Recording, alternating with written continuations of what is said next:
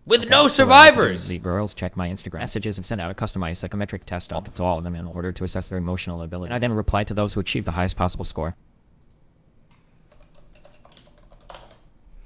Okay.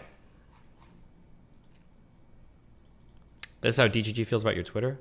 My Twitter has been popping lately. I'm at 90,000 subs almost. Or 89,000? Second attempt ever, just threw it up. Bro, that's not even that impressive.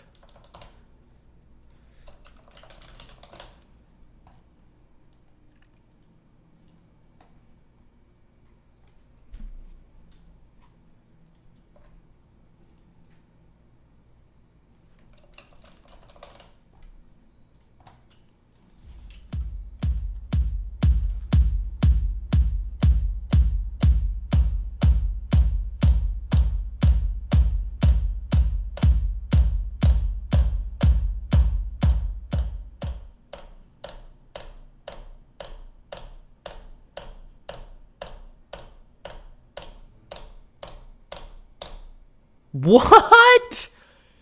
Bro, it's my bar. My spacebar's lagging. It's lagging. It's lagging. It's lagging.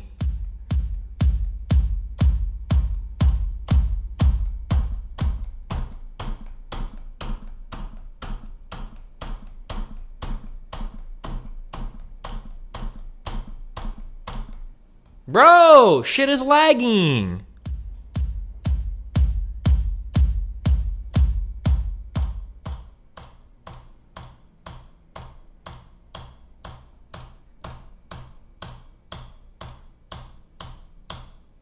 Bro, shit is lagging.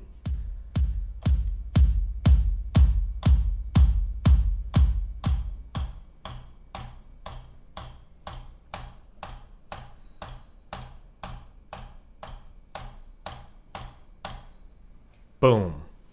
That's it, baby. Get fucked. That's my 900.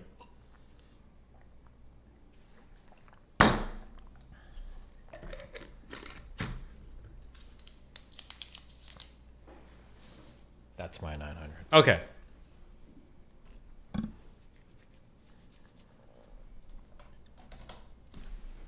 Okay. The cell phone thing is a good question. I've never understood that. I've always wondered how. Okay. Let's do research into this.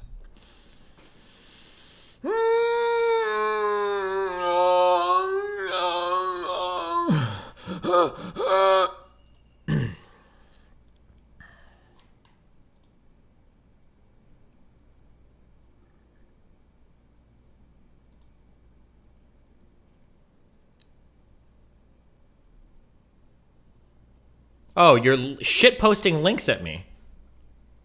That's fucking blown. crazy. I remember reading about 9/11, people getting cell phone signals. Like, how the fuck? No, that was like some special plane shit, I think. Like, that's like the plane phone or whatever, right? I don't know. People were sending like text messages and shit. I I thought. don't even think text messages existed during 9/11. The text messages existed in 2001? Did they? I feel like that came out around like 2005 or 2004. I feel like it was around I feel like it was in high school when we started to text each other. Like that became like an expected part of relationships. I remember texting in 2001. Did you?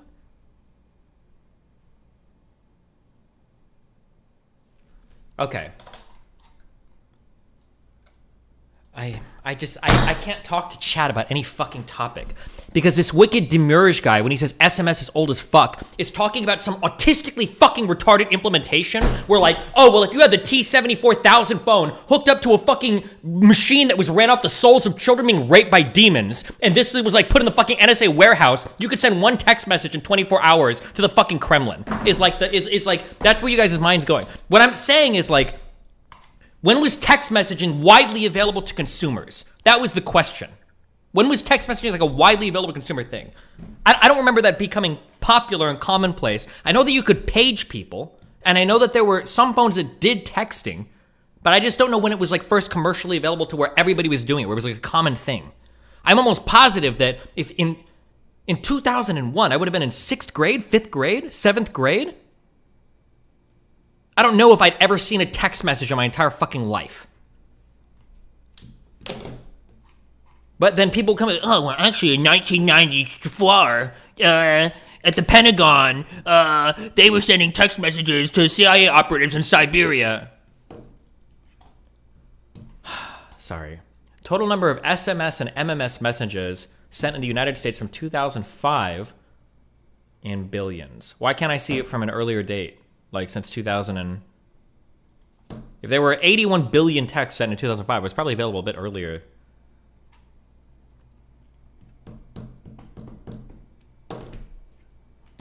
Okay. Sorry. What was the point of the break? Yeah, you're absolutely right. There was no point. Okay. I need to not engage with chat on this. I'm sorry. Okay. The way I heard it explained in the early 2000s is cell phones use a different bandwidth than they currently do. Yeah, that could be true as well. For instance, like 5G is able to do like super ultra high speeds, but it had bad range in the beginning. I don't know if 5G is even a real fucking standard yet, but that could be true too. Maybe earlier cell phones could communicate and work on planes because they were using like different frequencies and shit back then. That might be possible. I don't know. I'm just going to do the research on my own. I don't know why I would ever look at chat or read at chat or rely on any of you autistic fucking knuckle dragging retards for any information related to this. This is why I do my own reading. Okay. I don't need some dumb fuck sending me an email like, well, actually, text messaging was available. Back in 1969, Oppenheimer was actually using it in the 40s to communicate with German scientists on the ocean floor. I don't know. Okay. Why am I so mad? Let's just calm down. God. Okay.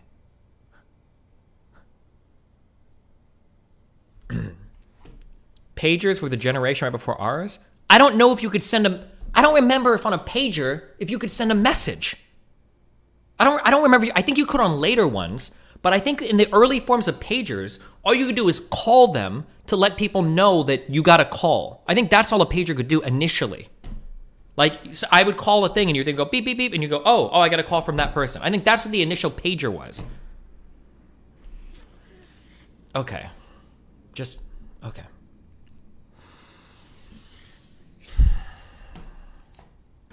Let's just...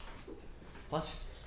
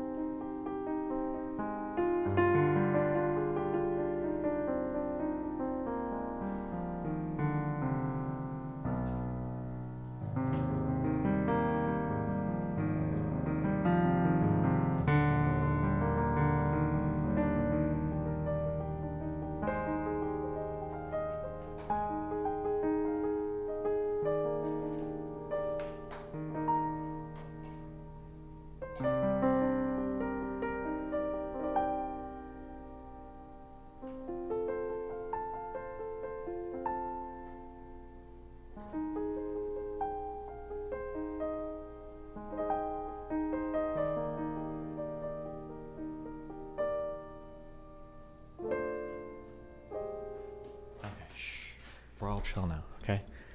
Everybody's calmed down. Everybody's took a deep breath.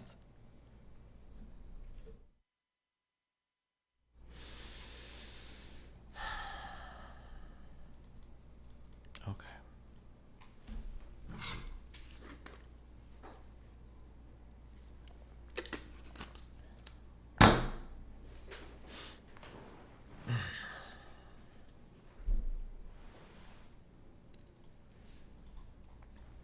The debate over the use of wireless phones on commercial airline flights may intensify in light of news this week that passengers aboard the hijacked airliners that crashed into Pennsylvania and Washington called loved ones from the air shortly before they died. As many airline commuters are well aware, federal law prohibits the use of wireless communications devices once a commercial airplane leaves its gate. Those rules created out of concern that communications in the air and on ground-based networks could be disrupted were initially adopted in the mid-'80s after the first commercial cellular telephones were made available. When they can get away with it, passengers often disregard those rules, as did passengers on the hijacked jets in response to an obvious emergency. Okay, if these articles are being written back then obviously you were able to make phone calls. Otherwise, everybody would be like, what the fuck? Okay. They can get away with it. Patch software disregarded these, blah, blah. And news of those desperate calls has left many people wondering how and how well cell phones work on airplanes in flight and whether their use does interfere with other communication signals. According to industry experts, it's possible to use cell phones with varying success during the ascent and descent of commercial airline flights, although the difficulty of maintaining a signal appears to increase as planes gain altitude. Some older phones, which have stronger transmitters and operate on analog networks, can be used at a maximum altitude of 10 miles. 10 miles? Oh, isn't a mile like 5,000 feet? Wait, how long is a mile?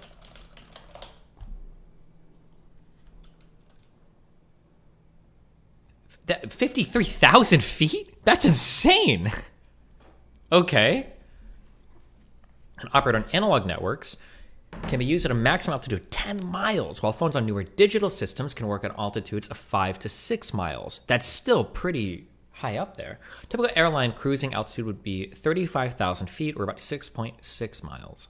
The fact of the matter is that cell phones can work in almost all phases of a commercial flight, said Marvin Serbu, professor of engineering and public policy at Carnegie Mellon University. An excess of caution prevents us from doing so, of course, because we're worried about the safety of air travel. Destiny, 5,000, not 50,000? What?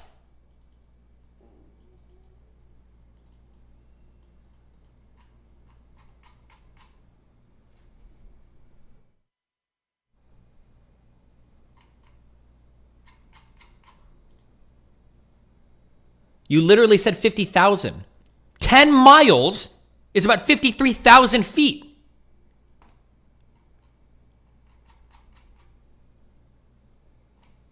Hold on. Why did I have chat up? Why did I have chat over there?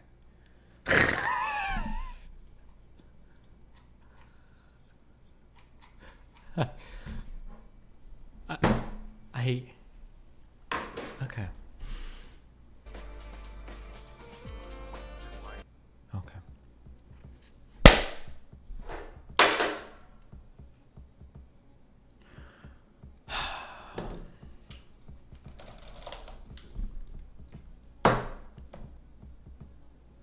The fact of the matter is that cell phones can work on almost so far, however, there's little evidence, if indeed any, to suggest that the use of cell phones interferes with an aircraft's avionics or communication systems. In other words, no one knows with certainty whether cell phones affect an aircraft's ability to communicate with ground personnel or other aircraft. After all, an abundance of radio, television, and other communication signals already travel through airways with minimal consequences for airborne communications systems. In fact, the FCC initially prohibited the use of wireless devices, not over concerns about aircraft safety, but because of potential disruptions for ground-based communications networks. Oh, I'd heard this a long time ago, that one of the reasons why cell phone use was banned initially was because cell phone providers were fucking pissed off that when planes were coming through, all of these cell phones in the air were fucking pinging towers like mad, and it was fucking with their ability to deliver services to customers on the ground. I didn't know if that was true or a meme or not. Maybe that was actually true, though. Often, experts say dropped cell phone calls on the ground are a result of cell phones being used in airplanes. This is because cell phones used at high altitudes tend to employ a variety of cellular-based stations, thereby preventing customers within the range of these stations from using the same frequency. It's still not clear, except perhaps to investigators, whether the various calls placed to the hijacked planes were from cell phones or airphones. The wireless payphones built into some aircraft seats that are operated by AT&T Wireless and the GTE operation of Verizon Communications. Airphones communicate with ground-based antennas that do not interfere with cellular networks. Okay. But at least one of the calls appears to have come from a passenger in a bathroom outside the reach of the airphone, suggesting that a cell phone was used in this case. Wireless carriers declined to say whether the calls were made on their system, citing privacy concerns in the investigations by federal authorities. For its part, the FAA stands by the ban on airborne cellular calls, largely over concern about interference to aircraft navigation and information systems during takeoff and landing. The possibility of any disruption to aircraft communications cannot be tolerated. Hank Price, a spokesman for the FAA, said yesterday, commercial airlines enforce the ban without hesitation, but in the wireless communications industry, the issue is hotly debated. At least one carrier, Sprint PCS, is in favor of loosening the rules on the use of cell phones in planes because there's no conclusive evidence of interference in the air or on the ground, said Oliver Valente, the company's chief technology officer. Another company, AirCell Inc. of Louisville, Colorado, benefits from the ban by providing wireless phone services on private jets using equipment not prohibited by FCC regulations. As with the airphones operated by AT&T and GTE, AirCell service is expensive, running $125 to $199 a minute.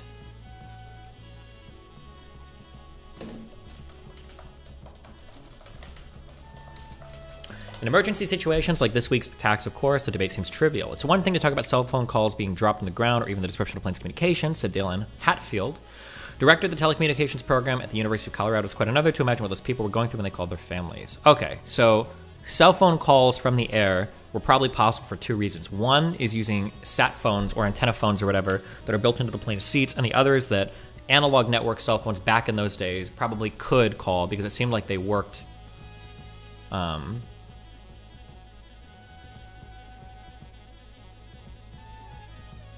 This is a 2014 article, how phones work in flight. So the technologies would have been different in 2014.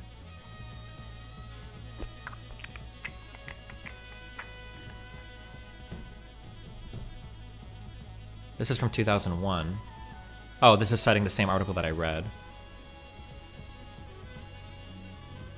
In modern day aircraft, signal reception is poor even on ground. Was worse on takeoff, negligible on climbing on a cruise. Older cell phones had stronger signals. Previous generation aircraft might have lacked proper shielding from third-party EM signals. You've heard of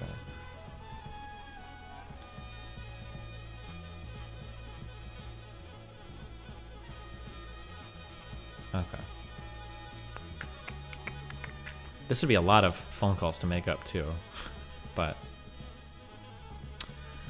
Hijacking in progress. Excuse me. Hey, somebody is reporting. There's transcripts. Are there actual recordings of all these calls? I'm in the bathroom. Okay, where you at? I don't know. Where are you? I don't know where the plane is. Where did you take off at? Yeah, how are you gonna know in the air? Like, Newark to San Francisco, United Flight 93. I got it. Okay, stay on the phone with me. I'm trying to. At the bathroom, don't know what's going on. Somebody get the FAA. It's hijacking in progress. You still there? So you're saying, what's your name? Edward Felt. Phone number, phone number. Phone number. How big of a plane, sir? It's a 757. How many people are on the plane? I don't know. It's pretty empty. Can you still hear me? Can you still hear me? Damn. I can't imagine calling from a hijacked plane.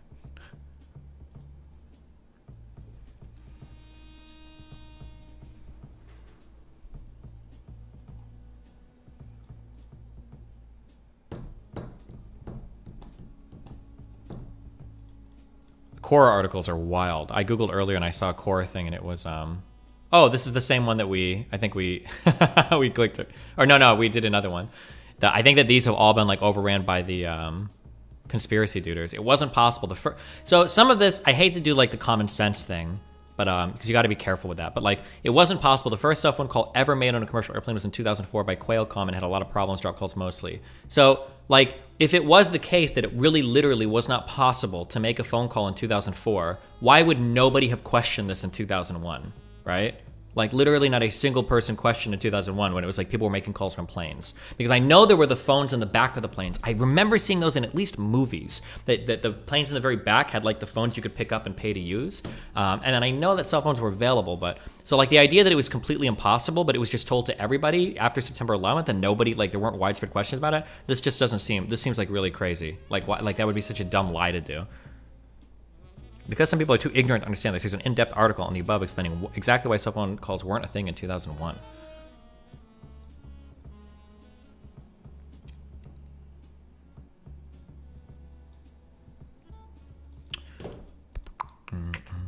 This was 2004. When did we switch to starting to use CDMA towers? CDMA... Oh god, I wonder if I'm gonna need to become like a fucking cell phone analog digital signal expert for this fucking debate. Fuck me. Making a phone call on the plane was the whole point of Die Hard 2. Oh yeah, because there were movies where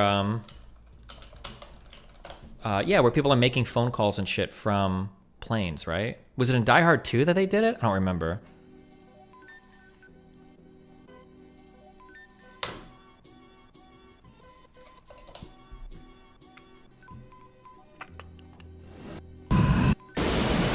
I don't even know how I would find the scene. I don't know. It's been so long since I've seen any of these movies. I don't remember any of them.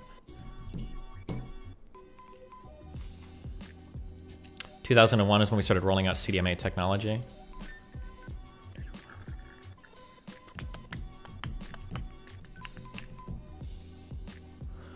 Why is the idea of someone using a phone on a plane in 2001 blowing your brain so much? Well, because a lot of people think this is like apparently like a conspiracy that it was impossible. But okay. Boom, boom. What is your goal for the debate against Nick and Sneeko? I just want to be informed on the issue because 9/11 truth or shit comes up a lot, and this can be one conspiracy that I just know a lot about, right? Like, I feel pretty confident that I could debate almost anybody in the world on vaccine-related shit and mRNA technology and coronavirus stuff at this point. Like, even Brett Weinstein. I feel like I could because I've read so much shit about it. It would be cool to know this conspiracy a little bit more in depth because it's brought up a ton too. And one of the nice things about 9/11 shit is there's a lot of peripheral knowledge related to the Middle East and terrorist groups and everything too, so your knowledge broadens, you understand a little bit more. It's like a very multidisciplinary area. Learn a little bit about jet fuel and steel beams and technologies and all that shit. So it's just good to know. Fuck it. Small 2001 article. Final contact. Will rules change concerning wireless cell phones? Red Star 11 patches all of the country boarded their flights like any other day. Many chat on their wireless phones. As the doors closed, especially to the airphone, but on 4 flights, especially would offer the they would use them early that morning. Thousands of stunned people working out near the World Trade Centers. Fortunately, we showed all this. Use of wireless phones during attacks already caused some unexpected changes. AT&T all reported increases in wireless handset sales made following attacks. Because wireless networks are designed for terrestrial use. What a word. The fact that so many people are able to call from the sky brings to question how the phones work at such altitudes. AT&T boasts that systems are not designed for calls from high altitudes, so it was almost a fluke that the calls reached their destination. On land, we have antenna sectors that point in 3 directions, say north, southwest, and southeast. She explained these signals are radiating across the land, and the signals do go up too.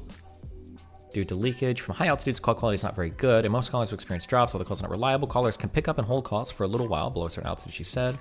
Brenda Renee, Verizon wireless spokesperson, said the RF signals actually can broadcast fairly high. On September 11th, the planes were flying low when people started using their phones, and each call lasted 60 seconds or less. They also were digital phones, and there's a little bit more leeway on those digital phones, so it worked. It helped that the planes were flying in areas with plenty of cell sites too. Even United Flight 93, which crashed in rural Pennsylvania, was supported by several nearby sites.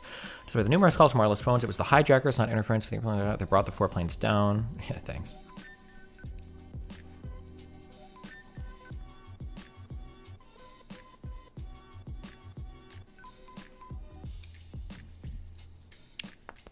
Okay.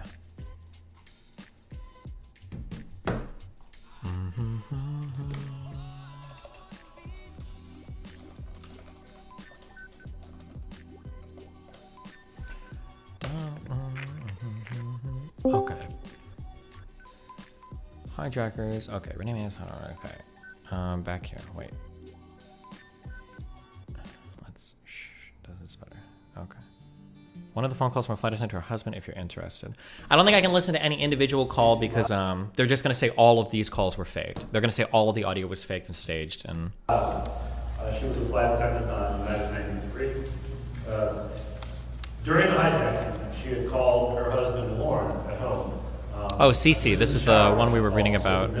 Oh no, it wasn't. Never mind. I must have seen it in another article. Which I'll play for you in just a moment. She subsequently called again and spoke to him. No, he had their home.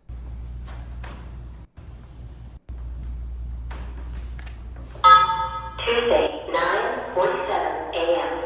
Hi, baby. You have to listen to me carefully. I'm on a plane that's been hijacked. I'm on the plane. Thanks for this fucking recording. Are you serious?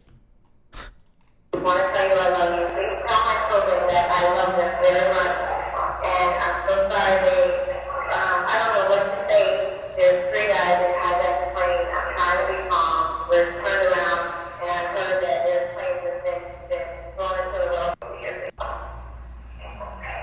Oh, and she was calling using a GTE Airphone. Gotcha.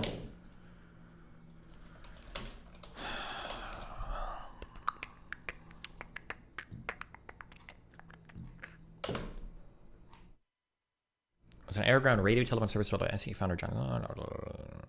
$3.99 per call and $4.99 per minute in 2006. Jesus Christ!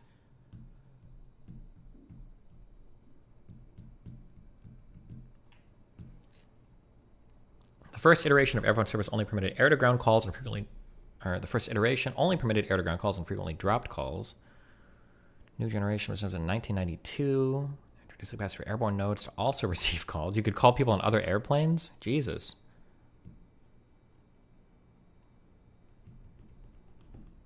The head of the airphone division told the New York Times in 2004 that only 2 to 3 people used the airphone service per flight. In May and June of 2006, the frequencies over which the airphone operator was sold at auction by the U.S. Federal Commission Aircell Live TV. Gotcha.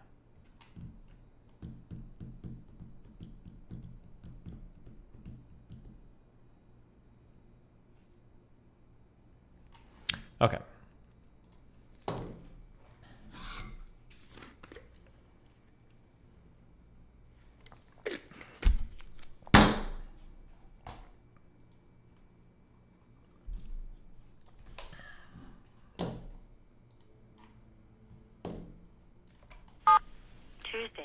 Damn, her husband didn't pick up. What a horrible voicemail. Baby, you have to listen to me carefully. I'm on a plane that's been hijacked. I'm on the plane. I'm calling from the plane. I want to tell you I love you. Please tell my children that I love them very much. And I'm so sorry, babe. I don't know what to say. There's 3 guys. They've hijacked the plane. I'm trying to be calm. We're turned around, and I've heard that there's planes that's been flown into the World Trade Center. I hope to be able to see your face again, baby. I love you. Bye.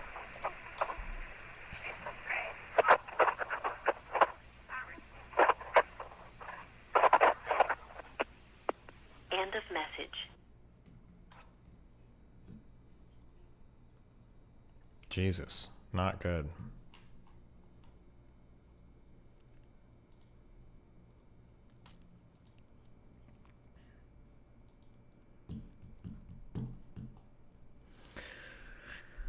So report. Unlike the other flights, there was.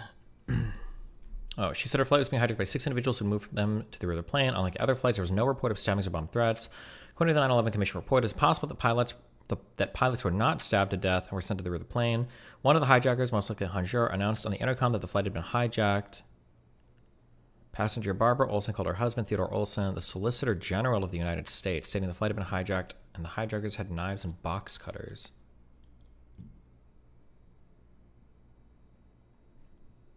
This woman looks like a robot.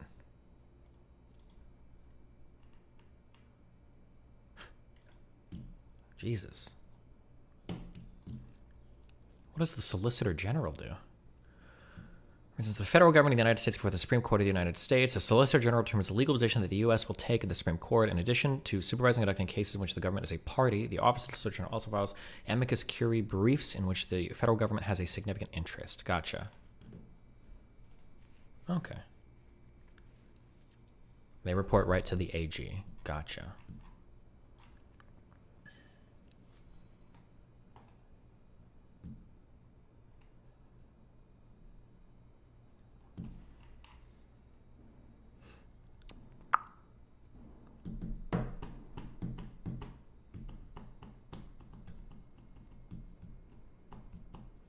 Barbara Olson used to go on Bill Maher's show. She was actually flying to or back from a show on Flight 77. Wait, is that true? Television commentator. Oh, holy shit.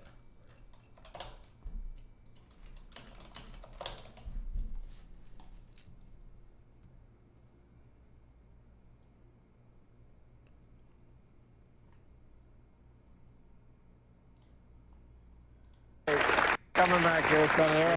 Not exactly the times. And the able to your work and you aren't able to be with your children to make sure they're not, don't buy it. The cable shows you have to sign up for it, pay every month. If you can't get it blocked out, I mean, I think you're right. It does have to come from the parents with a little more, even if they're not there, somebody had to purchase. I personally think that there's a market for this, and there's. How wild. Very impressive. Here's who smoked.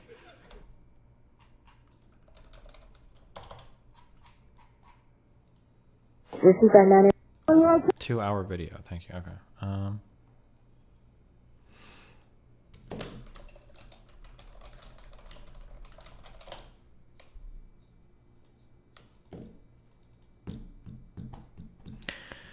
How do you plan to handle them saying all your official sources are fake government plans? If he wants to back off into that, then I think I just win the debate automatically. If that's what you're going to say, that it was all fake, like, what am I going to... You have to be able to engage with me at some point.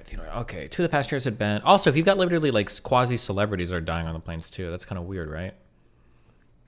2 of the passengers have been on the FBI's terrorist alert list, Khalid al-Midhar and Nawaf al-Hazmi.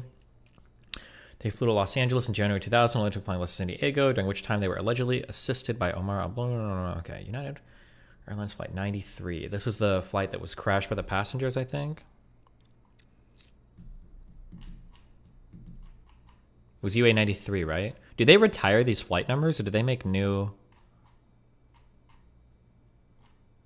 They must have retired them, right?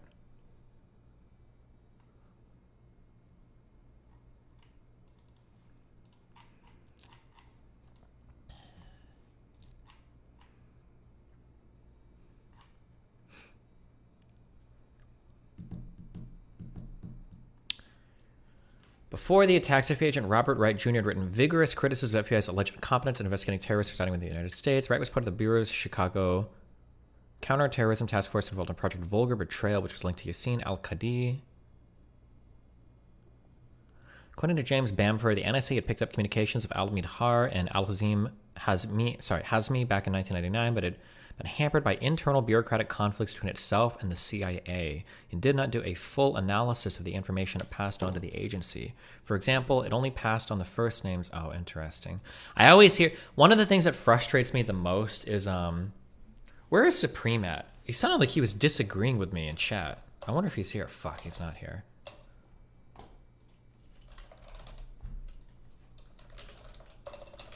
People always assume like this huge level of coordination between our intelligence agencies, but anytime I read stuff from people that work within these agencies, it always feels like they fight with each other a fuck ton.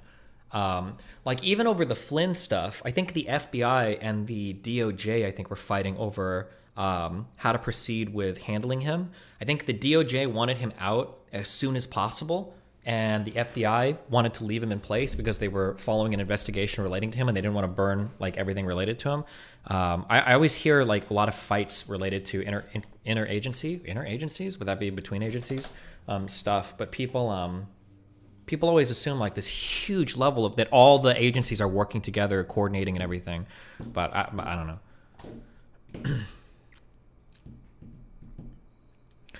Speaking from experience, it depends. We tried to tie it closer after 9/11 precisely because it was omega fucked, siloed, but it wasn't perfect. Oh, siloed. Somebody messaged me yesterday that I think works related to that as well. They use that same word, siloed.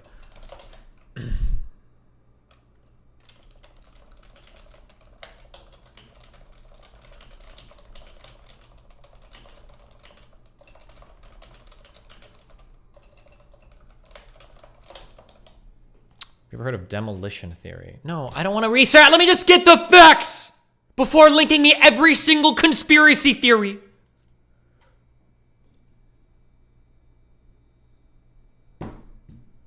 The Zabeta case? An al-Qaeda fatale whose CIA's person who shot and captured in Pakistan by Pakistani authorities.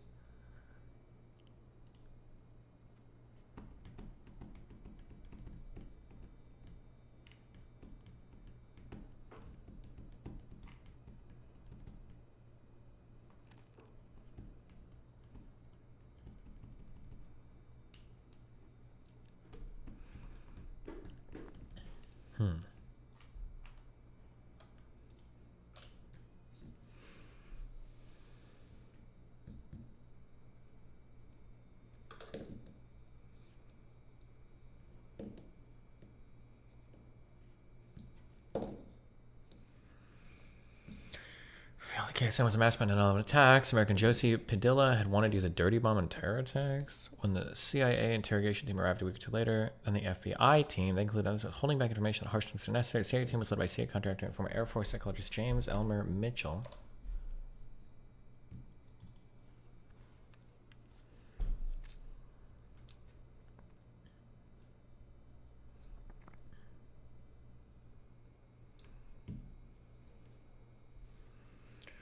FBI team was removed from Abu Zabaida's interrogation multiple times, only be asked to return when the harsh interrogation attacks were unsuccessful. Ali Sufan was alarmed by the early CIA tactics such as enforced nudity, cold temperatures, and blaring loud rock music in the cell. Sufan reported his FBI superiors that the CIA's interrogation constituted borderline torture. He was particularly concerned about the coffin-like box discovered that had been built by the CIA interrogation team. He was strongly called the FBI director assistant counterterrorism. Swear to God, I'm going to arrest these guys. Afterwards, both FBI agents were ordered to leave the facility by FBI director Robert Mueller. Lisa Van left, but oh my God, Mueller, the one. Oh my God, it's all coming together. Red pill, At least have been left, but Steve Goddard stayed and additionally makes continue to participate in the interrogation. Interesting. This is interesting.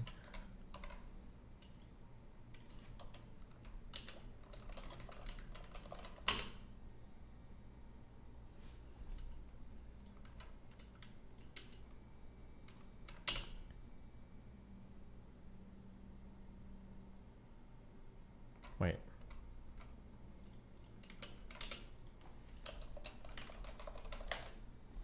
Let me rest real quick, 1 second.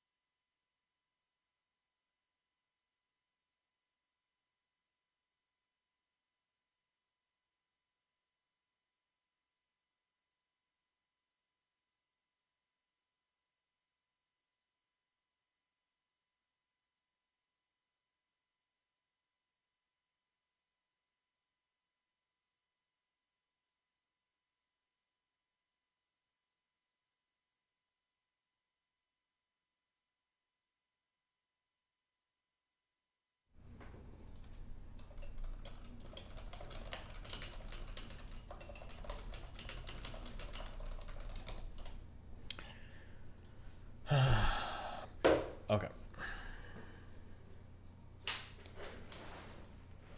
Why is Supreme not awake? Wait.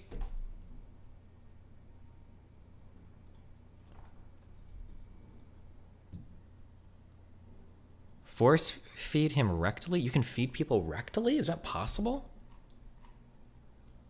Wicked Demiurge, are you an intelligence guy or were you working in intelligence?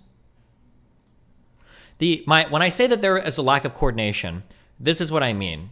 You can tell me if my perception is wrong. Maybe I don't know anything about what the fuck I'm talking about. I think the average person, the average person's perception is that when I go to work for intelligence, if I work on the CIA, NSA, FBI, basically we go to work, we're all in the same building. Let's say that I'm like an FBI agent and I'm working a case. I might like pick up a phone and I might call like a CIA dude. It's like, hey, can you send me the file for that? Or like the NSA might just be like shipping, like we got like we basically all like work together, we talk together, we chill. And that's kind of like how those agencies work. So if there was like some conspiratorial shit going on, the CIA wanted to do some fucked up shit, maybe we'd all have like a meeting and we'd all get together and be like, okay guys, FBI, CIA, NSA, all you guys, Army, Intel, Navy, Intel, like we're gonna do this shit. And everybody's like, okay, cool, we're on the same page, let me go. But my understanding is that it's all hardcore siloed. Like if I'm working a case in the FBI and I want to get some information from the CIA, I've got to put a request that goes up to my fucking directors. They have to go through whatever proper channels to get over to the CIA. The CIA has to make sure that whatever information they release is okay, that there can be coordination. I'm not saying it's impossible, but the coordination is pretty bureaucratic. These guys don't go to work and share cubicles with each other. It's like, yeah.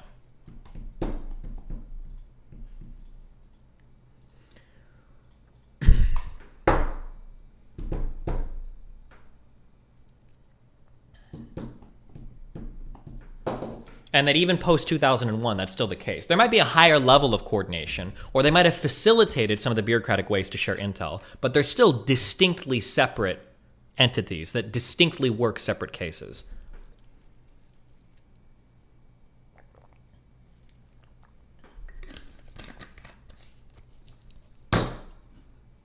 Oh, I forgot Destiny worked at the top levels of CIA. That's true. That's why I'm permabanning for my channel. I don't want you to reveal my background. Also a Mossad agent, too.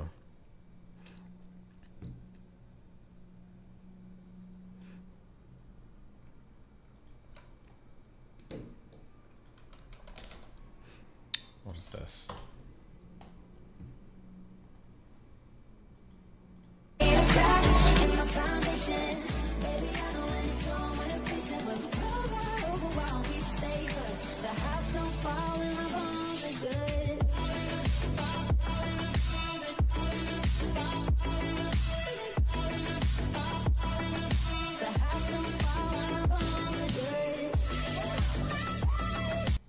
I think Donald Trump actually spread. I think he still believes in one of these two. Is it? It's like dancing Israelis or dancing Arabs. I hear both.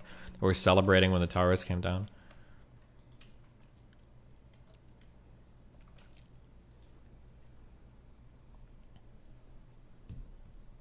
This is really dark, but I feel like if 9/11 would have happened today, can you imagine people posting like dancing TikToks? Like,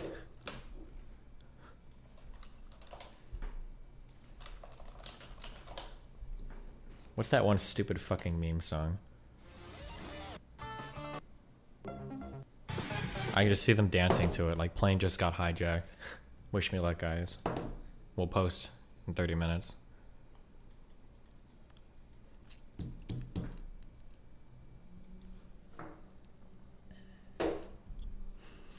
Twerks, yeah.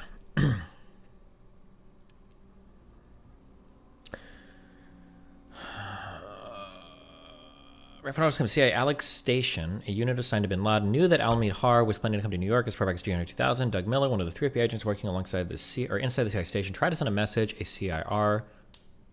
What is CIR? Something request?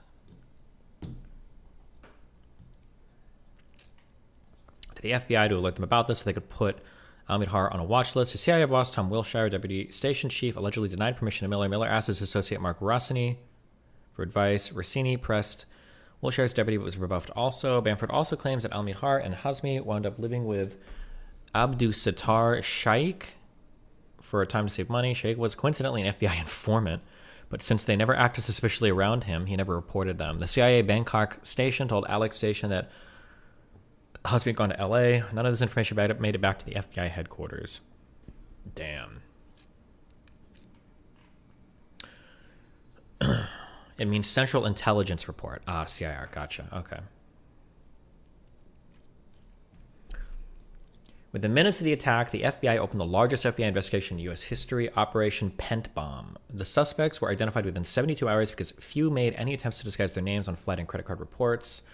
They were also among the few non-U.S. citizens and nearly the only passengers with Arabic names on their flights, enabling the FBI to identify them using such details as date of birth, known or possible residences, visa status, identification, the suspected pilots.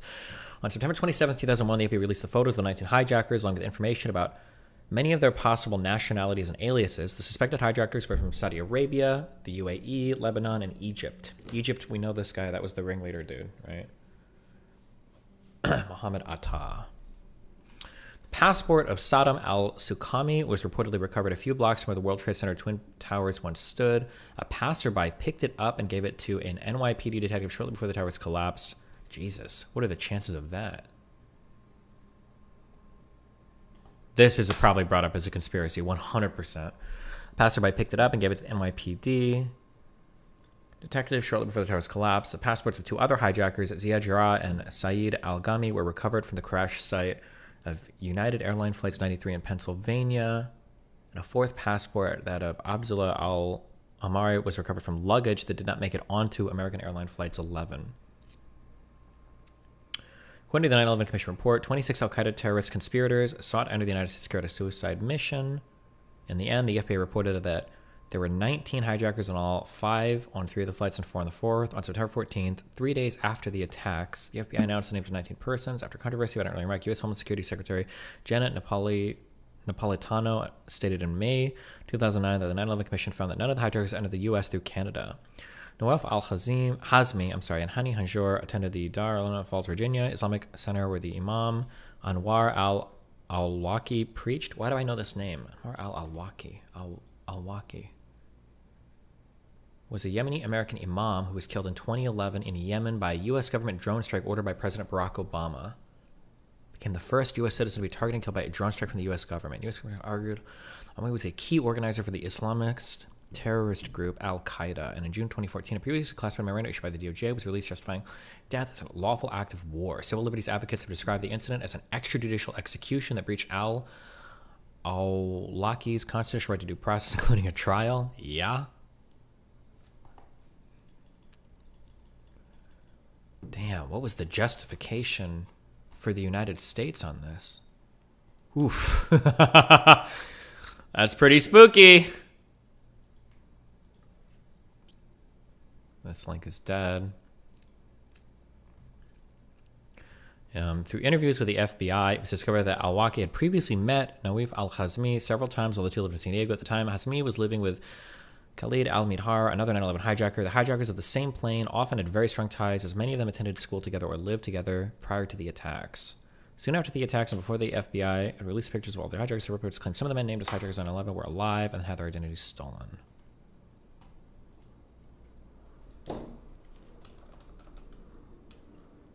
Rescuer workers sifting through the tons of rubble earlier discovered a passport belonging to one of the suspected hijackers a few blocks from could probably be unable to identify. Passports recovered, 9/11 hijackers. I wonder how commonly would it be to recover paper documents from planes? I feel like on one hand, it feels like everything would just be obliterated. But then on the other hand, I know, like, being in Nebraska, I'm sure you've all heard these stories. You get, like, tornadoes will, like, tear through a fucking house and fucking destroy everything. But, like, some, like, thing will be standing completely untouched by just through, like, random chance. I heard a lot of these stories relating to... I read a book in high school called Hiroshima that talked about weird stuff like that as well, where everything gets, like, fucking destroyed, but for some reason there's some room or there's something that's, like, just untouched. It looks like eerie or something. I heard about this happening during Hiroshima a lot as well. But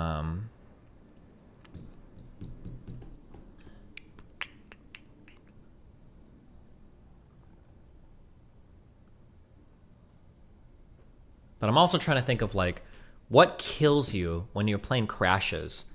It feels like what kills you is probably it's probably the impact.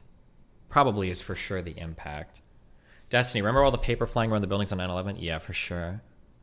Are you asking about the government's ability, the contracted ability, or regular LEO launch? No, I'm just saying, what are the chances of it surviving?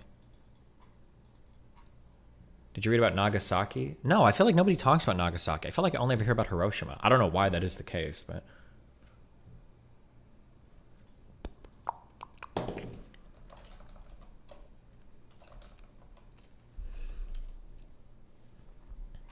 Two of them were recovered from the crash site of United Airlines Flight 93.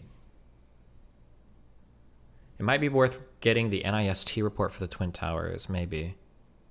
I heard some dumb shit like they threw the passports out the plane before it hit the building. That's not possible. It's a pressurized cabin. I don't even know if you could open a door without everything getting fucked.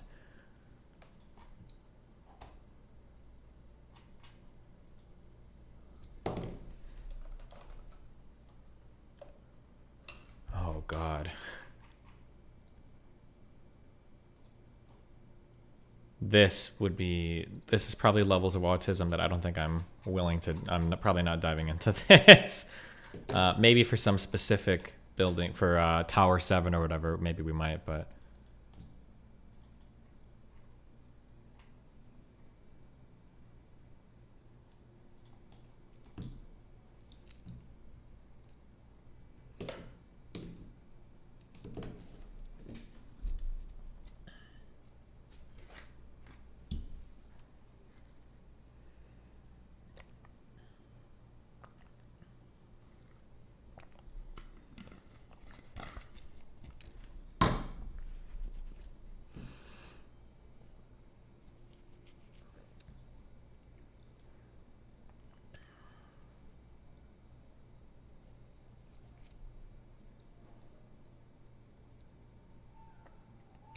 I will say, though, the passport thing is probably not important, huh? It's not like we needed the, oh, CIR is critical information requirement.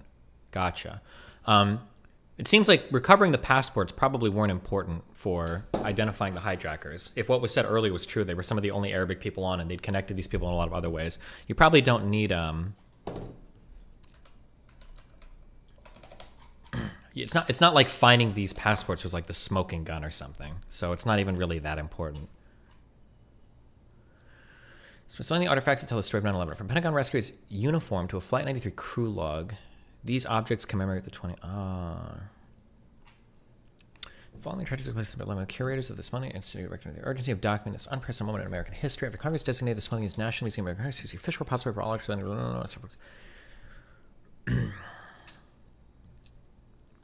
Other objects recovered would help. The damaged floor marker labeled stairwell seafloor 102. 20 years later, it's the first generation of no first-hand memories of 9/11, comes of age. The American system.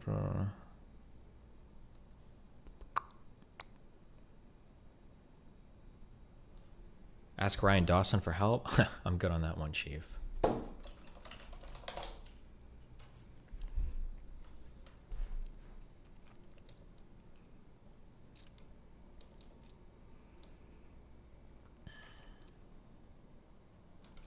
Maria Cecilia Benavante's sandals. Is she somebody that died in the towers?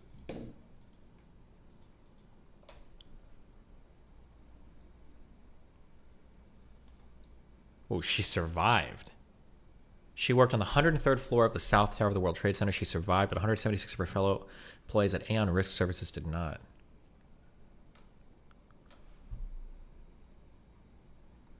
Oh, she carried these down with her, though.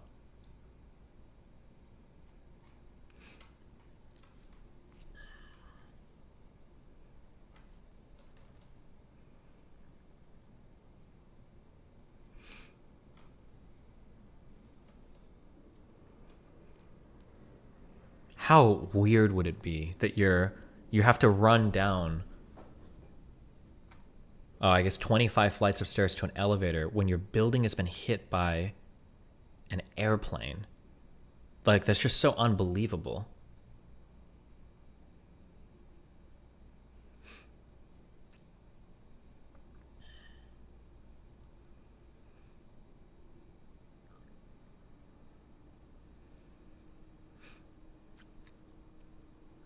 A second hijacked plane, UA Flight 175, crashed into the south building at 9:03, trapping everyone above the 78th floor. 56 minutes later, the building collapsed. Imagine people staying in the south building after the north building had been hit. It's sad. So much of the initial footage and passerby reactions have been scrubbed off YouTube. Wait, what are you talking about? I feel like I've seen so much footage on YouTube. Or are you talking about the secret videos that show that it was for sure a bomb detonating? A second hijacked plane crashed in the South Carolina, relocated to Chicago, replaced long skirts and fashionable sandals she'd previously worn, pants and practical footwork that could, window washer, squeegee, handle. There's so much footage on YouTube. Usually when people say scrubbed, what they mean is there was some secret footage that showed something that everybody conveniently forgot that the government's hiding. That's what he's referring to.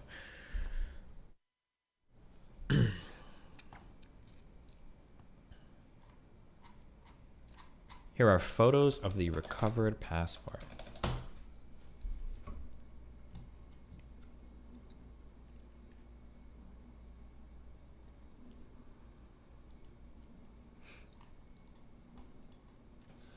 Is this a photo of it, or is this just a... Officials revealed that a hijack found blocks from the World Trade Center crash site, if you can believe that. Until they prompted the FBI. Oh, these are the photos.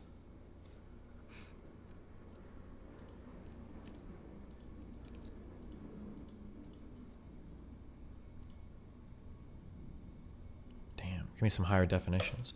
Passport recovered by NYPD detective Yuk H. Chin from a male passerby in a business suit about 30 years old. The passerby left before being identified while debris was falling from World Trade Center 2.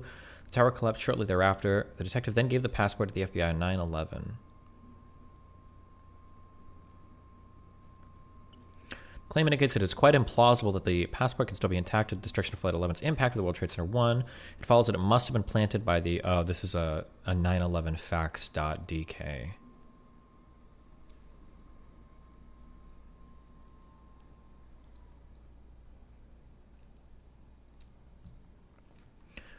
Many items were found from all four planes, such as larger and smaller parts of the hulls, plane seats, machine parts, etc. Personal items were also found, such as wallets, rings, identity papers, credit cards, photographs, and driver's licenses. Are there pictures of these? It is known that some debris from the aircraft traveled completely through the structure. For example, life jackets and portions of seats from the aircraft were found on the roof of the Bankers Trust building, located to the south of World Trade Center 2. Parts of the landing gear from this aircraft were found in the corner of West and Rector Street, some 5 blocks south of the WC complex. Starting in 2002, 1 year anniversary of the death of our son, we were informed that the recovery team at Ground Zero found the ATM bank card of Wally and that it would be mailed to us in Northridge. When we received it, we found it in good condition. How could a plastic card survive the fire of the terrorist attack? The Black Tuesday on the USA. I consider it as a sign from Ali that his parents, to his parents on the first anniversary of his loss.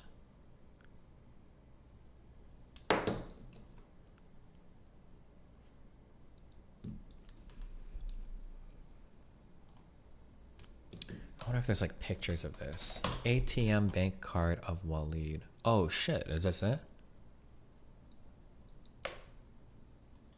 Damn. September 11, 2002, 1 year anniversary of the death of our son. We were informed that the recovery team at Ground Zero found the ATM bank card of Waleed and they would be mailed to us in Northridge. When we received it, we found it in good condition. Damn.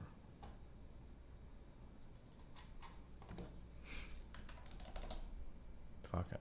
We'll document this. Of course, it could all be plants, right? But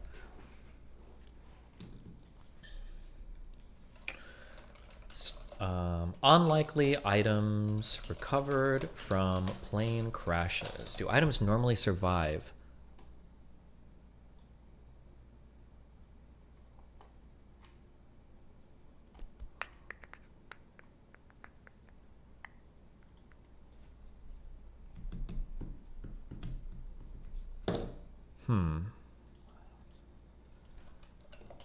Items recovered from plane crashes? Charred personal items found at Chinese plane crash site. Rescuers scouring a remote Chinese mountainside Tuesday discovered charred personal belongings from the wreckage of the China Eastern plane that was seriously fallen from the sky a day earlier, but still no sign of any survivors. Wallets, bank cards, and official identity cards have been among the items so far located near the crash site. Small pieces of the plane. Okay, yeah, fuck it.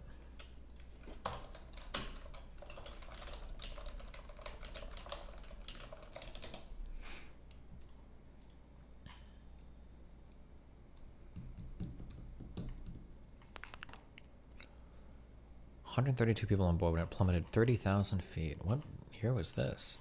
This was, oh, a few months ago. Jeez.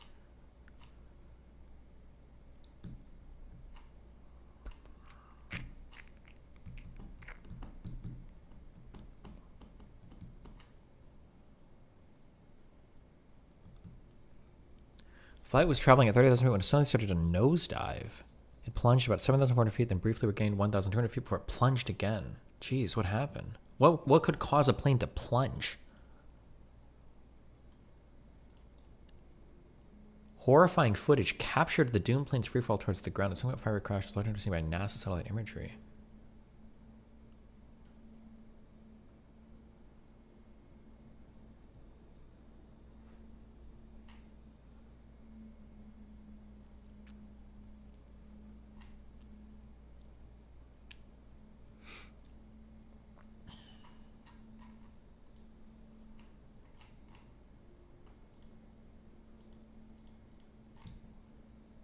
Holy shit. Is this the video? Engine failure? I don't think engine failure. You still have some control of the flaps and everything, no? I don't think a plane should ever be like in literal actual free fall diving. Like unless something like seriously insane is fucked up.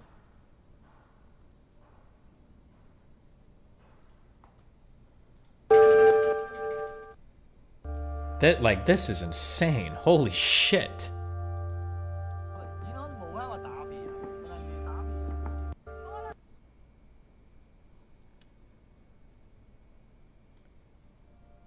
Jesus. Elevator can get locked in a bad position? Okay. Damn.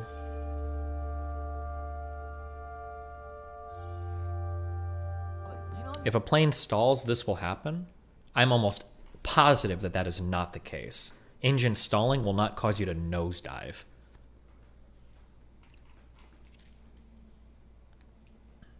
China Eastern plane crash likely intentional, U.S. reports say. Wait, hold on. Why are we... Now we're on something completely not related to anything, right? Flight data indicates a China Eastern airplane that crashed in Russia, potentially put into a nosedive. Investigators so far have not found any mechanical or technical faults with the jet. Bombing spun out. All the engineers died. The plane did what it was told to do by someone in the cockpit, according to Wall Street Journal, which first reported the story, citing a person familiar with U.S. officials' preliminary assessment of the cause of the crash. Data from one of the plane's black box flight recorders, which was recovered from the crash site, suggested that the inputs to the controls pushed the plane into a near vertical dive. Oof.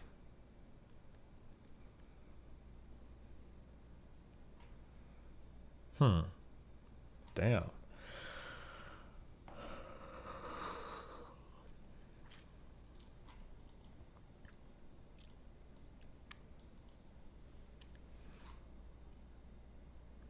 Steel fragments recovered from the World Trade Center. Limestone blocks. American flag. Oh, this is one of the airphone pieces. Seat belts. Fire hose. NYPD uniform patch. Damn, the first responders. Oof.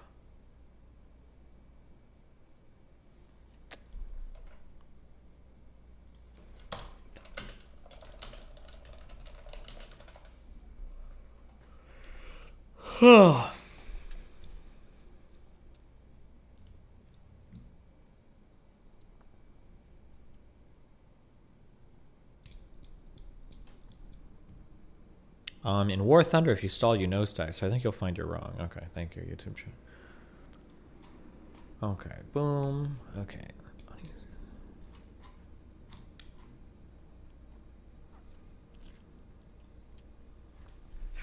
Got rushed home, retrieved 3 grams, made his way to Ground Zero. We started sending photographs of the burning Twin Towers. Shortly after, the South Tower fell, he spoke to his wife on the phone, telling her, "I'm safe, I'm with the firemen." But some 20 minutes later, the North Tower collapsed, crushing him under a mountain of debris. He was the only professional photographer killed while covering the 9/11 attacks.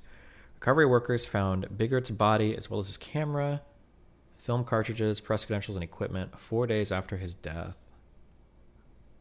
And they picked 150 images out. Jeez.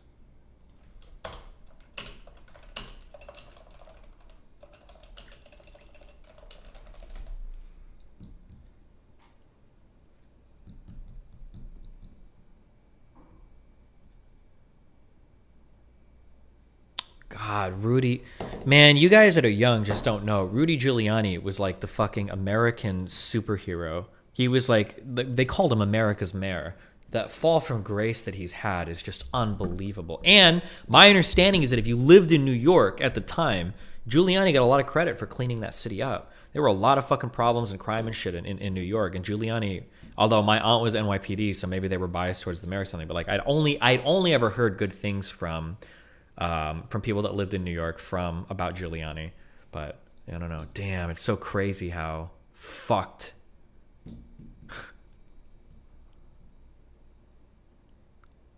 his whole reputation is because of him hinging everything on Trump. Unbelievable.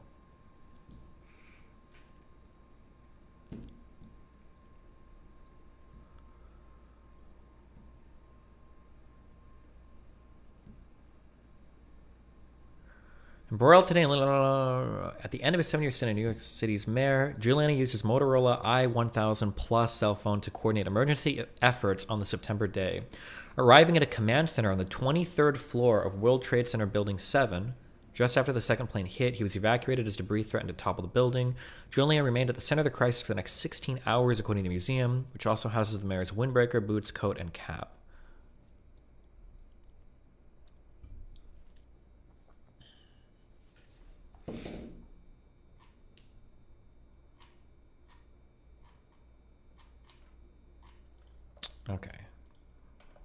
Okay. And you're going to investigate the Malaysian airline? No, I'm not doing every single conspiracy theory.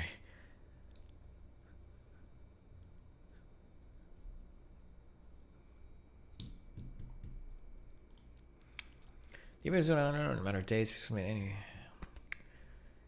identical handwritten letters that were found in 3 different locations. The first, in a suitcase of hijacker that did not make it to the connection to the American Airlines Flight 11 that crashed into the North Tower. The second, in a vehicle parked at Washington Dulles International Airport that belonged to the hijacker. And the third, at the crash site of Flight 93. Quitting testimony with the House Intelligence Subcommittee on Terrorism and Deputy Assistant Commissioner. Translation letter indicating alarming willingness to die on the part of the hijackers.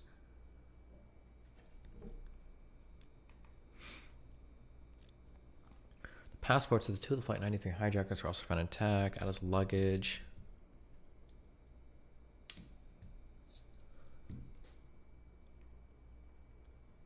The investigators were quickly able to link the 19 men to the terrorist organization Al-Qaeda by accessing their intelligence agency files. The New York Times reported on September 12th that authorities said they'd also identified accomplices in several cities who had helped plan and execute Tuesday's attacks. Officials said they knew who these people were and important biographical details about many of them. They prepared biographies on each, identified information, began a trace on attacks. U.S. intelligence agencies also understood communications that pointed to Osama bin Laden. It was quickly asserted that Osama bin Laden was responsible for the attacks and other suspects were ruled out.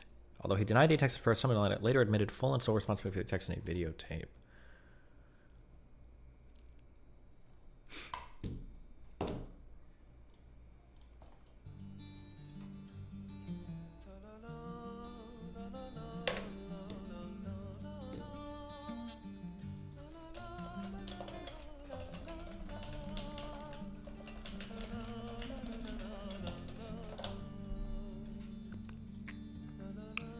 Interesting. Okay. Boom, boom. Okay. How far have we made it? We're almost through the introduction to the article. Nice. Okay. Attacks are organized into 3 groups. The goal is to crash plane. Major structural damage. First plane hit its targets was American Airlines Flight 11. It crashed into the North Tower of the World Trade Center complex in Lower... I wonder what my mom thinks. I wonder if my mom thinks 9/11 was a conspiracy theory, dude. She was a big 9/11 person. I wonder if all the Trump fans switched. The older Trump fans. The younger Trump people probably all think it was a conspiracy, but I wonder what the older Trump people think. I'm so curious about that.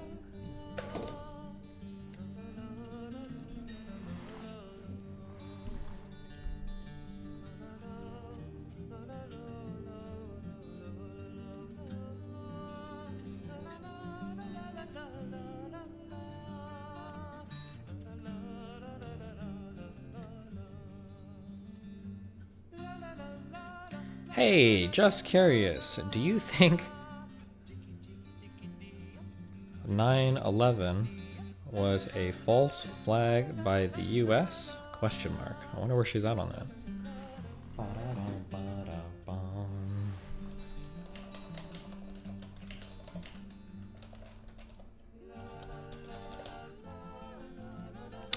Destiny, at the time, this movie called Loose Change was a big deal around... Yeah, I remember. Loose Change came out. That was an old conspiracy. But I think most of Loose Change was debunked by a lot of... I think Popular Mechanics did articles about it. That's where the jet fuel can't melt steel beams thing came from. Like...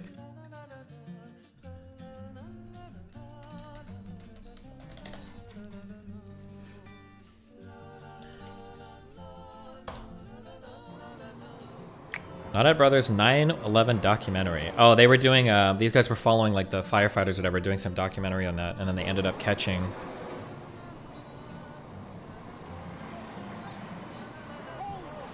Jesus.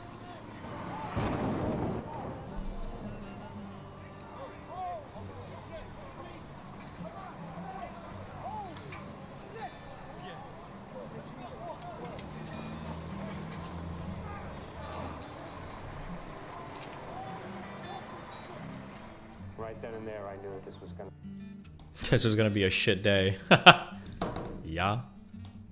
That doc is really good. They end up in the building and everything. I've never seen it before.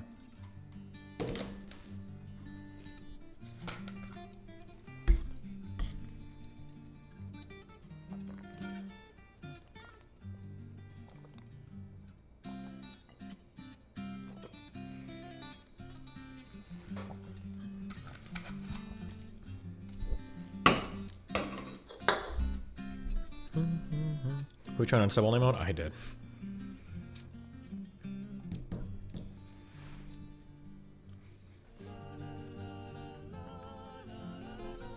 "17 minutes later, at 9:03, the World Trade Center's South Tower was hit by United Airlines Flight 175. Both 110-story towers collapsed within an hour and 42 minutes, leading to the collapse of the other World Trade Center structures around, including 7 World Trade Center. Building 7, the infamous, and significantly damaging surrounding buildings. Third hijacked flight, AA-77, crashed into the west of the Pentagon. Arlington County, Virginia, 937, causing a partial collapse at the building's site. The fourth and final flight, UA-93, was flown in the direction of Washington, D.C. The plane's passengers, alerted about previous attacks, attempted to regain control of the aircraft, prevent it from crashing into its intended target. The struggle without the aircraft, the hijackers crashed the plane in a field.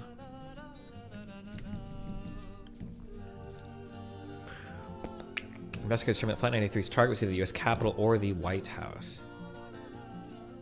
In the immediate aftermath of the attack, suspicion quickly fell on Al-Qaeda. The United States formally responded. This makes sense, too, because the Al-Qaeda does these types of attacks, right? I guess now we know their MO is like multi-pronged suicide-type attack or bombings or whatever are things that it's like a calling card to the Al-Qaeda duders.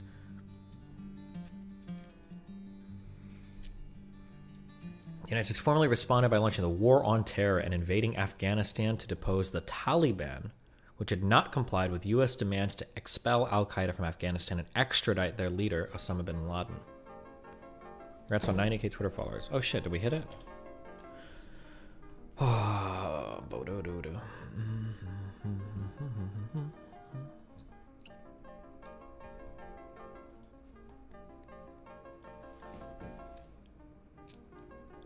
90,028. Almost to 100k. We're on the way, guys.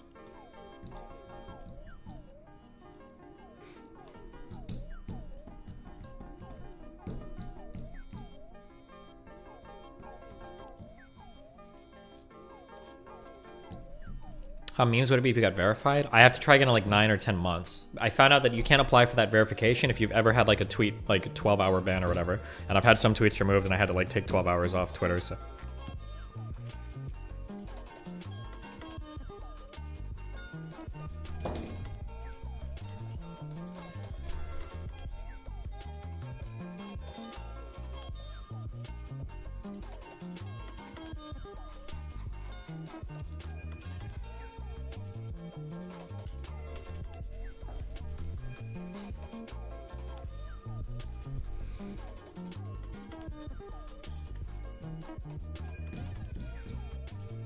In the aftermath of the attacks in the United States, the U.S. invoked Article 5 of NATO for the first time and called upon its allies to aid its fight against Al-Qaeda. As U.S. and NATO ground forces swept through Afghanistan, bin Laden fled to the White Mountains, where he was nearly captured by ISIS forces but managed to escape. Where are the White Mountains? Spingar. Oh, Eastern Afghanistan.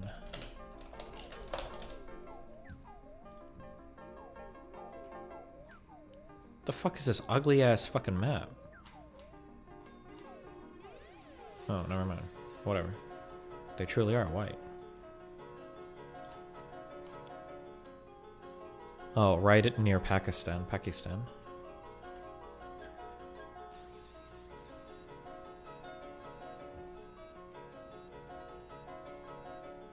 Wait, where the fuck is the border? Or it's literally, it is the border. What did my mom say? Oh, she says, fuck, yeah, she has changed. I don't think so, but it's difficult to know much of anything because there's so much disinformation. Jesus. So if Trump said they were fake, she'd believe it was fake. Damn, crazy to think my mom, Cuban immigrant on 9/11, hardcore conservative. Her sister was New York City Police Department. She was in the Air Force at the time. Damn. Or was she in the Air Force at the time, or was she already retired? I don't remember, actually. Would have been close. No, she might have been retired, actually, by 9/11.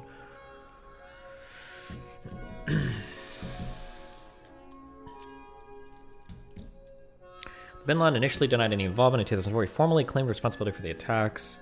Some of the motivations for the attacks Al-Qaeda cited were U.S. support of Israel, the presence of U.S. troops in Saudi Arabia, and sanctions against Iraq.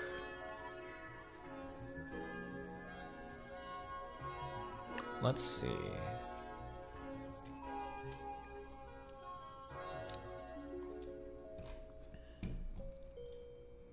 Operation Southern Watch was an air-centric military operation conducted by the United States Department of Defense from 1992 to 2003. Joint Task Force Southwest Asia. The mission monitoring controlling the airspace south. End of the Persian Gulf War and until the 2003 invasion of Iraq.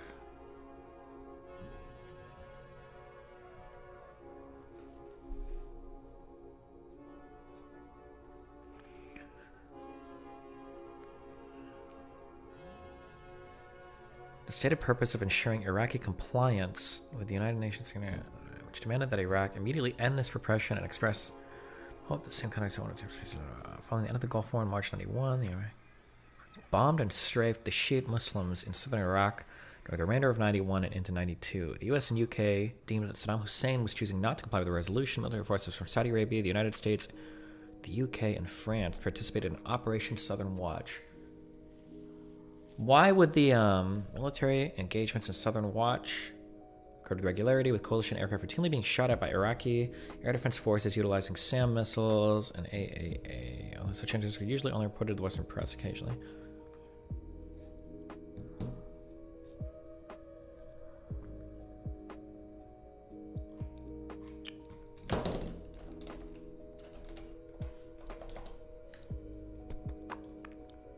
Some of the presence of U.S. troops in Saudi Arabia. I wonder why.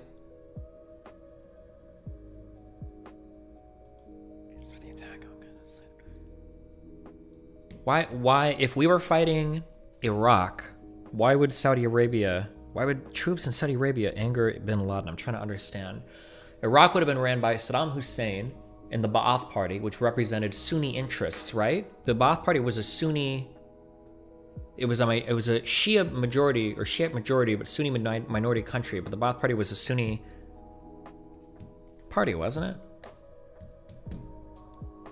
And then we were with Sunnis in Saudi Arabia. Maybe that was what the anger was for, but it was a secular party. Was it a secular party? Was the Ba'ath Party really secular? Or was it secular in name or only?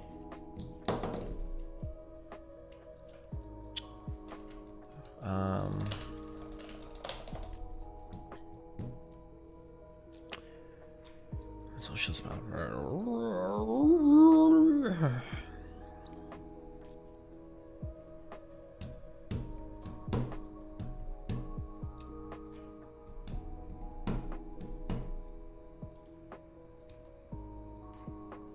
Jesus.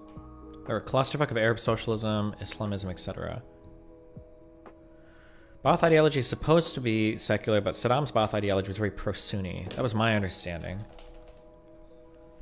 The party initially consisted of a majority of Shia Muslims, as al-Rikabi primarily recruited his friends and family, but it slowly became Sunni-dominated. Ba'ath Party, others of pan-Arab orientation, found increasingly able to recruit Shia members within the party organization. Most Shias saw pan-Arab as largely Sunni, since most Arabs are Sunni. As a result, more Shias joined the Iraq Communist Party than the Ba'ath Party.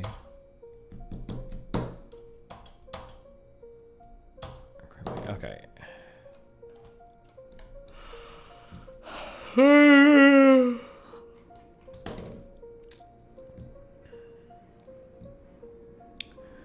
Some of the motivations for the... We have to look at bin Laden's motivations for attack.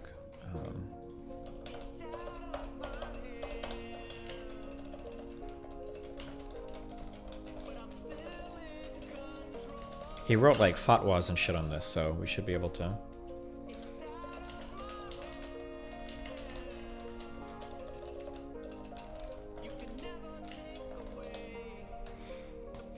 Will you post this doc after you finish? It's not even like a good doc. I'm just like writing random shit to help me keep my brain straight. There's nothing good here. It's just chill.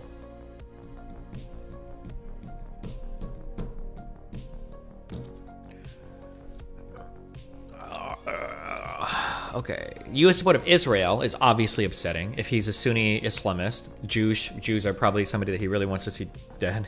Presence of U.S. troops in Saudi Arabia. So I guess that probably would have angered him because we're bombing or fighting Iraq from Saudi Arabia, which he probably doesn't appreciate.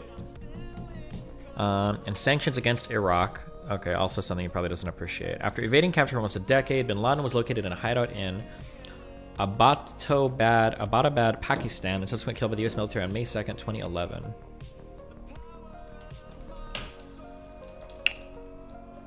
Wait, Afghanistan or Pakistan? It was in Pakistan, of course.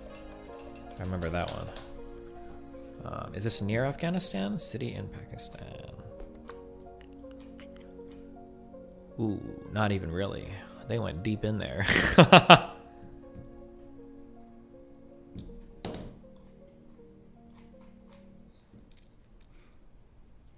First Gulf War. Okay, damn. Didn't Osama try to attack the World Trade Center in the early 90s? Yeah, I think so. We should look up that. There were car bombs, I think, or truck bombs in the garage in one of the, or in the underground parking lots, I think it was. But I'll need to go read more about that.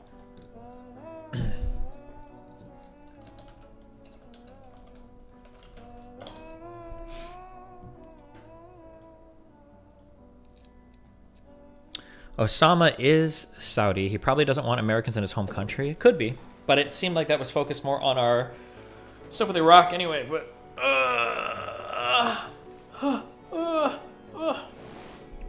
it's not about Iraq at all. It's about Saudi Arabia. Well, if the wiki here lists that one of the other reasons were sanctions against Iraq, kind of sounds like it is.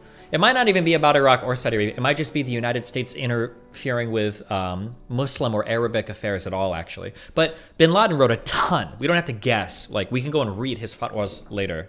We don't have to guess what it was. And I know he's written a ton about it, so we can just go look those up. But I'll do that later. After evading capture for almost a decade, he was located in Herat in Pakistan and subsequently killed by the U.S. military. Okay, which is over here. Okay.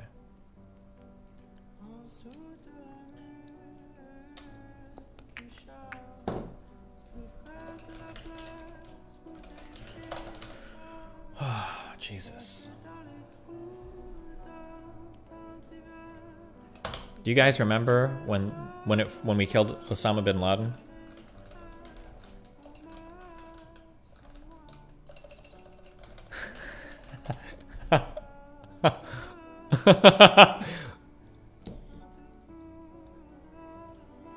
I wonder if I can watch this or if I'll get hit by copyright.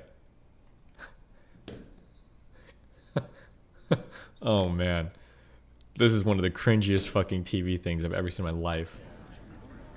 I'm the guy who wins the lottery and loses a ticket.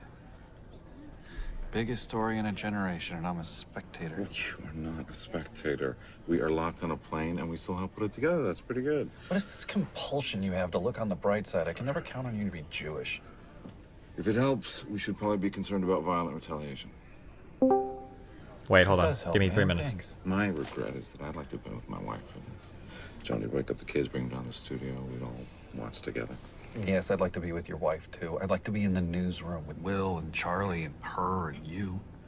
And Maggie. I said Maggie. No, you didn't. You didn't. So you have to ask yourself, what happens when you and Maggie break up? Which you know is going to happen. And Jim's with someone else. We were talking that loud? Over Delaware after the second scotch? There's passengers in row 22 who know about you, Maggie, and Jim. True story. Shut up. Excuse me. I've got a text message saying the president is speaking tonight in a few minutes. Do you know anything about this? The internet says he's speaking on a matter of grave national security. Yeah, I've got the same thing. I've got a flight that's been canceled. Does that have anything to do with what you're talking about? Has there been a terrorist attack? No. Wait, there's been a terrorist attack? No, there hasn't. I got an email saying we're at war with Libya. Nope. You guys know what's going on, don't you? Folks, there hasn't been a terrorist attack. None of your friends and family are in danger. The president will be speaking in just a few minutes. No. Listen, they're just nervous I don't because care. You do not take over control of the cabin. they're getting emails and going online and seeing. You do not take over control of the cabin, ever. Ma'am, Now sit down no, and... you know... I'm getting the captain. Yeah, get the captain, because I'd like to have a word with him. The seatbelt while we're standing still is one thing, but how paranoid do you have to be to think that I'm declaring myself in charge of the... Is there a problem, sir? Yeah, I was just asking how paranoid you have to be. Sir? Sir?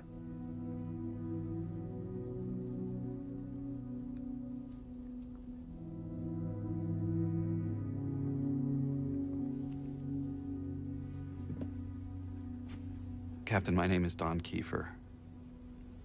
That's Elliot Hirsch, and that's Sloan Sabbath.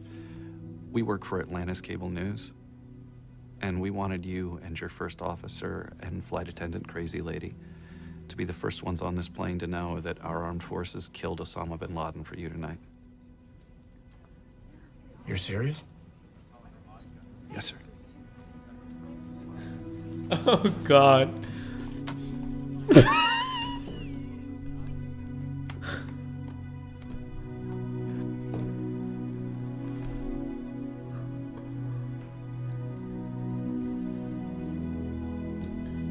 We reported the news. Oh, man. What's up? Hi. What? What, you disagreed with something I said last night? What was it? Oh, just the idea. I think. What was it like? What the fuck was? What was the phrasing? It was the idea that perhaps maybe a couple like intelligence agencies could come together on a project and even have like some senators on board or some Congress people on board with some sort of like project that's not on the open, that like many people could predict that a bunch of people, like a lot of the American people, maybe could find unsavory. Here, this is my overall this is my overall take. I don't think it would be possible for multiple intelligence agencies, for things that are involving like the actual employees, not just leadership, but like multiple investigators, employees, to all come together to commit some like atrocity against the United States. I don't think that's to commit possible. an atrocity, yeah. Sure. Yeah, but that's not really the framing that Nick, I don't know, like it seems like a bullet you should have been like, yeah, sure, maybe it's the case that a couple different agencies are collaborating together on a project that everybody predicts will like make people unhappy or yeah, sure, make people happy. But this is in the context of 9/11. Of course. Right. Yeah, of course. Like I'm sure there could be a thing to like do something where like like storing our data, like the NSA stuff. I can believe that, right? Wow, they're stepping outside of the boundaries of maybe what their legal authorization or moral authorization should be to collect data on us, and multiple intelligence agencies do that. Sure, I can understand that. It benefits all of them, makes all of their jobs easier. I don't really need a big conspiracy to believe it. Yeah, that makes sense, sure. But like, okay, planning things like 9/11, yeah, go. I have no comment on exactly what you just said. But Okay. a program like that, like it can be the case that maybe leaders, our elected officials, have decided, okay, we've decided that this is within the bounds of the Constitution. This is legal. It will make people upset if they know about it, but we are elected to decide that this is the right thing. Yeah, of course. For Yeah, the United States. Or something. yeah, for sure. I can see that. Yeah. So now, if something like that came to light, right, Nick would be like, I told Destiny, I told you. You told me it couldn't happen, But that would be like an example. You don't want to like hand that down. Yeah, sure. It's hard though when both of them are screeching conspiracy theories, because like for me to lay out, this is something I've talked about before, maybe even exactly with you, is I feel like a lot of the conspiracies related to our intelligence agencies come from a fundamental misunderstanding of how they work. That everybody thinks that all the NSA, all the CIA, all the FBI agents, they all basically go to the same building, they work on the same shit, they all like are across cubicles from each other, and then they'll go drinking with each other at the end of the day. As opposed to the fact that these organizations are a lot more siloed than that intra-agency or inter-agency communications can be pretty difficult, that there's a lot of conflict between these different entities, that they operate like pretty independently from each other. But like to even start to lay the groundwork of that, people wouldn't even believe that if I said it. I don't even know how to prove that, other than like every single person I've ever talked to that works in intelligence more or less tells me the same thing. And I mean, if you look at the structures of the organization and you look at the conflict between them, sometimes it seems pretty obvious, but... Sure, there's conflict and there's collaboration, and the conflict we tried to cut down on quite a bit. Like that was one of the big September 11th, yeah. Yeah. I think I've talked to you about this before. Like, yeah, the intelligence agency that I grew up in, that I came up through during my career, was one where we were really trying to learn the lessons that 9/11 could potentially have been avoided were it not for like agencies competing with each other and were there more collaboration. So we did a lot of collaboration, but with that comes a greater potential to do something like maybe Nick said or something like that. I don't know. Sure. It just seems like a bullet maybe you should have. Hey, why does Cake hate me? What? Get him in here. What's Cake's problem? What did you do? Daily reminder, I hate this guy. Oh, damn, get fucked. Dang. Anyway, whatever. Yeah. Yeah. I think the answer that they want to hear is one that you should probably give, which is like, listen, I can reserve the possibility that something surreptitious is happening somewhere in the government, that there's like maybe even some collaboration on or some collusion on between agencies or something like that. But the important thing is that you have to show me that it's happening. You can't just speculate that it's happening. You can't ask me Yeah, to but if take you a bunch give of- too much, then that's all they need. Because remember, when they're building constellations, not cases, right? They're not actually showing any fact. Their only goal is to get you on like, do you think it's possible? Do you think that's weird? I rest my case. That's what 99% of conspiracy theories are. That's what I'm saying. Yeah, no, exactly. Yeah, I've been dealing with this all. You have lit a fire in my Discord. Yeah. Yeah. And fucking, yeah, no, I mean, it's exactly this. I said, yeah, every conspiracy theorist works the exact same way. One, they either want you to take a ton of crazy analytic leaps of faith and accept a bunch of like bizarre, crazy speculation when like equally infinite number of possibilities or potentials could exist that we like you could tell endless fictional stories about things that could be happening somewhere in the world or somewhere in the government or something like that. I could fucking bore you all day with endless speculation if I simply just like assert that some piece of evidence exists. It's either that or they demand that you accept some piece of evidence as valid, or something unverifiable is actually verified and valid and like accurate and shit like that. It's one of those two things every time. No.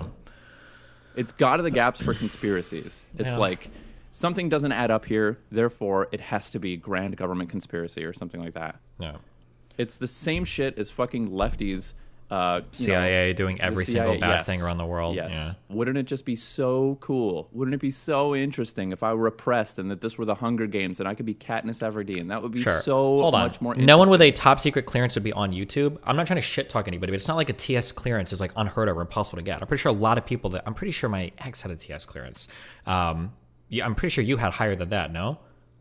I don't know if you're allowed to say the specific, or if you don't want to, you don't have to. But like, just having a top secret clearance doesn't mean you're like the fucking president, okay? There's all sorts of levels of classification shit you can apply for. Even private military contractors, people that work for like Raytheon or Boeing or whatever, will apply for these clearances. It's not like, that's not like you have a TS clearance and now you know every single fucking secret in the entire, like, stuff is still compartmentalized, stuff is still need to know.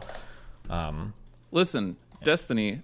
What? I was just a janitor. I don't know where you're getting the idea that I was important. Kill yourself in a video game. Yeah, listen, like, for example, everybody on a submarine has to get a top secret clearance. It doesn't mean that they know any crazy fucking government secrets. No. It means that the position of our submarines is highly sensitive. And that we, like, sometimes want to be able to keep that secret or whatever the fuck, right? Like, when Posobiec talks about how he had accesses or whatever, I think this was one of the first conversations I ever had with you. Oh, I've had multiple conversations with military dudes that reached out to me that were super ass mad at him dropping that over and over again. Like, people emailing me saying like, bro, like, you can work in this and that and you don't have to, you might know nothing. Like, you might barely know more than a civilian. Yeah, you might know barely more than a civilian with a TS clearance. And the idea that he's acting like because he got it, he's like privy to all the data of like the Iraq war or something. Yeah, I had 3 different dudes and I think all 3 worked in the Air Force. And one guy was at that event and approached me. And he was like, bro, if you ever argue with people like this, you have to bring on a military dude, because it is the most insane shit in the world to say that just because you had a TS or even a TS SCI clearance, that all of a sudden you know all the history of like crazy shit in the US. But correct. Yeah. I'm pretty sure you need SCI to like be a fucking janitor in a lot of these spaces. Like to be a literal janitor, to come in and vacuum and like dust keyboards and stuff like that. I'm fairly certain if you're getting access into these like SCI spaces, you need to have the clearance for it, or the kitchen or something like that. Like, I'm fairly certain Posobiec was doing cybersecurity stuff for ONI. I'm pretty sure that was his dig.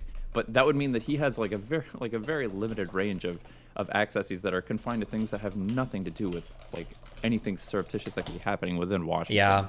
Yeah, there's that too, and then also my understanding is there's two things. Most classified information is, or maybe all of it, is need to know, and it's compartmentalized as well. There is no security clearance that you get in the United States that just lets you pull files from any fucking thing you want. Like, it's not like you log into a computer and you enter your like your security level and now you can pull a file from like the JFK assassination or like what's happening right now with our military nuclear submarines near China, or like you can't just do that. Like, you still have to be assigned like certain projects or whatever that you're working on, or however you dole out those particular roles in the intelligence agencies. Yeah, that's the reason there are no QAnoners in the intelligence community, because we all know this. There's no such thing as any Q top level clearance. It would be a massive liability. There's no reason. I think we've talked about this before.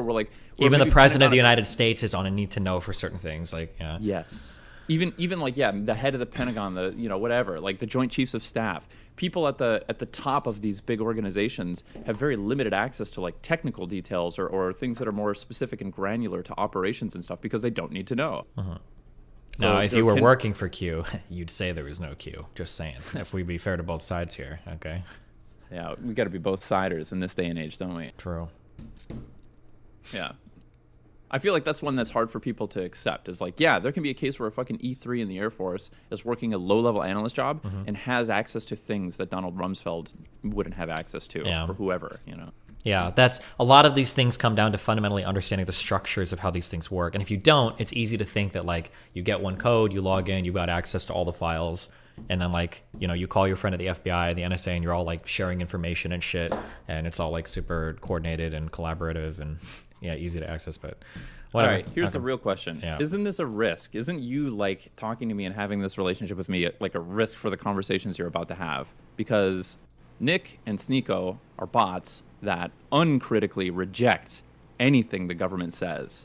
As opposed to, it seems like their big insult is like, you're just a bot. You're just a liberal bot, blue pill. You just trust everything the government says. I mean, like, on the other side of that coin. The goal is to explain the structure to some extent, and then to look at, like, because a lot of this shit is international collaboration, right? Like, it's not just the United States. It's not just Five Eyes. Like, it's fucking Russia that we worked with on some of the 2000. Exactly. Yeah, it's Pakistan that we worked with on some of the fucking, like, yeah. So the idea that, like, it's just one dude in the U.S. giving all this information, it's not. This is a highly collaborative effort from tons of different intelligence agencies across a ton of different countries.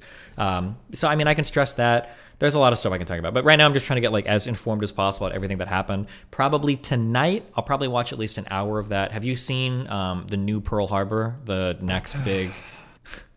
I watched you guys talk about that thing, and I've been I was challenged to watch it as well, and I'm just, listen, like, I'll watch you go over it. That's fine. I don't know. Yeah. That's what I'll start on tonight. So that's where that line came from about, like, I could tell you, like, 5 hours of all, like, there's just going to be nothing but a bunch of frivolous, spurious claims probably, and then, like, fact checking each individual one might require something like 100 or 1,000 hours, and like a lot of stuff you're probably going to chase down, you know, all these, like, leads that are granted by this YouTube and that are just accepted by this YouTuber or whatever the fuck are asking you to just assume are correct, that you'll just never ever find anything about because it doesn't fucking exist. So there's no way you could ever verify something other than you'll find a bunch of web pages of like people referencing the YouTube or something like that. Sure. Yeah. All right. Any other state secrets you want to know? No, you can shoot me an email later on. It was super interesting when you were talking to me, when you emailed me about all the nuclear documents that Trump held. I didn't know that we would just ship those documents out to people's houses. Oh yeah, I thought those files would have been digital, but yeah, that was fucking wild, dude. But anyway, well, he asked for him, so I had to email him. You Yeah, know, I didn't realize he was going to print them out and take them home. What an Jesus, idiot! yeah, insane. Pulled a reality winner on that one. Well, I love you, buddy. Be careful, okay? Jeez.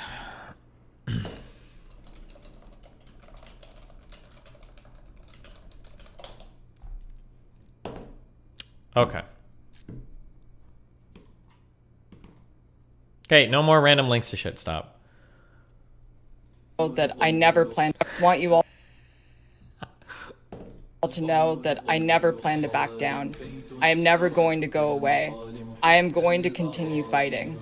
Like I said in an interview with Global News, if they really want to stop me, the next time, they better manipulate the police into pulling the trigger. Because I am going nowhere. I want you all... Oh, man.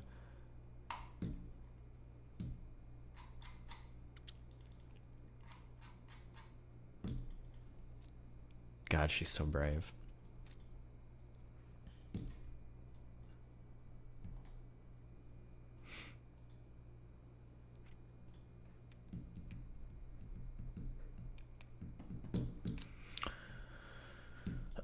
Destruction of the World Trade Center and nearby infrastructure seriously harmed the economy of New York City and created a global economic recession. Many countries strengthened their anti-terrorism legislation and expanded the powers of law enforcement until trade to prevent terrorist attacks. The U.S. and... Fuck, what did I say? The U.S. and Canadian civilian airspaces were closed until September 13th, while Wall Street trading was closed until September 17th. Many closings, evacuations, cancellations followed. Out of respect or fear for their attacks, cleanup of the World Trade Center site took 8 months and was completed on May 2002, while the Pentagon was prepared within a year. Design of a replacement World Trade Center complex took several years because of the many stakeholders involved. Work on the new iconic building for the site, One World Trade Center, began in November of 2006 and opened on November of 2014 after several construction delays. The attacks resulted in 2,977 fatalities, over 20,000 injuries.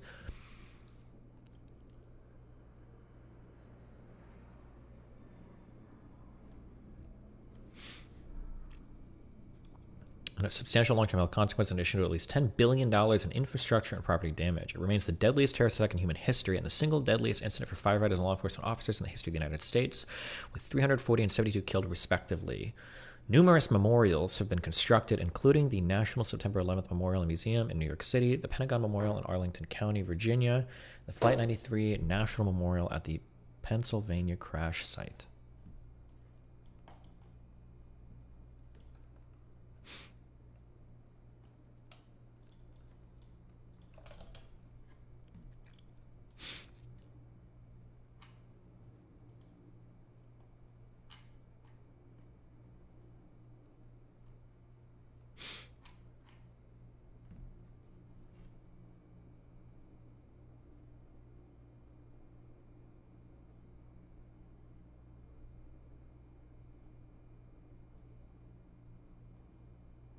Okay. Why are you... Have you seen this video of Chinese people screaming the N-word at a black... Why would I care? I don't care about this right now.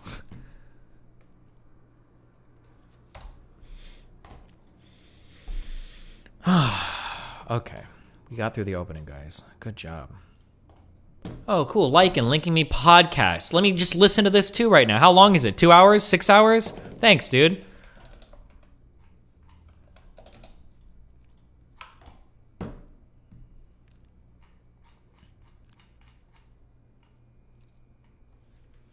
The origins of Al-Qaeda can be traced back to 1979 when the Soviet Union invaded Afghanistan. Osama bin Laden traveled to the Central Asian country to volunteer during the war's holy cause to help fellow Muslims in Afghanistan to defeat communist invaders, the Soviets. Bin Laden organized fellow Arab mujahideen, the Afghan Arabs, to resist the Soviets until that country's exit from Afghanistan in 1989.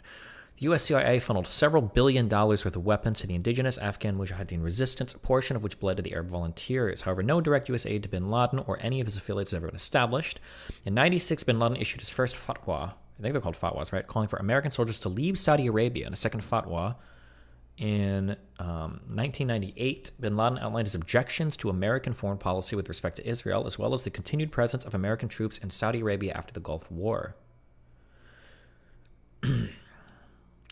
Bin Laden used Islamic texts to okay, hold on, wait. I need to... Gulf War was for invasion into Kuwait, right?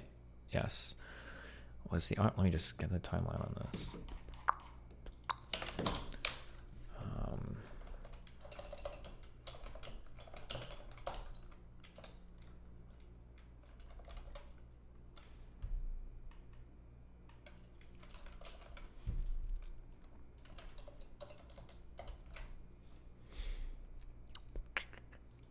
Dude, that fucking Bush misspeak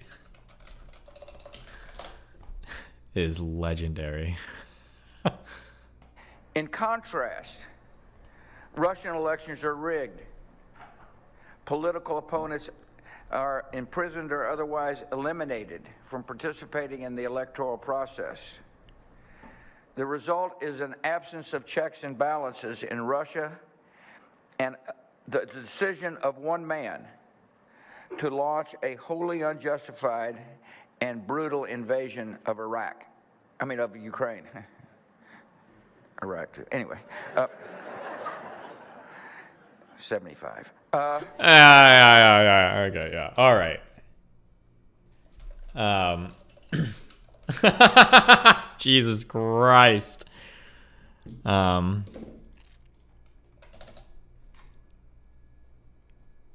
Okay, the Gulf War was when Iraqi military invaded the neighboring state of Kuwait. Was it during this war that Hussein gassed or used chemical weapons against Kurdish people? Or was that during a different conflict? In the north, Kurdish leaders took American statements that would support an uprising at Harlem, crystalled across the mountains.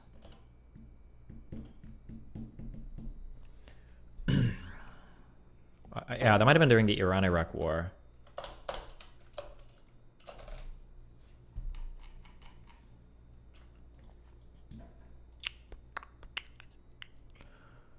It's a protracted armed conflict between Iran and Iraq. Let's just write it down. Why not? This war was crazy. Wasn't this war like pretty fucking vicious too?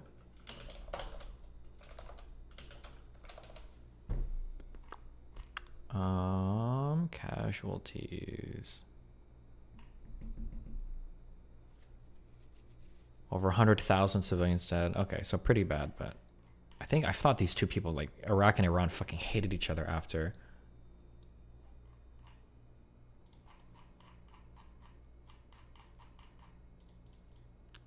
But this might have been the chemical warfare. I think. Iraq's extensive use of chemical weapons and deliberate attacks on civilian targets, and also with the extensive glorification of martyrdom among Iranian children. Human wave attacks. What the fuck is a human wave attack? Also known as human sea attacks, an offensive infantry tactic in which an attacker conducts an unprotected frontal assault with densely concentrated infantry formations against the enemy line, intended to overrun and overwhelm the defenders by engaging in melee combat. The name refers to the concept of a coordinated mass of soldiers falling upon an enemy force and sweeping them away with sheer weight and momentum like an ocean wave breaking on a beach. Jesus.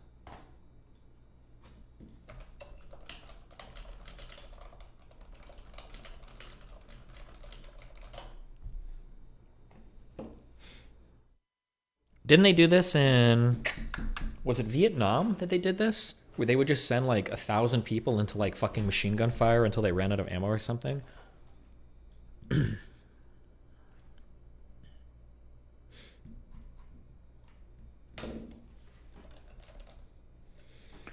Around 500,000 people were killed during the Iran-Iraq War, with Iran bearing the largest share of the casualties. Oh, and Japan as well. Excluding the tens of thousands of civilians killed in the concurrent and full campaign that targeted Iraqi Kurds, the end of the conflict resulted in neither reparations nor border changes, and the combined financial losses suffered by both combatants is believed to have exceeded $1 trillion USD. Jesus.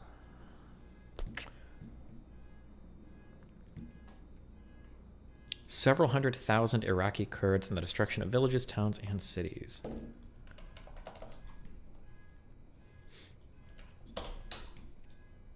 Stop linking me memes.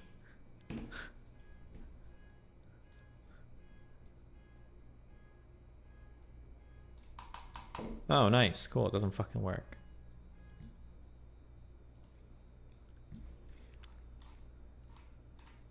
Yeah, retweet me. I have a couple of words for Joshua Moon. Joshua, you are complicit in making multiple people commit suicide.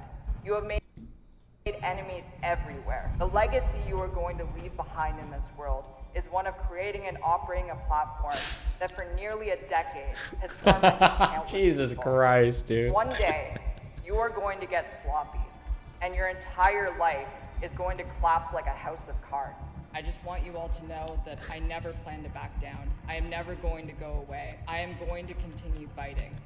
Like I said in an interview with Global News, if they really want to stop me, the next time, they better manipulate the police into pulling the trigger. I have a couple of words for Josh.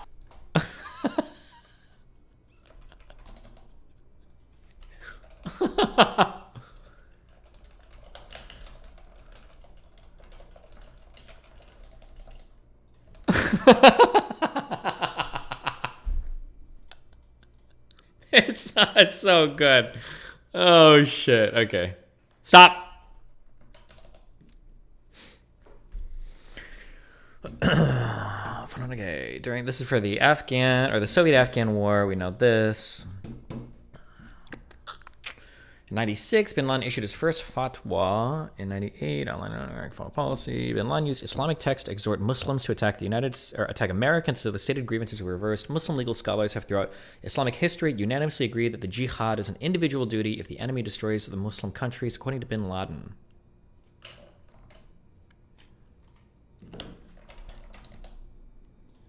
Bin Laden orchestrated the attacks. He initially denied involvement, but later recanted his false statements. Al Jazeera broadcast a statement by him on September 16, 2001.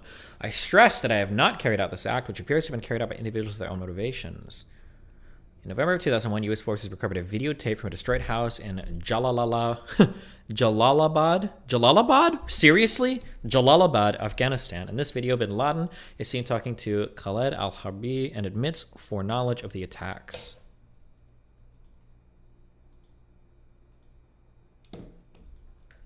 Why are you guys doing this?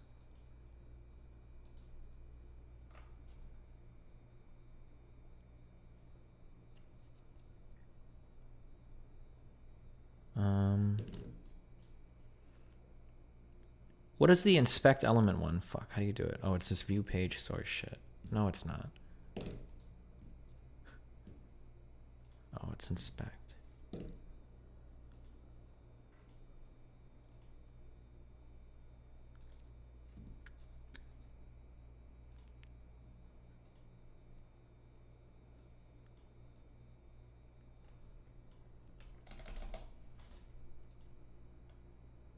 Do I need to like recompile this or will it do it automatically? Fuck.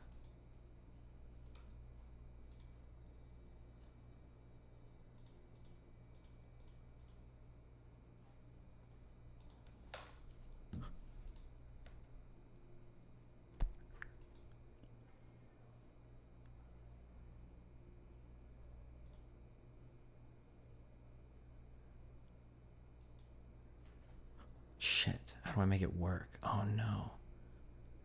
Ahref is linking. That's a direction to a URL. But the actual...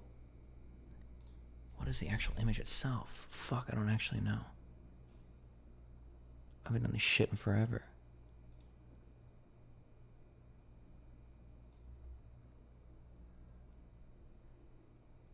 Oh man.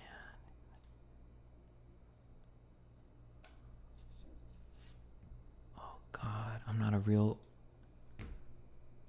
a master hacker. What am I supposed to say? I'm not a master hacker. I can't do it. Yes, I am. I am a master hacker.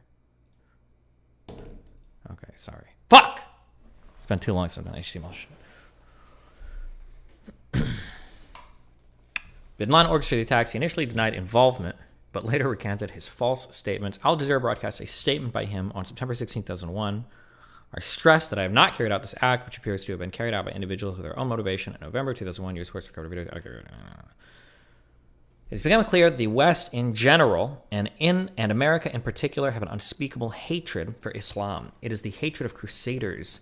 Terrorism against America deserves to be praised because it was a response to injustice, aimed at forcing America to stop its support for Israel, which kills our people. We say that the end of the United States is imminent, whether bin Laden or his followers are alive or dead, for the awakening of the Muslim Ummah nation has occurred. It is important to hit the economy of the United States, which is the base of its military power. If the economy is hit, they will become reoccupied. He stopped short of admitting responsibility for the attacks.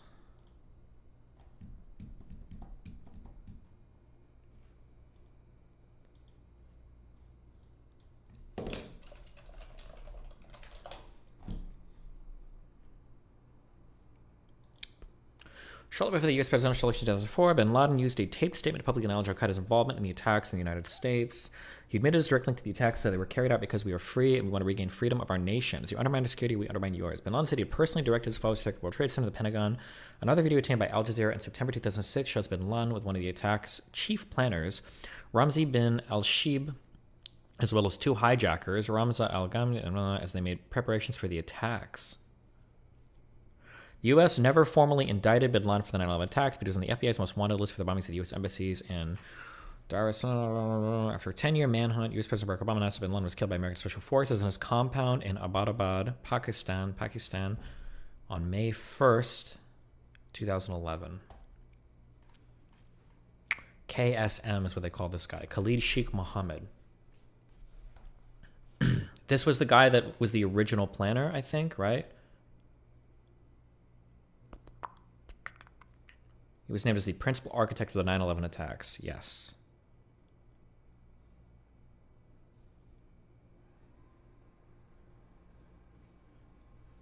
Do you consider yourself the hottest DILF alive? I don't, but your mom does.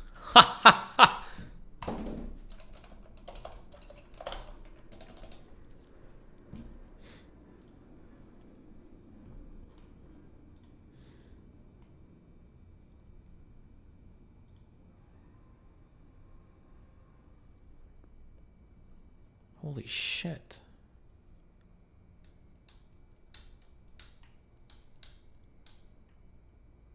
Sorry, hold on. Who is this person? He was lying about the trusted flagging process on YouTube. I am a trusted flagger, and it just means your flag gets a priority treatment. I don't know my takedown. Why would the ADL, SPL, CL have public campaigns to deplatform creators so they could just take content on themselves? Ah, gotcha. Thanks. Thanks for the added information. Wow. Blue check marks on Twitter. Send them to DMs. They're not even blue check marks anymore. They're just check marks. Okay. It's already 8 o'clock. What have we done all day? Fuck, this is agony. Muhammad is also an advisor and financier of the 93 World Trade Center bombing and the uncle of Ramzi Youssef, the lead bomber in that attack. I wonder if we should record this dude. All right, this is probably a person of interest, huh? Players. Let's throw this dude down there. Why not?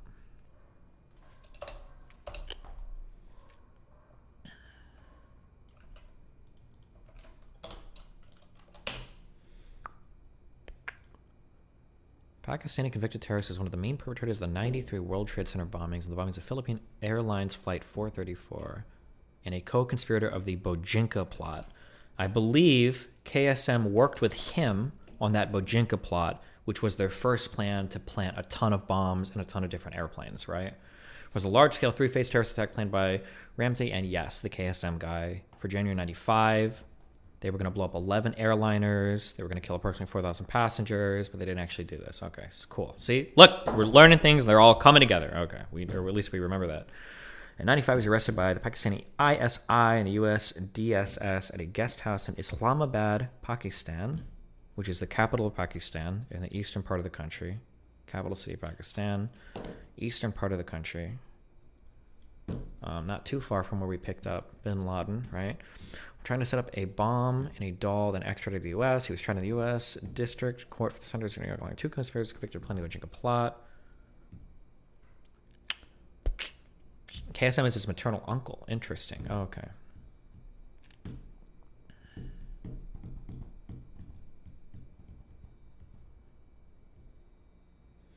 Damn, he shares a cell block that is commonly referred to as Bombers Row with Terry Nichols, Eric Rudolph, and, before his transfer in late 2021, Ted Kaczynski.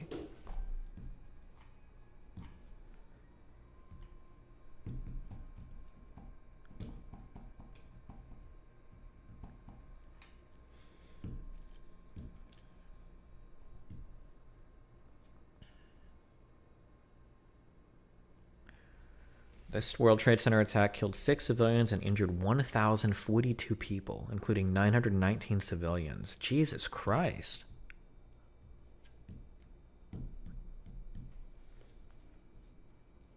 The demands are stop all military, economical, sick? Is that a real word? Economical?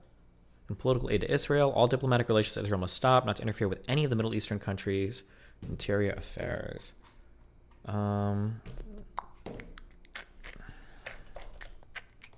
What did I write this for? Early 90s, September 11th. Why did I write that down?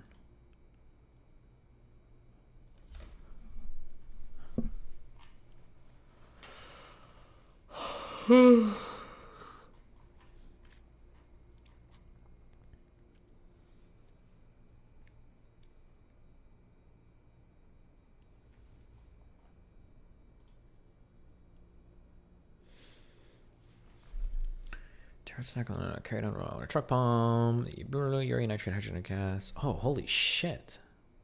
This dude wasn't fucking around. Was intended to send the North Tower crashing into the South Tower.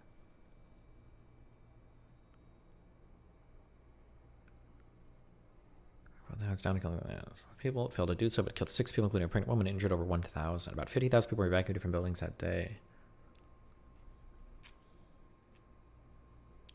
These guys got $660 from that KSM dude. What? 94 foremen were convicted of carrying out the bombing. The charges included conspiracy, explosive destruction of property, interstate transportation of explosives. At 97, 2 more were convicted.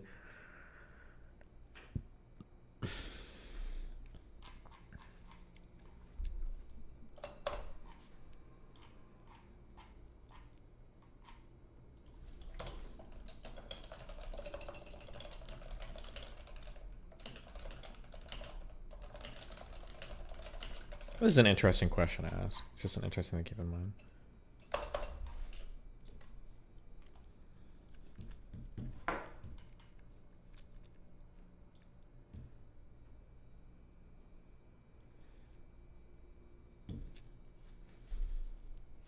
Say the bomb itself was built under supervision from the FBI. During his time as an FBI informant, Salim recorded hours of telephone conversations with his FBI handlers and reports submitted in court and tapes made after the bombings. Salim alleged that an unnamed FBI supervisor declined to move forward on a plan that would have used a phony powder to fool the conspirators into believing that they were working with genuine explosives.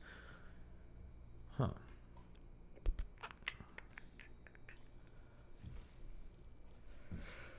Okay, sure. For being 91 to plan a bombing attack. His uncle he funded an attack with $660. Jesus.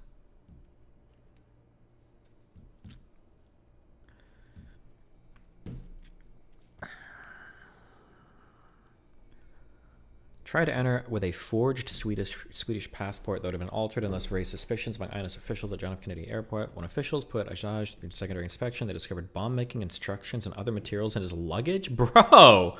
And arrested him?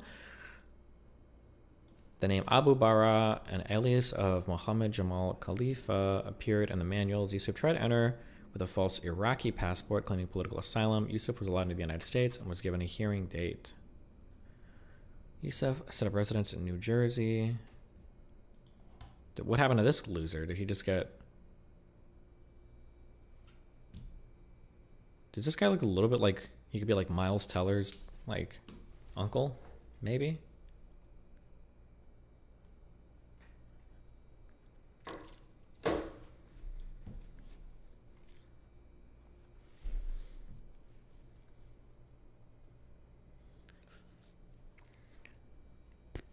Set up residence in New Jersey, traveled around New York and New Jersey, and called Sheikh Omar, a controversial blind Muslim cleric, via cell phone after being introduced to his co-conspirator by Abdul Rahman.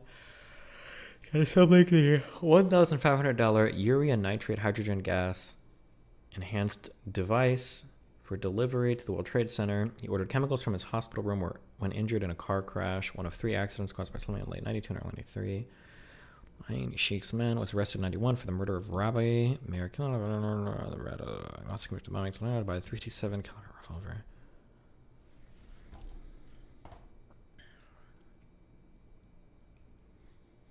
According to the transcript of his trial, Yusuf hoped that his explosion would topple Tower 1, which would fall into Tower 2, killing the occupants of both buildings, in revenge for U.S. support for Israel against Palestine. According to journalist Steve Cole, Yusuf mailed letters to various New York newspapers just before the attack in which he claimed he belonged to Liberation Army 5th Battalion. These letters made 3 demands: an end to all U.S. aid to Israel, an end to U.S. diplomatic relations with Israel, and a pledge to the U.S. to end interference with any of the Middle East countries' interior affairs. He said that the attacks would be merely the first of such attacks if his demands were not met. Yusuf did not make any religious justification for the bombing. When asked about his religious views, he was evasive.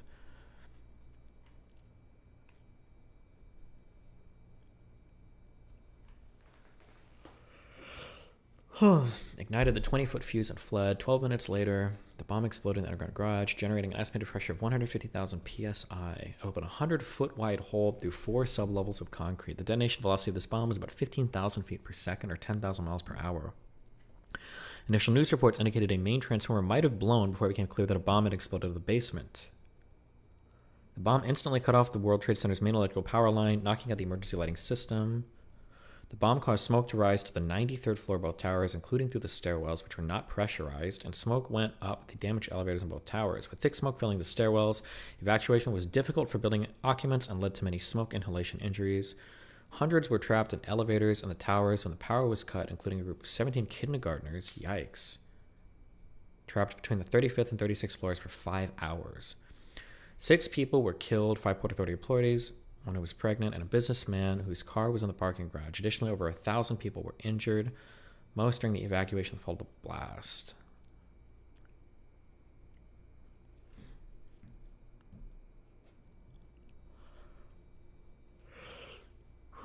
Jeez.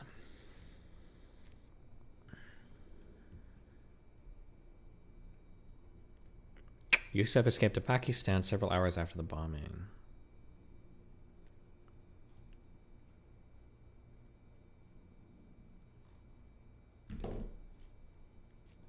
Damn, okay.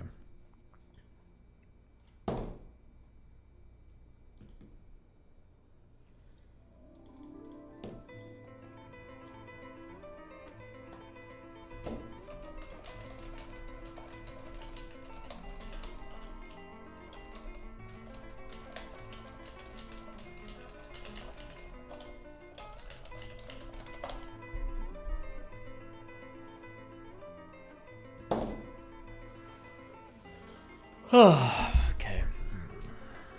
I don't know what you guys are doing here. This has got to be the most boring shit in the world.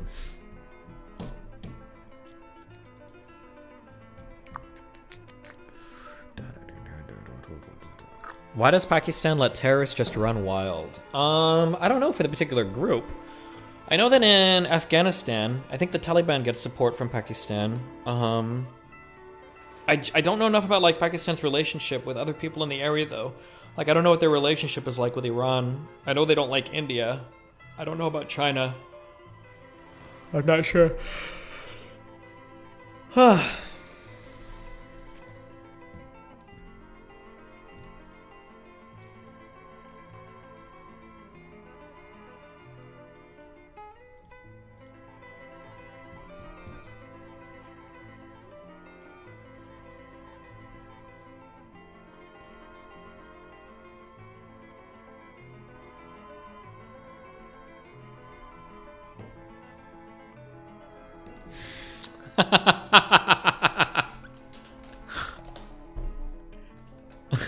I'm sorry, I just read the dumbest fucking post on my subreddit. Muy tonto. Tonto?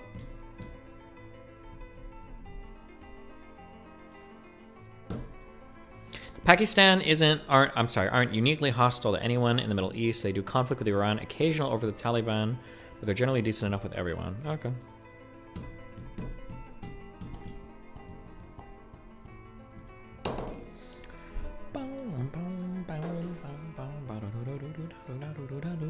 Okay.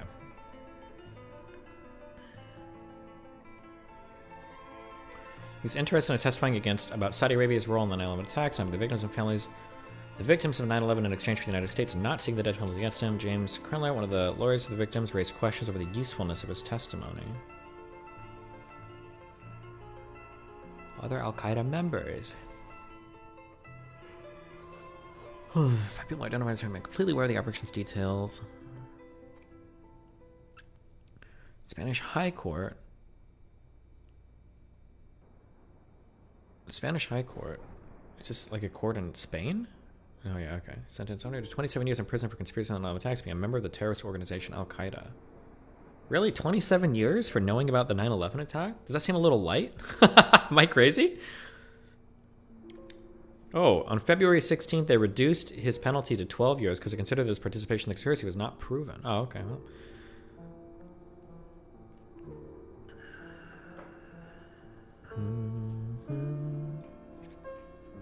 Okay. Motivations for 9/11. Bin Laden. So, if I'm making the positive case, does he have motive? Yes. Means? Yes. Opportunity? Yes. And then is there like a coherent story describing and evidence? Seems like it. So these are like the 4 kind of things I'm probably, when I'm thinking of the overall narrative structure of the conversation, it's probably gonna go like this.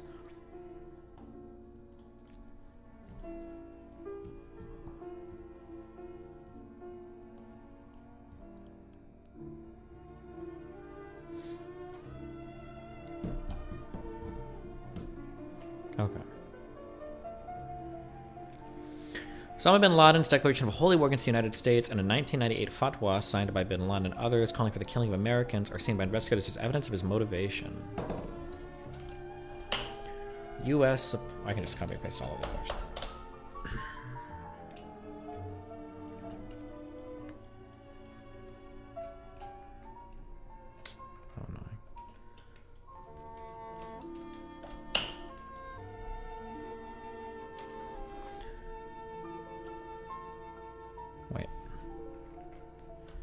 Boom, boom. Really?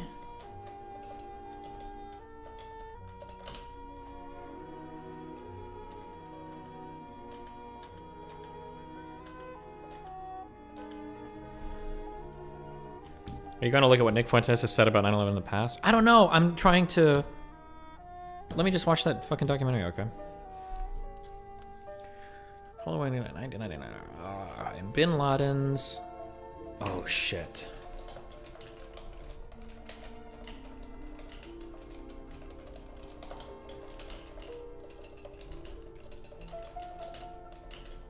Okay, sorry. Support for the attacks against Muslims in Somalia. Support of Philippines against Muslims in the Moro conflict. I don't know anything about this. Support for Israel's aggression against Muslims in Lebanon. Sure. Support of Russian atrocities against Muslims in Chechnya. Did we support Russia in their Chechnyan wars?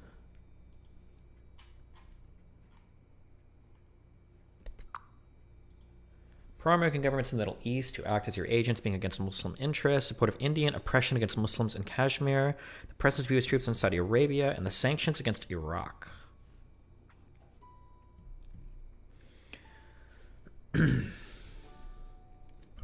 After the attacks, bin Laden and Ayman al-Zawahiri released additional videotapes and audio recordings, some of which repeated those reasons for the attacks. Two particularly important publications were bin Laden's 2002 letter to America and a 2004 videotape by bin Laden. 56 and 57. Bin Laden's letter to America.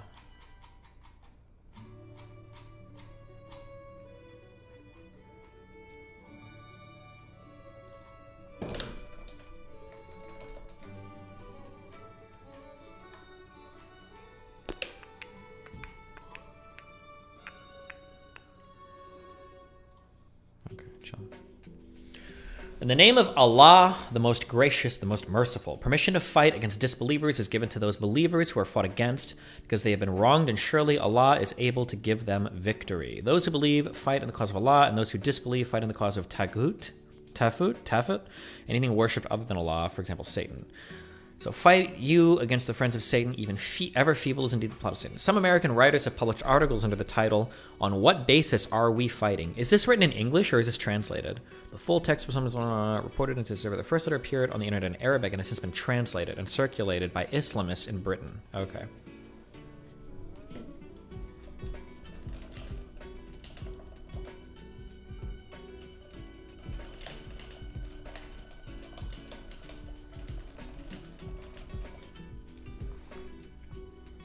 Wow, good night, Sognick.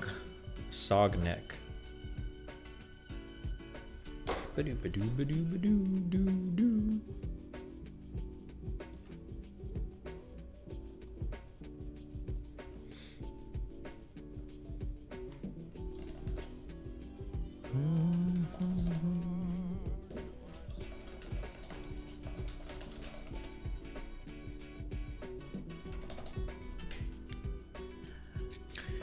Some American writers have published articles under the title, "On What Basis Are We Fighting?" These articles have generated a number of responses, some of which adhered to the truth and were based on... Hello? I just thought of a thing you might be interested in. Hit me up. It better be relevant to what I'm talking about now, and not some totally huge, retarded fucking diversion that's going to send me down some completely irrelevant path. All right, I can wait. I don't know. No, tell me. What is it? You're here now. Now you're interested. Now you're interested. All I had to do was feign leaving the call, and suddenly what do you want? Desperate for it. Go. I am desperate. Watering at the mouth for it. Okay.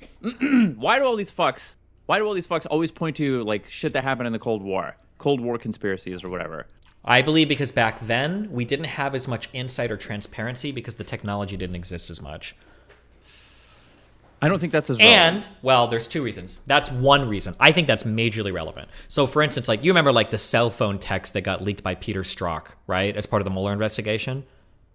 I actually didn't pay too much attention to that, but sure. I understand. Yeah, I'm just saying there's, like, but that's one part. The second part is because Cold War era American foreign policy was hella aggressive. There was also a lot of wild shit going on from the 40s up to 91. Yeah, and I think our foreign policy has majorly chilled out in the past 30 years. But yeah, so like I'm having this conversation on my Discord right now, right? Yes, we can imagine that somebody could like that like people in the United States government could conspire to do harm to American people if they think that the stakes for not doing it are really the high. Death and destruction of like half the world or something like that, or an entire way of life, an entire like liberal. I mean, like MK Ultra, that was a quote unquote conspiracy theory that's real. that shit really happened. Where exactly. Yeah, right. yeah, for sure. Yeah.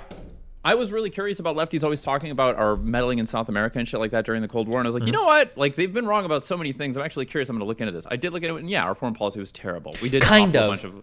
The only thing I'll say, though, is that the way that it's often presented by lefties is the United States is just going down and finding these, like, countries that they're doing fine, everything's chill, and then we just go, we fuck it all up, and then we try to coup the leader or whatever. But I think that what's more often the case is, one, other countries are fucking around as well. So Cuba did a lot in South America, and the Soviet Union has vested interests across the world a lot as well. And then two, usually what's happening is there'll be some conflict, some region in turmoil, and both major powers, the United States and the Soviet Union, are trying to put their fingers on the scale to get their guys in place. So for instance, like we just read a little bit about the Soviet-Afghan war. That's what was going on there. It's not like the United States is funneling money in just to topple the country. The Soviet Union was already on their way down to Afghanistan to invade because they wanted their guys, their Communist Party, to succeed. And I think that that's where a lot of the conflict comes from.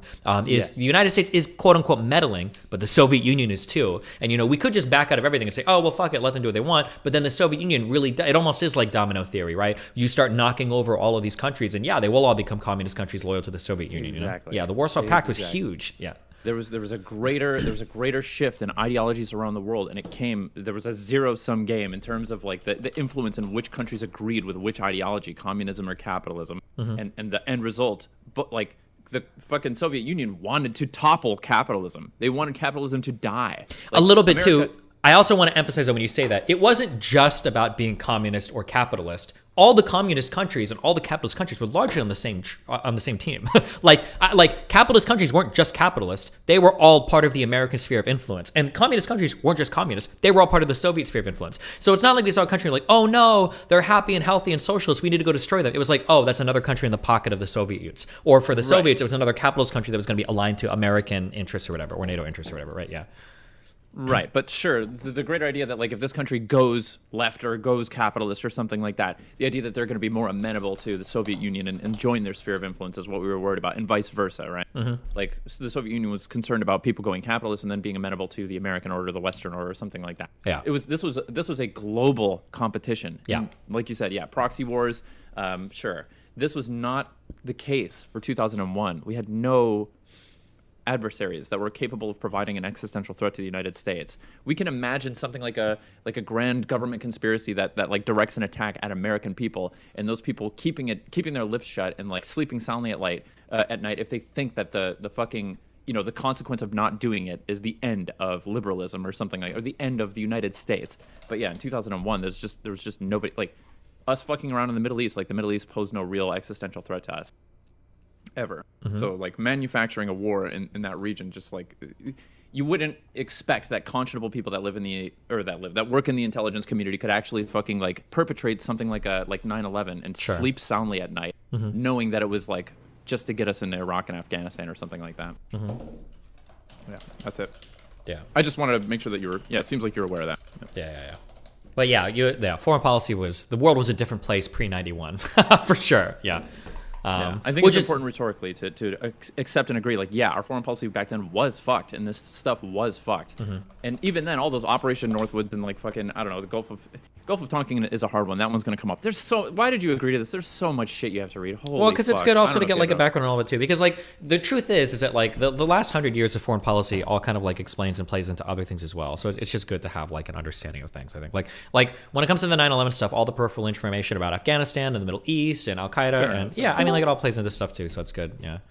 I guess if your whole brand is, you know, we got to kind of trust our institutions guys, then it's pretty important to be aware of at least the most prevalent.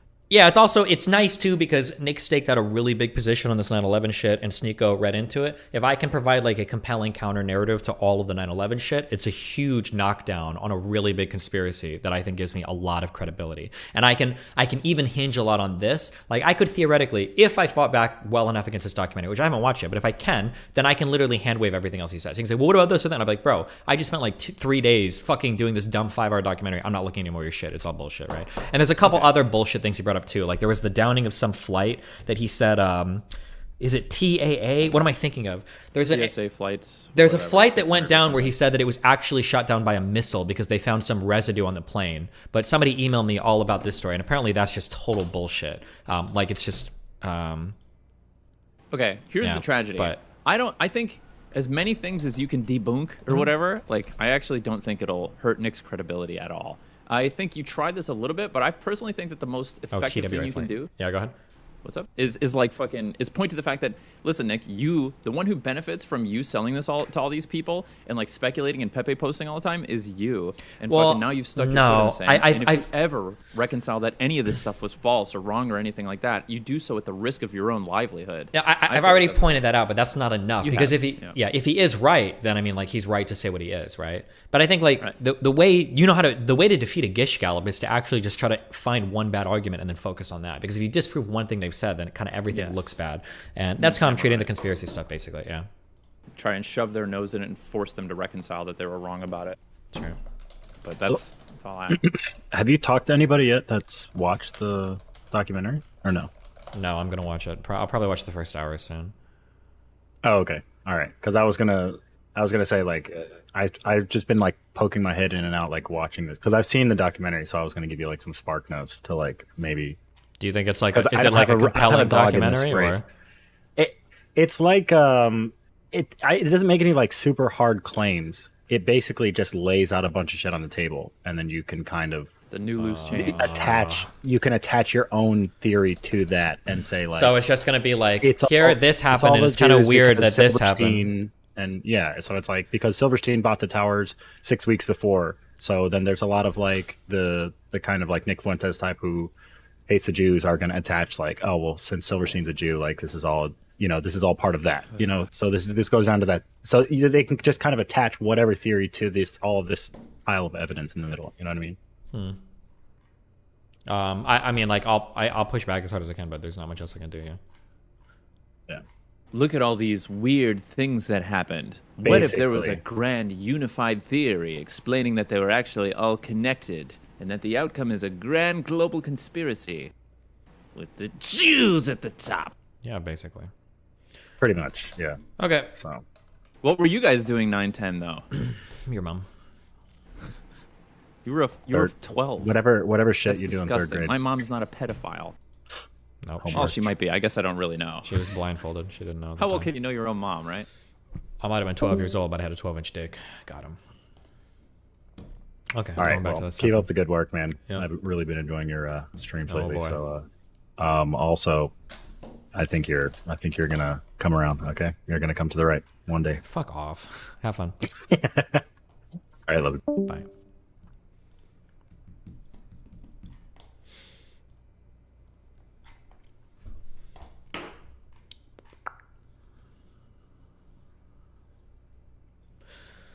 Here we wanted to outline the truth as an explanation and warning, hoping for Allah's reward, seeking success and support from Him. While seeking Allah's help, we form our reply based on two questions directed at the Americans. One, why are we fighting and opposing you? Two, what are we calling you to, and what do we want from you? As for the first question, what are we fighting you, or why are we fighting and opposing you? The answer is very simple.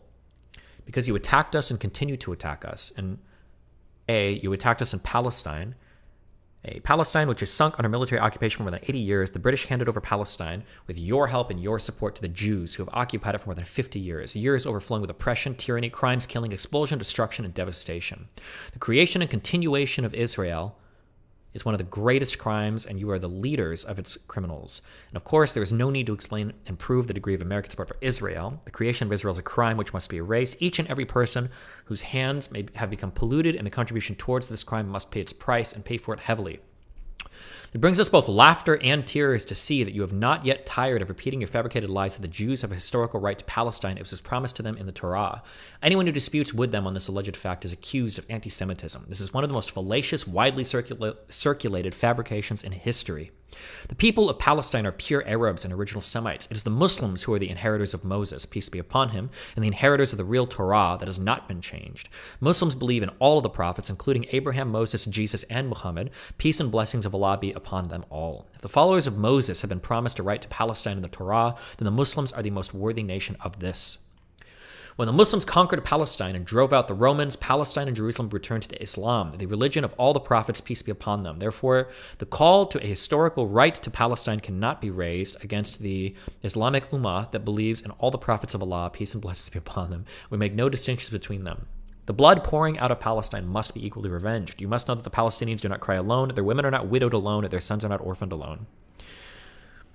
You attacked us in Somalia. You supported the Russian atrocities against us in Chechnya, the Indian oppression against us in Kashmir, and the Jewish oppression against us in Lebanon. Under your supervision, consent and orders, the governments of our countries, which act as your agents, attack us on a daily basis. These governments prevent our people from establishing the Islamic Sharia, using violence and lies to do so. These governments give us a taste of humiliation and place us in a large prison of fear and subdual. These governments steal our Ummah's wealth and sell them to you at a paltry price. These governments have surrendered to the Jews and handed them most of Palestine, acknowledging the existence of their state over the dismembered limbs of their own people. The removal of these governments is an obligation upon us and a necessary step to free the Ummah, to make the Sharia the supreme law, and to regain Palestine. And our fight against these governments is not separate from our fight against you. Fight against you. This is a typo. You steal our wealth and oil at paltry prices because of your international influence and military threats. Another typo. This theft is indeed the biggest theft ever witnessed by mankind in the history of the world. Your forces occupy our countries. You spread your military bases throughout them. You corrupt our lands. You besiege our sanctities. To protect the security of the Jews and to ensure the continuity of your pillage of our treasures. You have starved the Muslims of Iraq, where children die every day. It is a wonder that more than 1.5 million Iraqi children have died as a result of your sanctions, and you did not show concern. That number sounds high, but... Osama. Yet when 3,000 of your people die, the entire world rises and has not yet sat down. You've supported the Jews in their idea that Jerusalem is their eternal capital and agreed to move your embassy there. With your help and under your protection, the Israelis... I thought our embassy was in Tel Aviv, to the west. Tel Aviv, Israel. Jerusalem is to the east. Tel Aviv is to the west. I thought our embassy was here until Trump moved it. The other part seemed a bit wrong. Well, all of these are like pretty exaggerated. Do I need to like...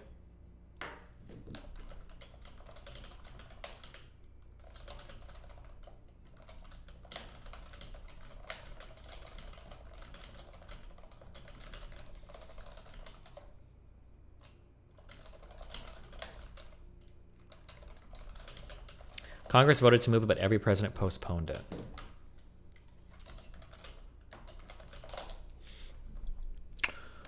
With your help and under your protection, the Israelis are planning to destroy the Al-Aqsa Mosque. Under the protection of your weapons, Sharon entered the Al-Aqsa Mosque to pollute it as a preparation to capture and destroy it. I think that mosque still exists. Is that in East Jerusalem? Al-Aqsa? Am I making that up? Sheikh Jarrah, this was the neighborhood where the people were evicted that caused the conflict like a year ago, I think, right? Yeah, the Al-Aqsa Mosque is over here. Okay. It isn't technically a mosque. Okay, gotcha. You supported... Okay, these tragedies, it does exist. It's where a lot of the conflicts in the city occur. Yeah, I think the big one, when they were... The people shooting beanbags or whatever at people. I remember it being a central part to that, the Sheikh Jarrah neighborhood shed that people were protesting there like a year or two ago or something. It's been a while for that. Oh my God. Hold on.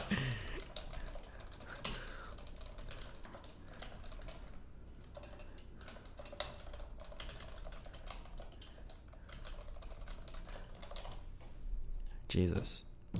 Okay, sorry.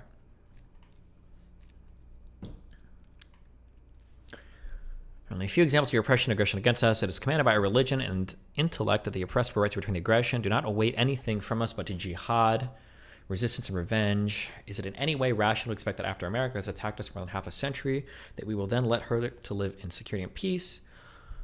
Many in the West are unironically falling for at least half of these lies and cultural appropriation with their ignorance about the history of the Jewish people by dog whistling Zionists instead of Jews. Good one.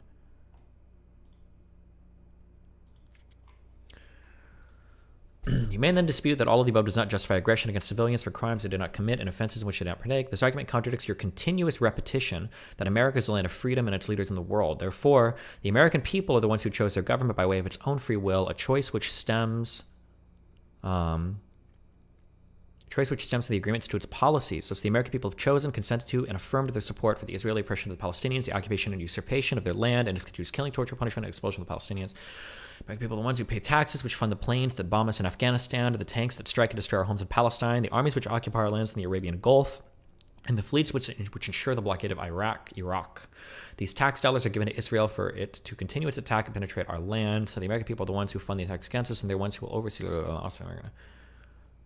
I don't think I need to read this. Okay, Bin Laden felt like he had justification for shit. All right, we can put his letter down here.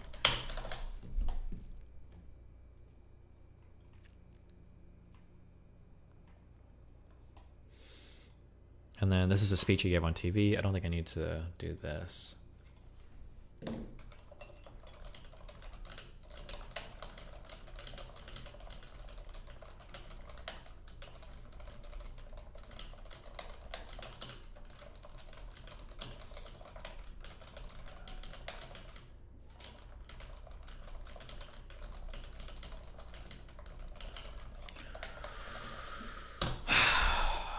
After the attacks, Bin Laden and Ayman al-Zawahiri released additional videotapes.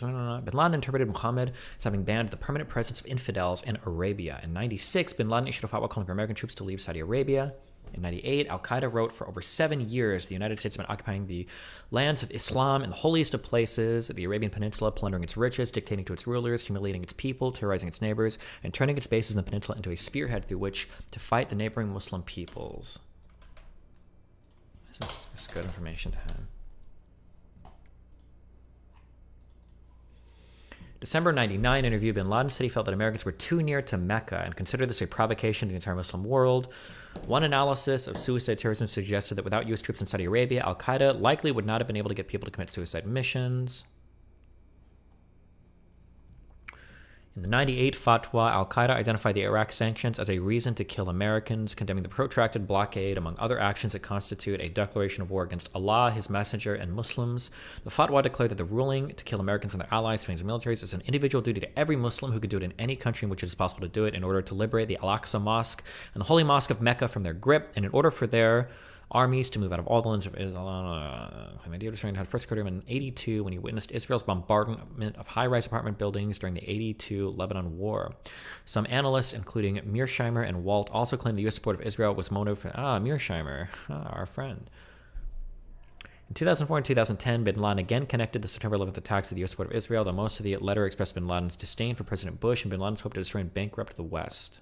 What was the 82 Lebanon War about? Was the Lebanon War or the First Lebanon War?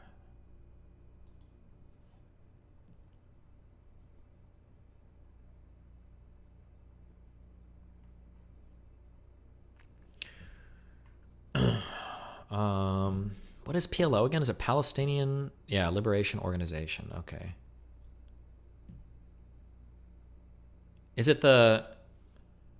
Who are the two? It's not PLO and Hamas, is it? Are those the two people that are... No, there's another government in the Western Territory, the Gaza Strip. What is the other government called? And I think they're in the West Bank as well. Or am I just thinking of the Gaza Strip? You've got like Hamas and then... Oh, Fatah, I think. Never mind, that's what I'm thinking of. Military operation was launched after gunmen for the... Okay, hold on. Okay, this began on the 6th of June in 82 when the IDF invaded southern Lebanon after repeated attacks and counterattacks between the Palestine Liberation Organization operating in southern Lebanon and the IDF that had caused civilian casualties on both sides of the border. The military operation was launched after gunmen from Abu Nidal's organization attempted to assassinate Shlomo Argov, Israel's ambassador to the UK. Israeli Prime Minister Menachem Begin blamed Abu Nidal's enemy, the PLO, for the incident and used the incident as a casus belli for the invasion. After attacking the PLO, as well as Syrian leftist and Muslim Lebanese forces, the Israeli military, in cooperation with their Maronite allies... Lebanon is to the north, right? What do I... Google Maps. Oh, Google Maps. Oh, show me the Google Maps. Show me the Google Maps. Israel, Lebanon. Oh, yes. Oh, yes. Okay.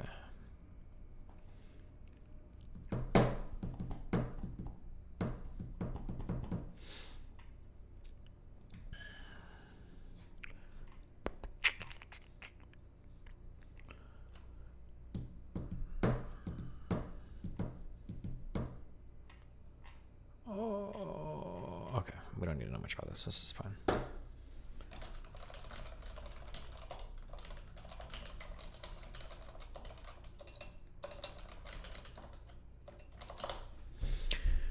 Are we best friends? Ethan, $5. Yes, of course. Bin Laden again connected the center. Other motives been suggested in addition to those stated by Bin Laden and Al Qaeda. Some authors suggest the humiliation that resulted from the Islamic world falling behind the Western world. This discrepancy was rendered especially visible by globalization and a desire to put the U.S. into a broader war against the Islamic world in the hope of motivating more allies to support Al Qaeda. Similarly, others have argued that 9/11 was a strategic move with the objective of provoking America into a war that would incite a pan-Islamic revolution. Documents seized during the 2011 operation that killed Bin Laden included a few notes.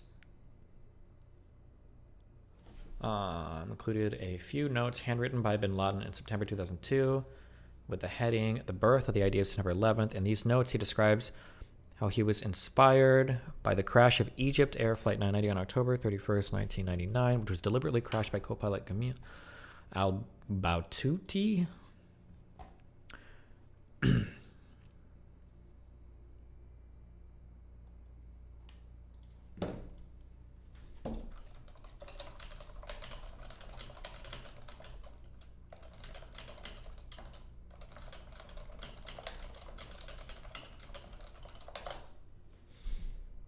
Wow, Cho Zorho, welcome to the Tier 4 Subber Clubber.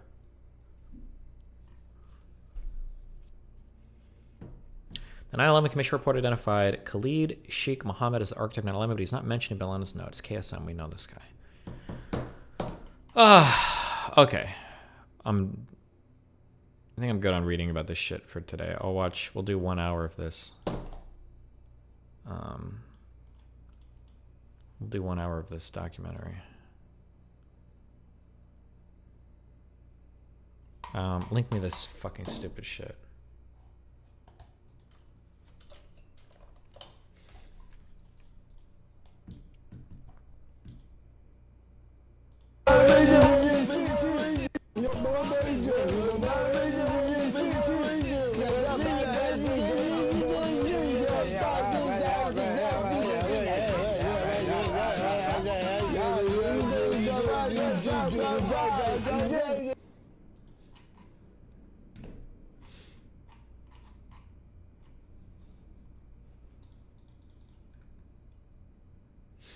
Look what I saw today.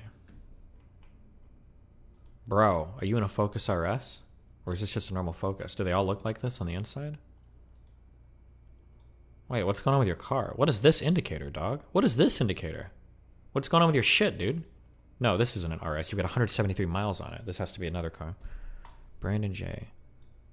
Bro, get your shit checked out.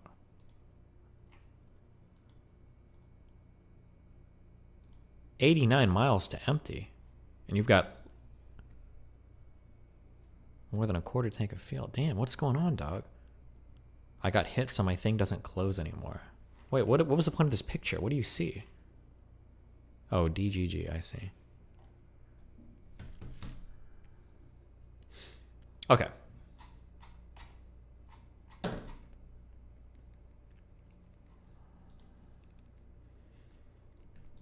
We got to celebrate. Okay, I'm good. All right. Sorry, random. Surprise chat. Okay. Jesus, 5 hours. I'll do 1 hour of this now.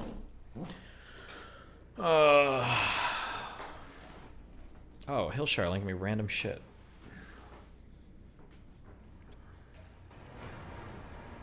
Based.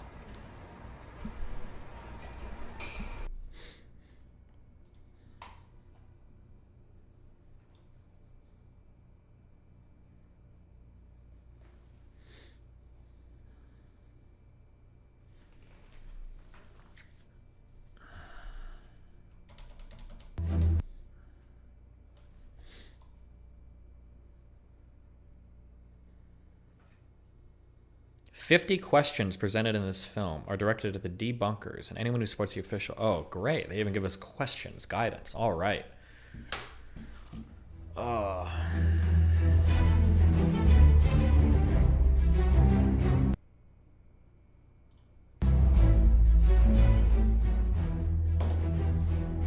On the very day of September 11, several commentators drew a parallel with the historical events of Pearl Harbor. And it's a day that will, as was the case with Pearl Harbor, live in infamy in American history. The last time there was an attack like this on the United States was Pearl Harbor. Reminiscent of another terrible day, the attack on Pearl Harbor. But there was also someone on the same day who offered a prediction. After the attack on Pearl Harbor, guess what we did? We went back and found out that, yes, the evidence was there. We should have known. And again, I think what we're going to see, even in this instance, this Pearl Harbor of the 21st century is very much the same kind of thing. In fact, the more information that has been emerging about September 11, the more we have come to realize that many different aspects of the two events bear a chilling resemblance to each other.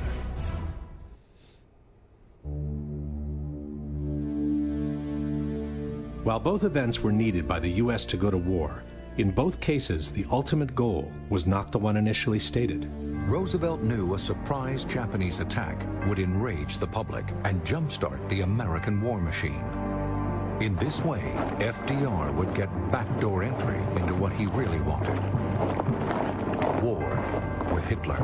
According to their own document. Wait, fuck. Are there going to be like a lot of crazy fucking Pearl Harbor claims that I need to research too? How much of this documentary is built around fucking Pearl Harbor? Oh no.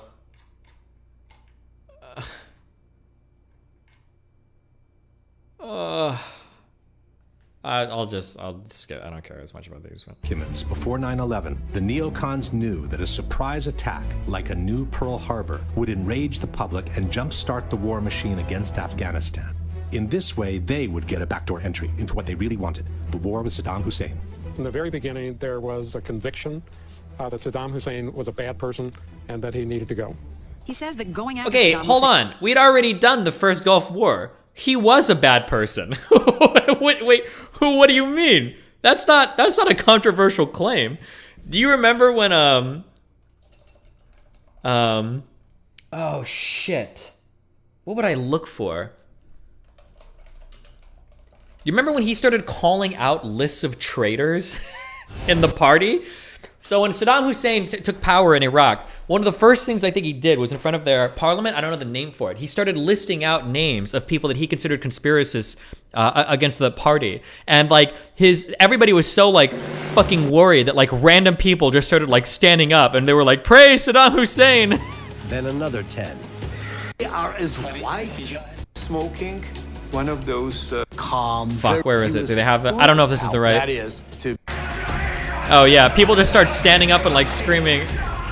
You have this ecstasy of the whole hall.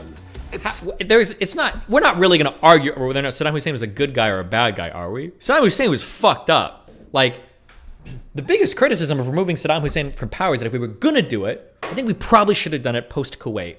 Or post the Iraq-Iran war after gassing the Kurds, right? That's how we feel if you start banning us from chat. True. Fuck. Oh god, it feels like this whole thing is gonna be garbage. It's okay. All right, just 50 questions, okay? That Saddam Hussein was a bad person and that he needed to go. He says that going after Saddam Hussein was topic A 10 days after the inauguration, 8 months before September 11th. Before and during the war, the propaganda machine made a relentless effort to create a direct connection between Hitler and Japan. One poll taken immediately after Pearl Harbor showed that more than 60% of Americans believed that Germany was behind the attack. The Bush-Cheney... Well, hold on. Okay, my World War II history sucks, but weren't Japan and Germany allies? Is that really that crazy of an assumption? Not to say that Hitler was behind the attack, but like, I can understand why people would imagine that like they were probably working together on shit, no? Okay, it's okay. Propaganda machine made an even harder effort to create a direct association between Iraq and Osama bin Laden.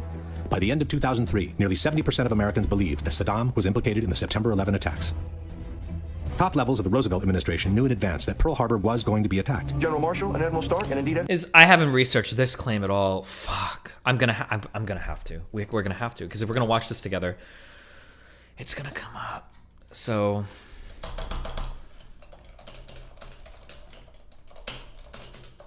this is something I'm gonna have to read about. FDR indeed knew that Pearl Harbor was being painted for a bombing run by the Japanese. Secretary of State Cordell Hull even knew the exact day of the attack, a week before it took place. Cordell Hull was Secretary of State. And he called me on Saturday morning and he started to relate that Pearl Harbor would be attacked on December the 7th Before September 11, many in the intelligence community knew the attacks were on their way. There was so much discussion about this attack. Everybody was talking about it. George Tenet had some meetings. Other analysts had meetings at the White House. Vital information on the Japanese attack was kept from those who could have used it to defend the Hawaiian port and to minimize the number of American casualties. Two men could use that information immediately. Admiral Husband Kimmel and Lieutenant General Walter Short, the commanders at Pearl Harbor. But they never get it.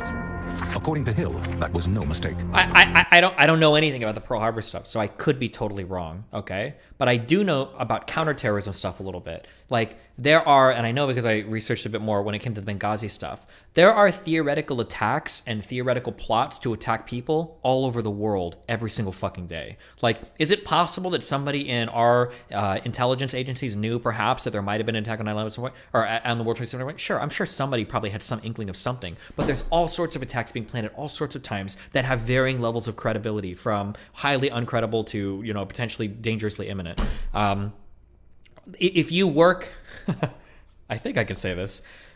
If you're somebody that has a security clearance, you actually receive daily reports from the U.S. government that will tell you, like, these areas have this level of concern right now, these areas have this level of concern, and like these areas are like generally chill. Like, if you work for anybody, if you work for you don't even have to work for the U.S. government, I'm sorry, you get daily briefings that will give you like a general like threat assessment around different parts of the world. That doesn't mean that like if an attack happens, it's like, oh my God, we knew everything, we could have stopped it, we could have done everything, blah, blah, blah, blah, blah. Like, I feel like there's so much, like, it always feels like there's so much background you have to cover just to get to show why this is like so misrepresented, but I don't know, whatever. If FDR and his administration deliberately withheld the vital intelligence from Pearl Harbor, and all the evidence indicates that they did, then it was certainly a deliberate conspiracy to set Pearl Harbor up. You've also got these things that are called deliberate conspiracies. So something that we discovered on our research today, for instance, is it's not always a deliberate conspiracy. Sometimes these agencies just suck at cooperating with each other. According to James Bamford, the NSA had picked up communications of Al Midhar, who was, I think, one of the hijackers, and Al Hazmi, I think, who was also one of the hijackers, back in '99, but had been hampered by internal bureaucratic conflicts between itself and the CIA, and did not do a full analysis of the information it passed on to the agency. For example, it only passed on the first names, Nawaf and Khalid. And then you've got FBI, CIA conflict in interrogating Abu Zubaydah. This like interagency conflict happens. But you have to show me something to give me that like it's a huge conspiracy and not just sometimes these agencies suck at communicating with each other or are in conflict with one another, which they are. Sorry. But Nick is just going to say, well, the conflict is deliberate with no evidence.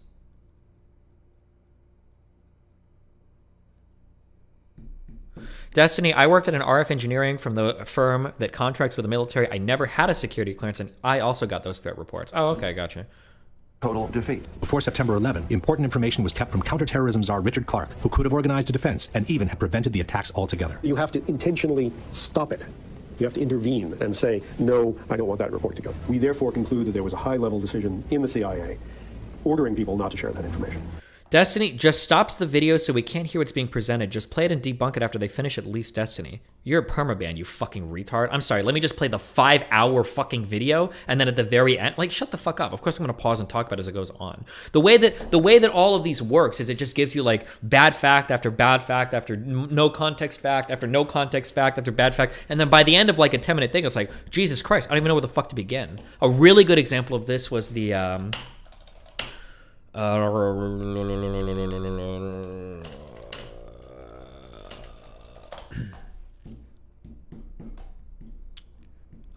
this was a really good example of a video like this. I think they finally took it offline. Fuck, did they take it off Facebook too? Where the Gravel Institute had a video talking about Ukraine's far-right problem and how America was funding it. And technically, all of the information is at least half true, but it's so horrendously decontextualized and misrepresented that it just gives you a totally incorrect view of what's going on. But like, you have to tear through you need so much background on all of the different players and knowledge involved in order to actually tear through everything. Like, it's just... Fuck, I'm remembering why I hate conspiracy theory bullshit.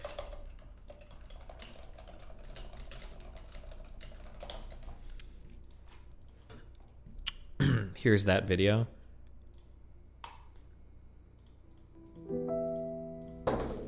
And hijacked the movement. The ultranationalist government. But as the protests grew, encouraged by a harsh repression from the police and a brutal sniper attack that killed dozens of protesters and police alike, a new, more sinister element emerged and began to hijack the movement. The ultranationalists came on the scene. It was often like, even the presentation of that makes it sound like people were just killing everybody on both sides, and we have no idea like who was firing into protesters. Like, we know this. We have forensics. We've got like third-party people that have investigated. You can go and look at that whole New York Times report. New York Times, who fired into protesters, Ukraine. Like, there were like 100 different fucking cell phones that were modeled and includes like all of the forensics for where these bullets came from, who was shooting from where. There's video camera footage showing the Beckroot or whatever fucking police in their yellow uniform shooting. Like, it's not a mystery. It wasn't like both sidesing. And there's also like a half-true claim that like ultranationalists hijacked the movement. They didn't hijack the entire movement. Anytime there's a lot of violence in any area for a long period of time, extremists will gain more power on both sides. That just naturally happens. But like this idea of like painting the entire revolution of dignity, or the whatever they end up calling it, Ukrainian. I'm not gonna go through this whole video. There's so much in this video that is just so highly misleading, and it's like it's kind of sort of half true, but New paramilitary emerged. Okay. I don't want to do that one now. Fuck. That video is trash. Oh my god. Okay. We're focusing on one fucking meme at a time. We therefore conclude that there was a high-level decision in the CIA ordering people not to share that information. In both cases, pre-knowledge by the U.S. government on the upcoming attacks was denounced in front of Congress. In September 1944, Republican Representative Forrest Harness of Indiana made the first congressional charge about a Pearl Harbor conspiracy. He said that 3 days before Pearl Harbor, the Australian government had warned Washington that a Japanese aircraft carrier was headed towards Hawaii. But he said that information was withheld from Kimmel and Short. After September 11, Republican Congressman Kurt Weldon denounced the pre-knowledge of information on the upcoming attacks, which was intentionally withheld from the intelligence community. This is an attempt to prevent the American people from knowing the facts about how we could have prevented 9/11, and people are covering it up today. When honest officials stumbled on important information on the Japanese attack, they went straight to their superiors, only to see that information ignored, diverted, or suppressed altogether. The Chief of Naval Intelligence in Washington, Captain Alan Kirk, recognized the message as plans for a bombing raid, but his persistent attempts to warn Kimmel ended when he was assigned to other duties. At Pearl Harbor, the Admiral had no way of How many knowing... places were like the Japanese planning to attack? Like, I feel like there were probably a dozen fucking... But I don't know as much about Pearl Harbor, so I can't really speak on it. I haven't done the reading. Kirk had been repeatedly refused permission to warn him. In August 2001, FBI agent Colleen Rowley discovered information that could have led to uncover the September 11 plot. But her memos never got past her superiors, while she was prevented from pursuing the investigation any further. Finally, it turns out they were not read by the lawyer in the FBI who had the duty to send those over to the Department of Justice. Hours before the Japanese strike, Roosevelt's chief of staff, George Marshall, became suddenly unavailable, delaying the process of communication within the chain of command. General George Marshall, the man who should have acted, was nowhere to be found. Colonel Rufus Bratton was responsible for keeping Marshall supplied with such vital information. For Bratton, Marshall's sudden unavailability at a time when America was on the brink of war could not have been accidental. In the crucial hours of September 11, Defense Secretary Rumsfeld and other top military became suddenly unavailable, hampering the decisional process within the chain of command. For 30 minutes, we couldn't find him. Withholding information, however, may not have been sufficient to guarantee the success of the Japanese attack. The military capacity of the Hawaiian port was also kept below its requirements. General Short, faced with the need to send out long-range patrols, had only a handful of suitable aircraft. His demands for more were not seen as a priority. On September 11, only 4 jets remained on alert to defend the entire sector of the country. See, and even like this is another thing too. Oh God, how do you? I haven't spent any time like psychologically figuring out how to unravel the mind of a conspiracy theorist. So I can tell like this guy in chat. Let's see how Destiny rationalizes all of these coincidences. There is nothing that I could ever say to you or show you to convince you otherwise. Because if coincidences are enough to convince you of a story, you're never going to hear anything else, right? Like in your mind, again, you're drawing constellations. Like you see 7 stars together and you figured out a way to draw a cat. I can't convince you there's not a cat there. But like if all you have are coincidences, that's not enough to make an actual story. Like that's not enough. Like when you say, how do you rationalize a coincidence? I don't have to rationalize it. That's why it's called a coincidence, right? Like if you happen to cross the street and somebody hits you at the same time, it doesn't mean there was a plot to run you over. It just means you got unlucky. I'm sure there are a billion coincidences that happen across the entire planet every single fucking day, but a coincidence does not make a conspiracy. Like, likely to suffer an attack. I've determined, of course, that with only 4 aircraft, we cannot defend the whole northeastern United States. President Roosevelt gave direct orders not to interfere with the Japanese attack. President Roosevelt told General Marshall to send a message to the Hawaiian and Philippine commanders, don't interfere with Japan's overt act of war. The United States desires that Japan commit the first overt act. There's no argument about what FDR meant. He meant that the U.S. naval plan to defend Pearl Harbor should not and cannot be executed. On September 11, Vice President Cheney gave a direct order regarding the plane headed towards Washington, which in fact resulted in the plane reaching its target without being shot down. The young man said, Vice President, the plane's 10 miles out. Do the orders still stand? And the vice president sort of whipped his head around and said, of course they do. It was thanks to the indignation for the 3,000 sailors killed at Pearl Harbor that President Roosevelt could finally enter a war the U.S. had been preparing for months in advance. With confidence in our armed forces, with the unbounding determination of our people, we will gain the inevitable triumph, so help us God. It was thanks to the indignation for the 3,000 victims of September 11 that President Bush could launch a war that had already been prepared in the smallest detail. CNN and Time magazine have reported that on September 10, 2001, a military plan to attack Afghanistan had been placed on George Bush's desk to be signed by the president upon his return from Florida. May God grant us wisdom, and may he watch over the United States of America. Then came the official commissions, which in both cases were tasked to find out whether there had been a conspiracy by the same authorities that were suspected of having participated in the conspiracy. Just 3 months after VJ Day, Senator Alvin Barkley of Kentucky convenes the Joint Congressional Committee on the investigation of the Pearl Harbor attack. The committee lays much of the blame on the commanders at Pearl Harbor and largely exonerates FDR and his top advisors. But its conclusions draw charges of cover-up and cronyism. Gross negligence becomes high treason when the motive is discovered or understood. In July 2004, the Commission published its final report. 2.5 million pages of documents. We've interviewed over 1,200 individuals, including experts and officials, past and present. However, the Commission report failed to meet many of the family's expectations and concluded that 9/11 was merely a failure of imagination. Published in 2004, the 9/11 Commission Report has become the central focus of criticism by the 9/11 Truth Movement, a movement comprised of thousands of individuals and associations from all over the world, all connected through the internet. The Commission's report is accused of having simply rubber-stamped the government's version of the events by ignoring all the evidence against it, while covering up its most conspicuous holes with a long series of omissions, distortions, and even plain falsehoods. Led by researcher David Ray Griffin, an international panel of 20 experts on 9/11 has compiled a list of the strongest evidence against the official version that has emerged to this day. This evidence is available to the public on their website in 4 different languages. Despite all the evidence that has emerged in the last decades, there are many who still reject the idea of a conspiracy at Pearl Harbor and prefer to reassert the much more simplistic explanation called the official version. There was no conspiracy. FDR did not know, Cordell Hull did not know, the American government did not know that the Japanese were going to attack Pearl Harbor on December 7th, 1941. It was what has been called a failure of imagination. Despite all the evidence presented in the last 10 years by the 9/11 Truth Movement, there are many who openly support the official version by the government and dismiss such evidence as irrelevant. These people are known as debunkers, as their stated intent is to debunk the evidence presented by the 9/11 Truth Movement against the official version. The most authoritative debunker in Italy is Paolo Attivissimo, a member of an organization called CICAP, which has openly declared war on the so-called conspiracy theorists. Attivissimo has held numerous conferences on 9/11 in which he has covered all the most important aspects of the debate. The most prominent champion for the official version in France is Jérôme Quiron, who also wrote a book called September 11 and the Conspiracy Theories. Quiron also participated in numerous conferences and television debates on 9/11 in his own country. But the flagship for the debunkers worldwide is certainly the American magazine Popular Mechanics. In 2006, they published a book. These guys did the big counter to loose change or whatever. Called Debunking 9/11 Myths, in which the authors purport to have refuted all the major claims against the official version by the 9/11 Truth Movement. Jim Miggs is the editor of Popular Mechanics magazine.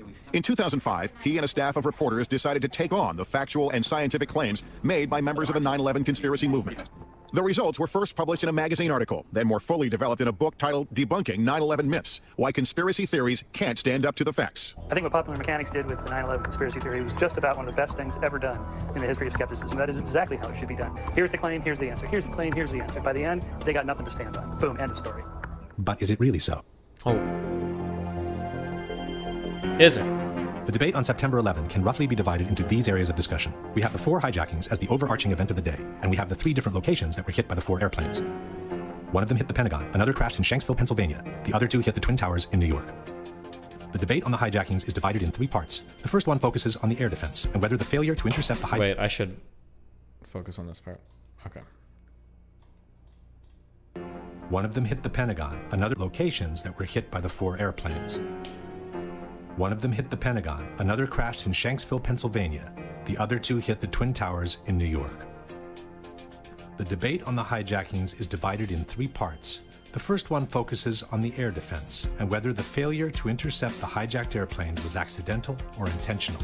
The second focuses on the hijackers and whether they were actually aboard the airplanes or just the usual patsies.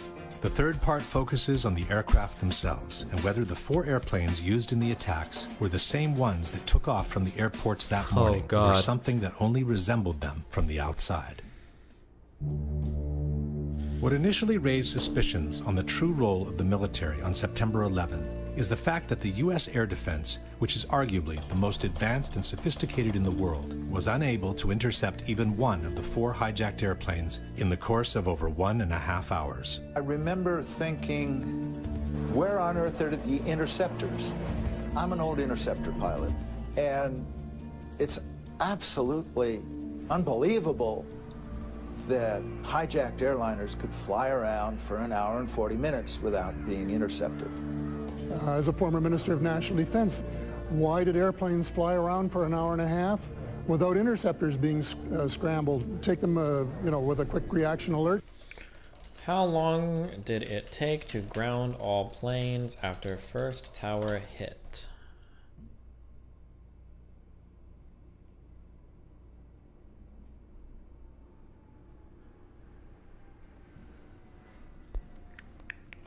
Fuck. Does anybody know where I can find the answer to this? How long did it take to ground planes after the first tower was hit?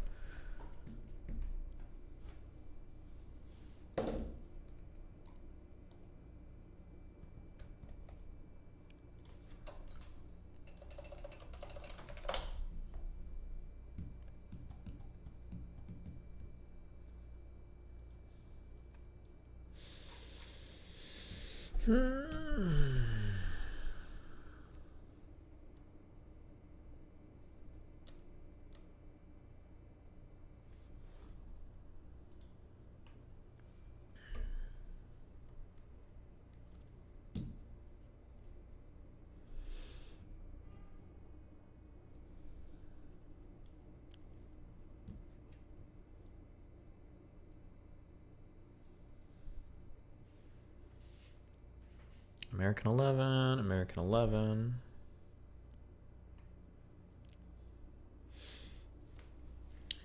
United Flight 175 takes off from Boston Logan Airport. Flight 177 leaves.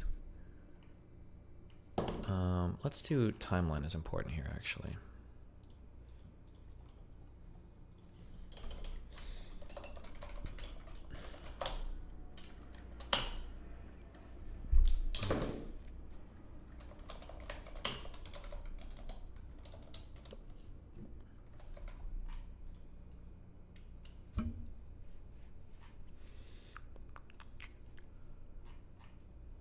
This is not helpful. Ooh.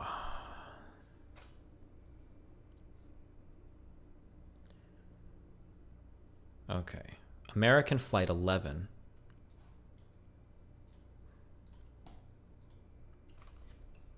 Wait.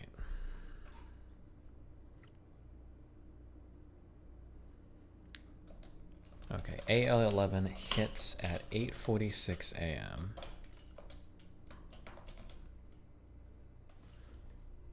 If you point me towards somebody's link and the link is not helpful, I'm banning both of you. Stop. Just shut the fuck up. Okay? Stop.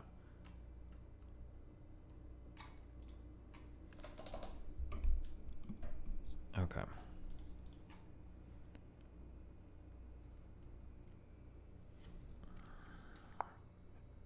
Okay, UA 175 hits at 9:03 a.m. AA 77 hits at 9:37 a.m. and Flight 93, UA 93 crashes at 10:03 a.m. Okay. So it was about an hour and 15 minutes from the first to the last hit.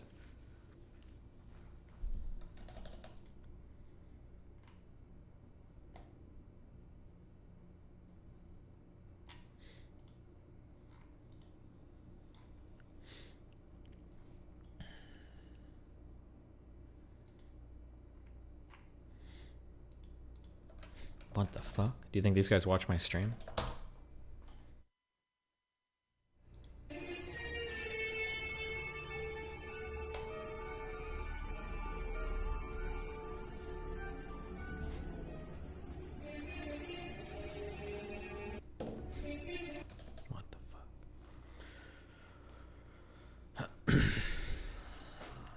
Okay. I just want to get the timeline down. Oh my god, I just pushed a button and went forward in time. Fuck.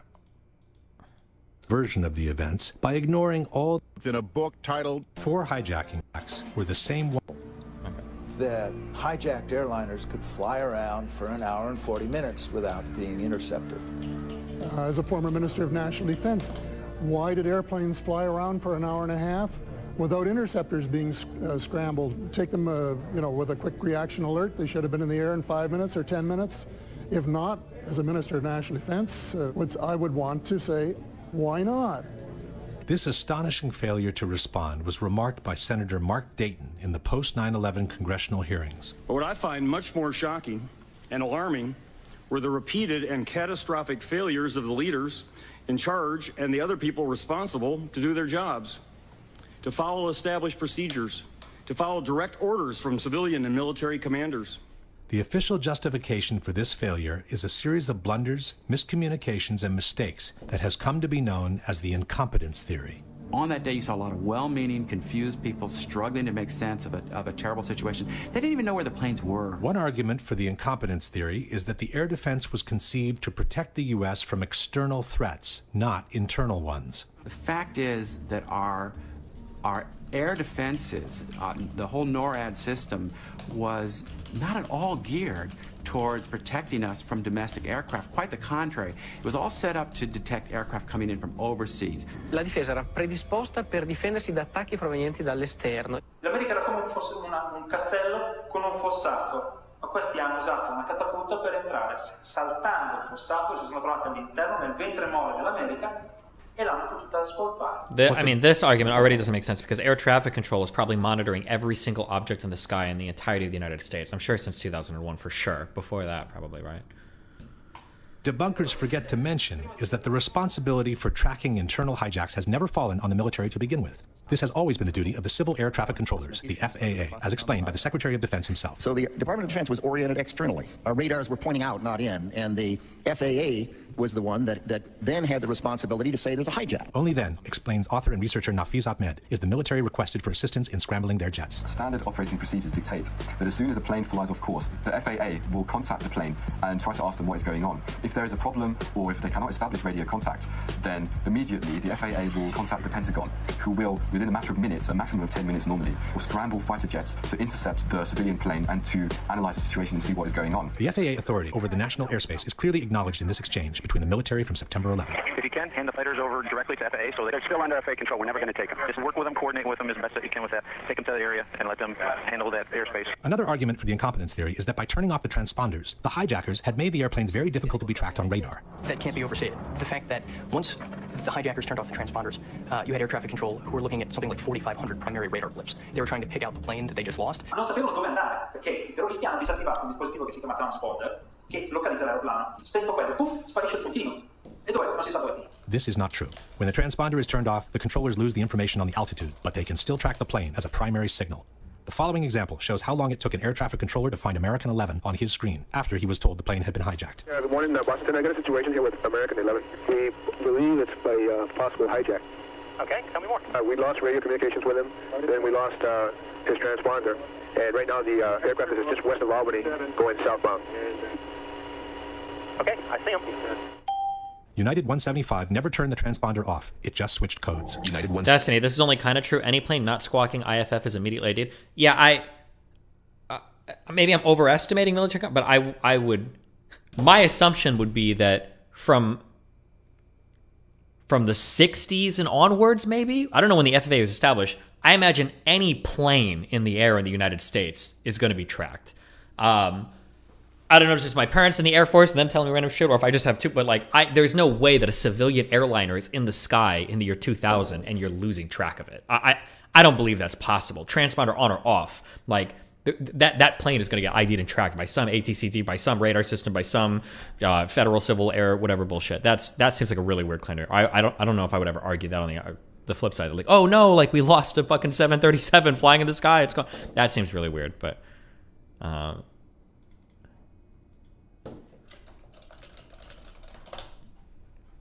But that, yeah, so that argument sounds dog shit. 75 is 50 miles northwest of New York City, when its transponder code is suddenly changed. As I look up, I notice that It is 50 miles northwest of New York City, when its transponder code is suddenly changed. As I look up, I notice that United 175's code has changed. I just turned around and radioed the pilot. My exact words were, United 175, recycle transponders, squawk. Hijacker Al-Shehhi obviously intended... 875 would have been 1 minute after American Airlines 11 hit the first tower, right? to turn off that transponder, but because he just changed codes and didn't turn it off, he still left the controllers with a very clear indication of the normal return from an aircraft that was squawking, that's what we call it, with the altitude. According to the Secret Service, the plane that hit the Pentagon was tracked for at least 30 minutes before it reached Washington. Nelson Garabita was the Secret Service agent in charge of protecting the White House airspace. First thing I did is I picked up the phone to call my contact, the FAA. He said we have 4 planes outstanding. 2 have hit the towers, and 2 are headed to Washington, D.C. One of them approximately 30 minutes out, one of them approximately 45 minutes. Are they going to include at the end of this, like, are they going to neatly put questions down, or do I need to be writing stuff down or whatever?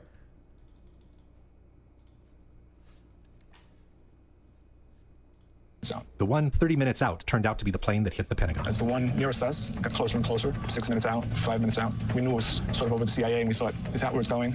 But it kept coming.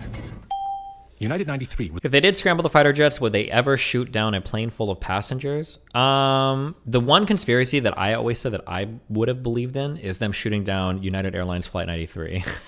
But that's like, I have no proof for that or evidence for that. But that was always the one that I kind of wondered. Like, it's a feel-good story to sound like the passengers are come down. But there's a lot of phone calls with them talking about doing that. So, I mean, yeah, I don't know if you... I don't know what your standard operating procedure is. Would you shoot down a civilian airliner if it wasn't responding? I don't know. Given that 3 other planes had already been crashed, I'm not sure.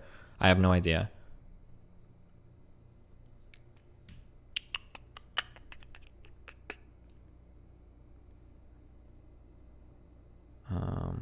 Yeah, I don't know. Well, this is something I have to read up. I'm not sure. Weren't they ready to shoot down that guy who stole that plane in Seattle a few years ago? I don't think they shoot him down immediately. I think they escort him until they get further orders. Because that guy was being escorted by... that dude was being escorted by planes, but they weren't shooting him down because he wasn't moving into high population areas or whatever.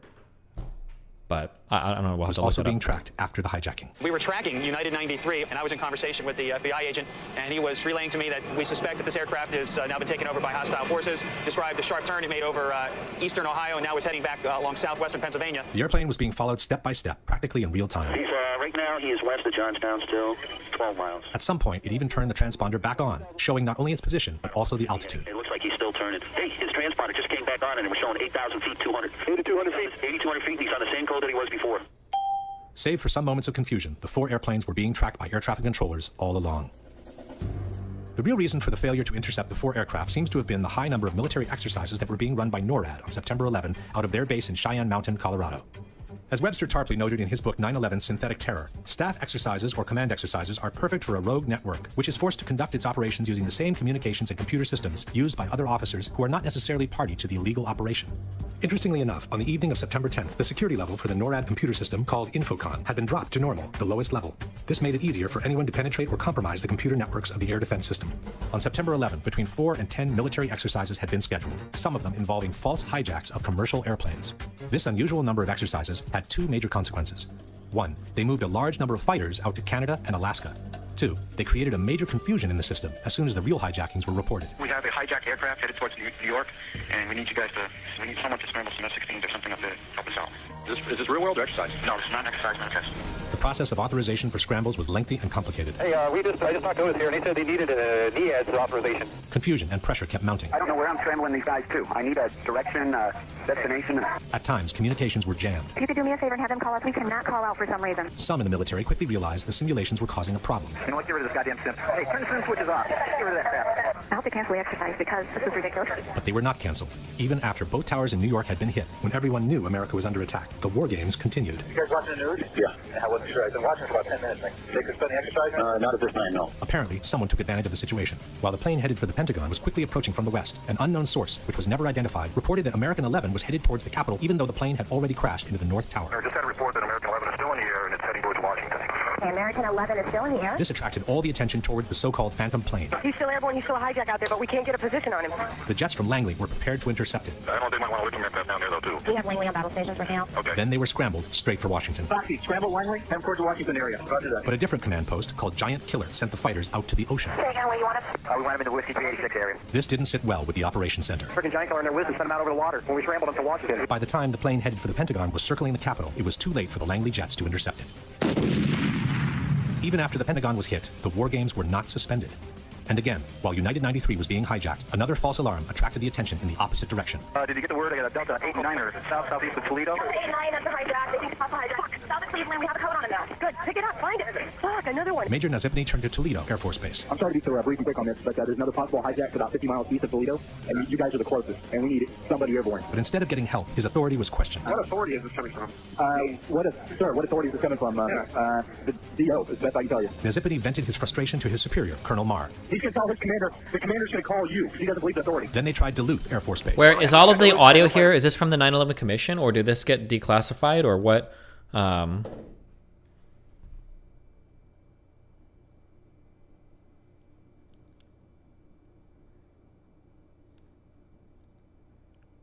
on one sec.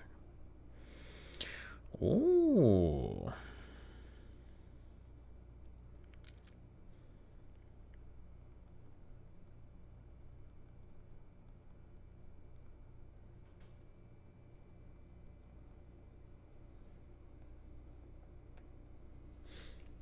They don't source shit. They made it. I doubt these are made up audio recordings. These must come from somewhere, right? Nazipny went all the way to the Western Quadrant looking for help. This is Major Chaney, who is this? Hey.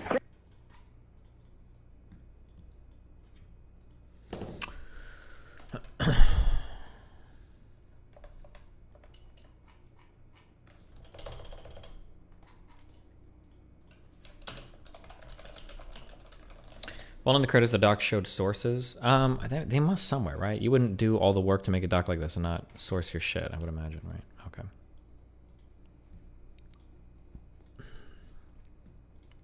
Hey, this is Nasty. How you doing? Hey, doing all right. Hey, we're not doing so good right now. What I'd like to do, possibly steal some aircraft out of Fargo from you guys. But here, too, there were no planes ready for scramble. We're going to get 2 aircraft up in about 15 minutes. They tried Syracuse, but 20 minutes was the best they could do. Syracuse 2 airborne in 20 minutes. They tried Alpena, but the planes were just returning from their training. The Alpena thing isn't what we thought. There's 4 guys coming home from the range right now. They started looking for planes that were already up in the air for exercises. No, anybody in training, send them home. These moving missions of Falcon, send them home. But those planes were spent at that point. They got no weapons. They just went on a straight run up to the range. They blew out the road. By the time refueled and armed jets were finally scrambled, the Delta flight turned out to be another false alarm. He was a hijacked aircraft. He is not a hijacked aircraft. He's taking precautionary measures, and he's landing at Cleveland Center. Only after the Delta flight had landed were the war games finally suspended. So this is our Captain on China. Yes. What we need you to do right now is to terminate all exercise inputs coming into China Mountain. By then, also the 4th hijacked airplane had been turned into a pile of smoking rubble. Yet General Myers, who was the highest military authority on September 11, has denied that the war games affected the military capacity of response. And the question was whether or not the activities of the 4 war games going on September 11th actually impaired our ability to respond to the attacks. The answer to the question is no, did not impair our response. General Myers forgot to mention that on the morning of September 11, only 4 planes were armed and ready to intercept terrorists in the eastern region of the country. I've determined, of course, that with only 4 aircraft, we cannot defend the whole northeastern United States. That was the sensation of frustration. Had there ever been a hijacked and crashed plane in the United States prior to 9/11? A commercial airliner? Had that ever happened? Hijacked and crashed commercial airliners, United States history. I'm curious.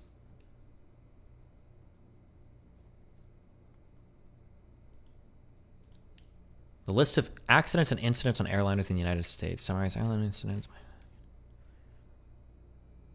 This is a collision. Show me, I want intentional things. Not like a Cessna or some, I mean like a commercial airliner. Oh. List of accidents and incidents. Commercial hijack? 1948. Following a crash killed all but I don't know.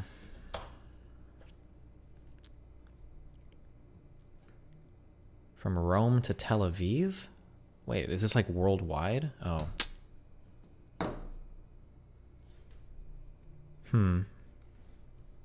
Okay, so this makes a little bit more sense. So this is literally like some unbelievably unprecedented shit. Okay. Just getting a feel for things.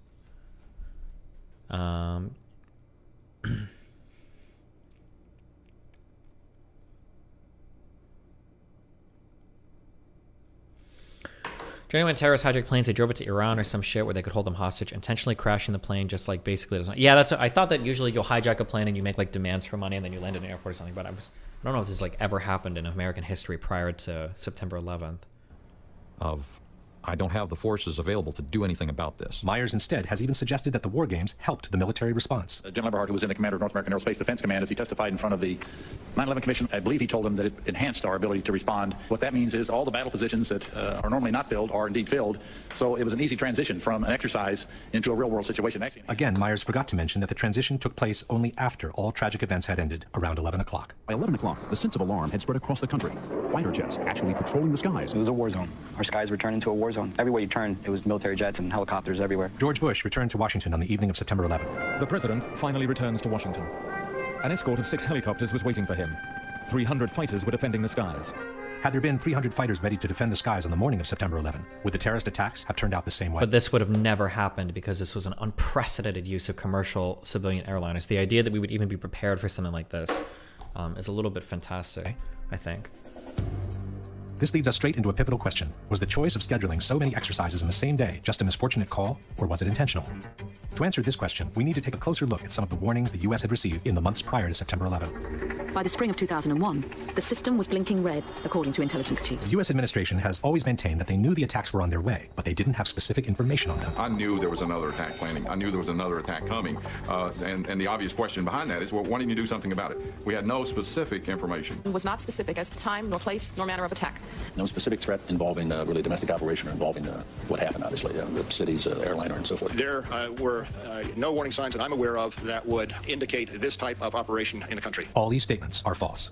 A joint congressional inquiry on September 11 has revealed that, in spring and summer of 2001, there had been a flood of warnings about possible terrorist attacks in the United States, some using airplanes as weapons. In fact, as reported by the New York Times, American aviation officials were warned as early as 1998 that Al-Qaeda could seek to hijack a commercial jet and slam it into a U.S. landmark. The London Times has revealed that the British... We need more. I hope that they build on this, because saying that it's a possibility that somebody at some point might hijack a plane and use that's not a specific time and date. It's quite vague, but maybe they'll get something more specific in here. I-6 warned the American intelligence services about a plot to hijack aircraft and crash them into buildings 2 years before the September 11 attacks. Russian President Vladimir Putin has said publicly that he ordered his intelligence agencies to alert the United States last summer in 2001 that suicide pilots were training for attacks on U.S. targets. German intelligence alerted the CIA in June 2001 that Middle Eastern terrorists were training for hijackings. The Sunday Herald has confirmed that Britain gave President Bush a categorical warning to expect multiple airline hijackings 1 month before the September 11 attacks. Then there was the... I'm so curious what these warnings look like. Fuck, I wish they included this. These are probably things we're going to have to go and look up. What do those warnings look like?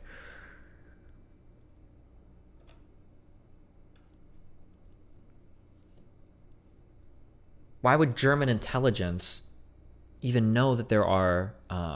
because the hijackers all came to the United States to get flight training. How would they even know this and the United States wouldn't? I'm so curious what... I'll write this down. I guess I'll just write down my questions.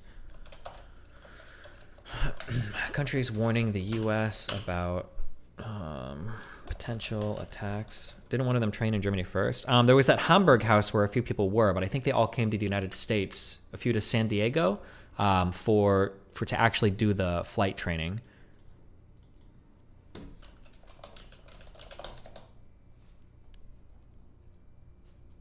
The Middle Eastern terrorists were training for hijackings. Destiny sucks. Shut up. The Sunday Herald has confirmed that Britain gave President Bush a categorical warning to expect multiple airline hijackings 1 month before the September 11 attacks. Then there was the infamous August 6th memo. President Bush was told in August that Osama bin Laden might be planning an attack involving the hijacking of U.S. aircraft. It's titled, Bin Laden Determined to Strike in U.S. The 2-page memo states, FBI information indicates patterns of suspicious activity in this country, consistent with preparations for hijackings or other types of attacks. Maybe it's no coincidence that the FBI advised their own boss to stop flying commercial airliners as early as 6 weeks before 9/11. Why is the Attorney General of the United States doing all his air travel by specially chartered jet? The Justice Department cited what it called a threat assessment by the FBI and said Ashcroft has been advised to travel only by private jet for the remainder of his term. At this point, we can pose the following question. Knowing that the attacks were imminent, knowing that they might involve hijacked airliners, but not knowing where and when they could happen, would have been a good reason to beef up the defense and keep even more jets than usual on alert all across the country. Okay. Okay, so this is kind of taken into here.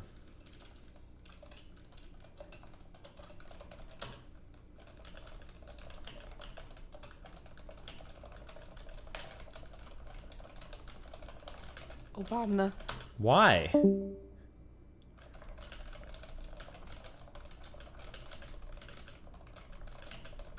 Okay, but also this isn't technically a question, but...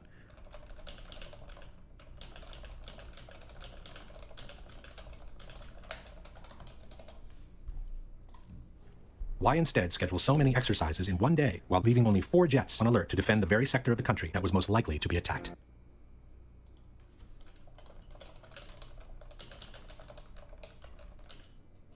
We are getting... Wait. What?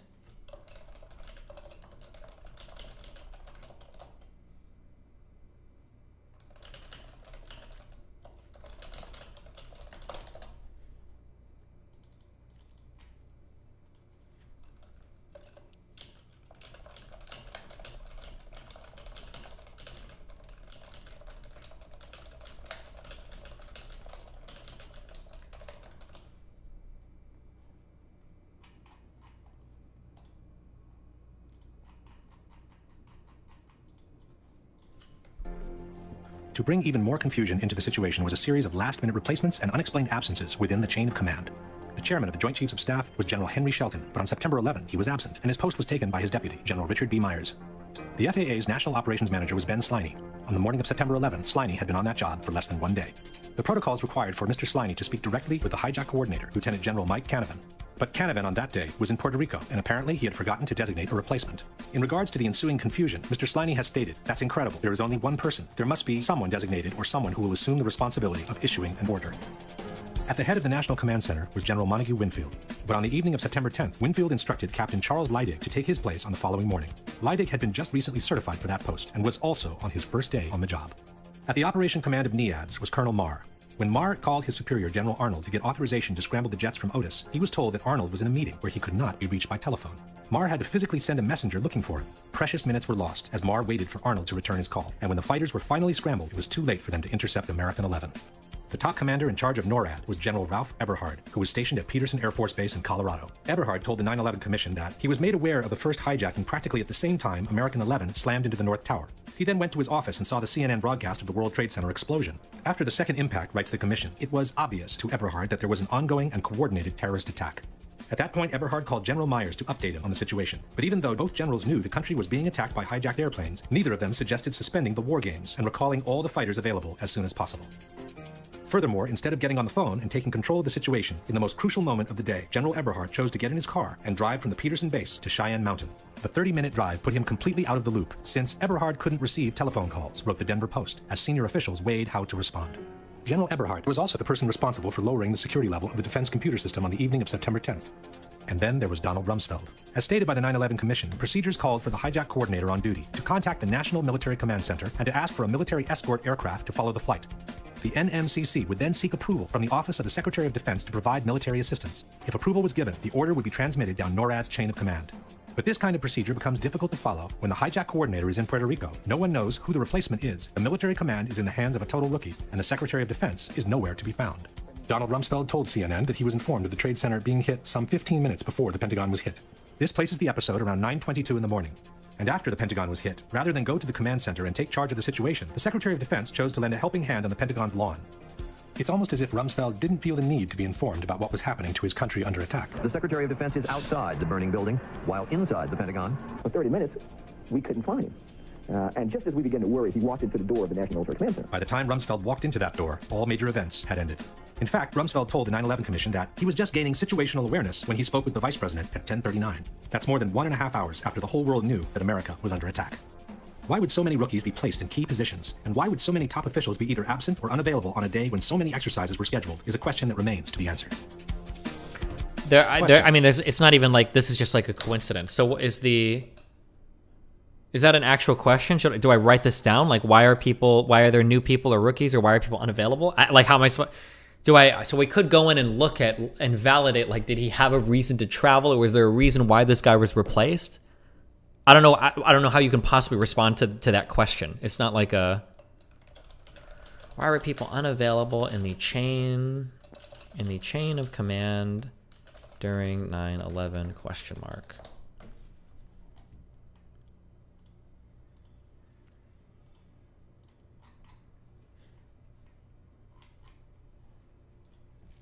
After having realized that the country was being attacked by hijacked airplanes at 9:03, why didn't Eberhard... Okay.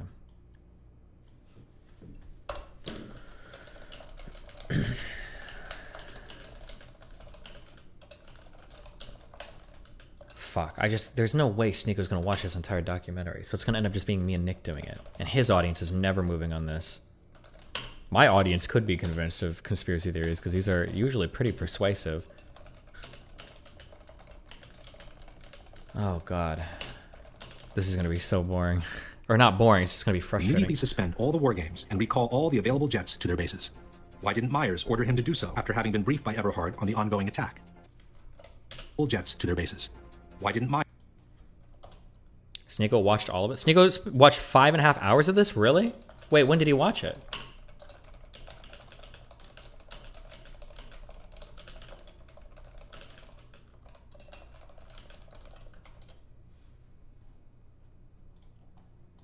Myers ordered him to do so after having been briefed by Eberhard on the ongoing attack.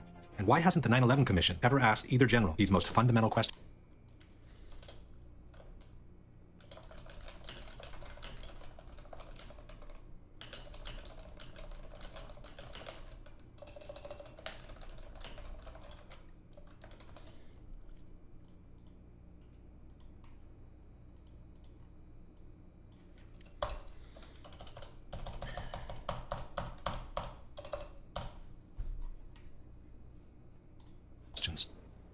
Okay. Oh, okay. We'll do another 40 minutes of this tomorrow. Jesus. Oh.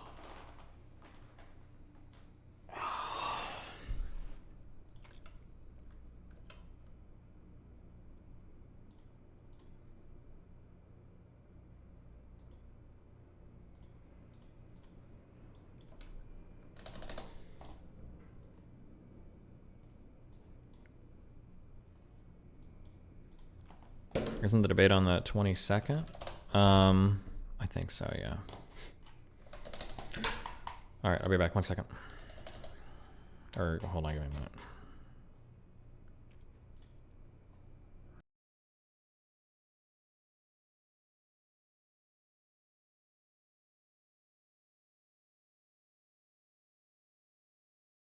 Look up Sayyid Qutb and Qutbism for the origin story of Al-Qaeda. It goes way back to the assassination of Nasser.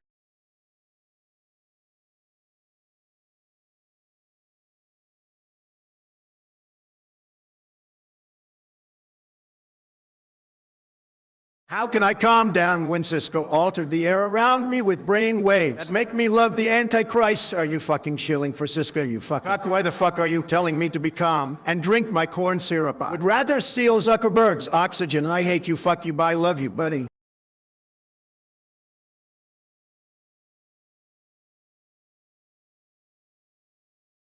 Eat mine. I got 970 months ago. Tagged you on Twitter, but probably won't notice.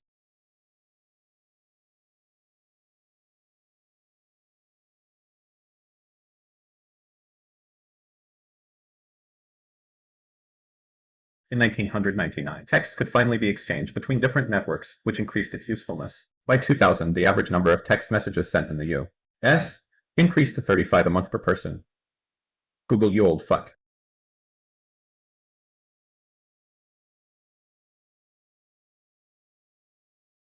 What's up, dude?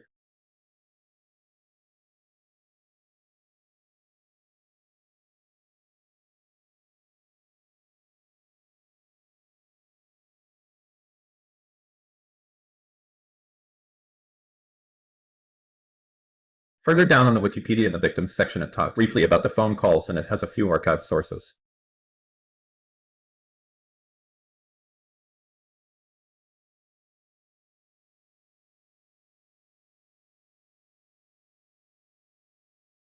Sub only these nuts.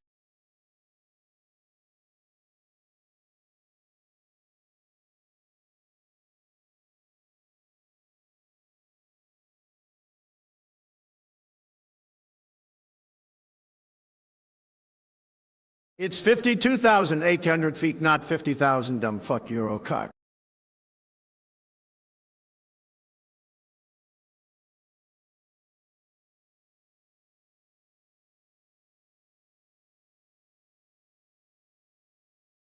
Destiny, next time you talk to Sneeko you need to ask what his opinion of Peter Coffin's beta song is. Destiny, I need to know. Destiny. Hey.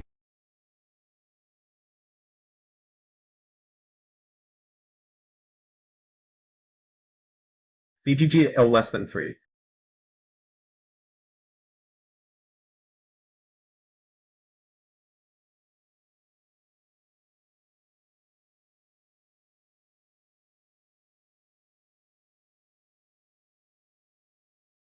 First time subscriber, been watching for a while now, and lurking.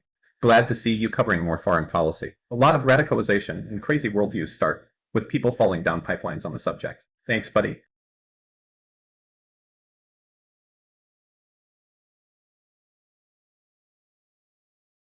Yeah, in 3, 2, 1. Yeah, in 3, 2, 1. Yeah, in 3, 2, 1. You just won.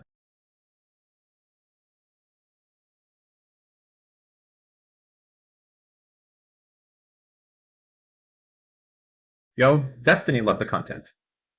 Just wanted to tell you that.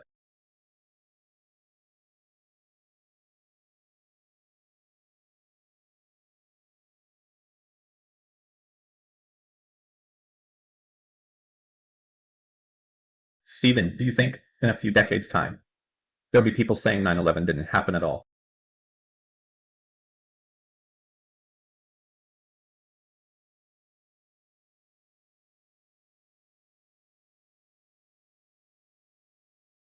Planes usually straight down when pilots experience spatial disorientation in clouds.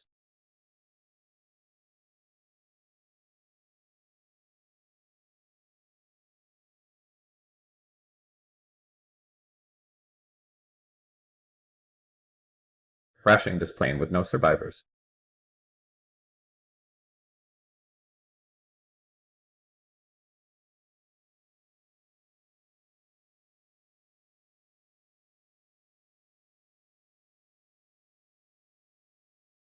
Are you going to investigate the Malaysian airline that was shot down by Russian separatists back in 2014?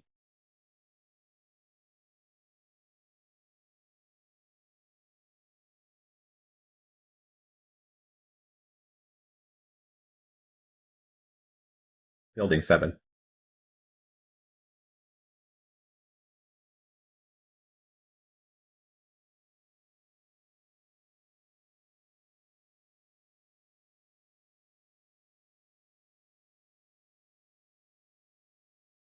Building 7, building 7, building 7, building 7, Lemminwinks is a cup, building 7, building 7, building 7, building 7, building 7, building 7, building 7, building 7.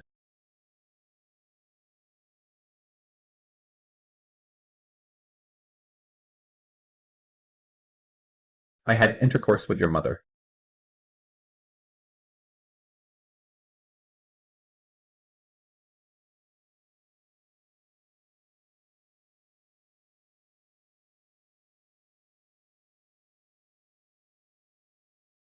Yo Dest, I'm a Saudi, I might be able to help with some explanations of history regarding the Middle East and extremist organizations.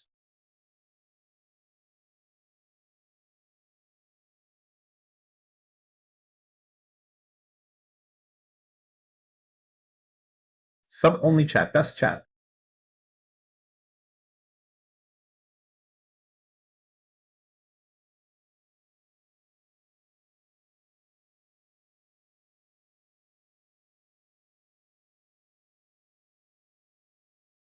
Many in the West are unironically falling for at least half 9 of these lies. Cultural appropriation with their ignorance at the history of the Jewish people by dog-whistling Zionists instead of Jews.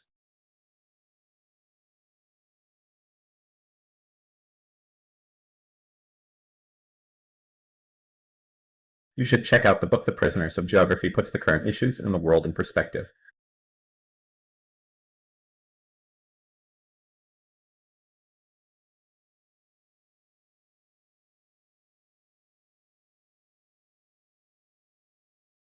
The Saudis were loath to do anything about bin Laden as they didn't want to provoke another attack on the Grand Mosque.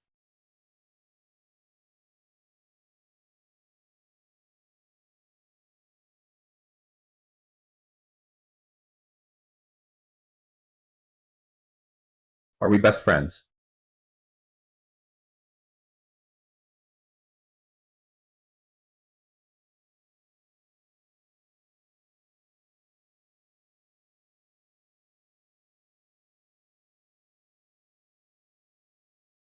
Occupation stated on 67. White House Palestinian Liberation Organization founded 1964. Oh wait, I know this one, Sweat Smile.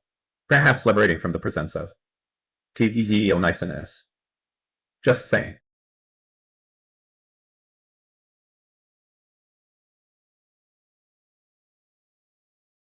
Like the J, sit back and let's watch some plane crashes.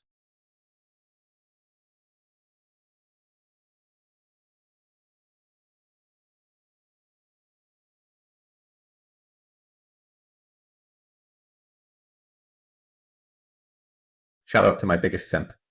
Like him.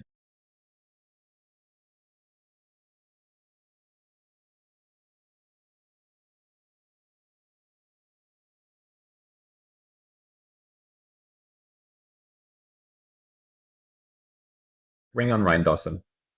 He can decipher the kook info and the real info. His movie 9/11 War by Deception is better than this.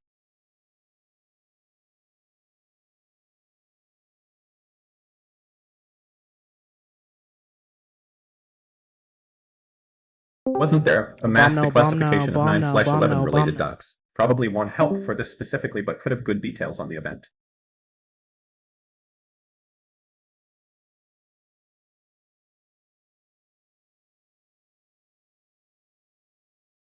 Gotta get Ryan Dawson on.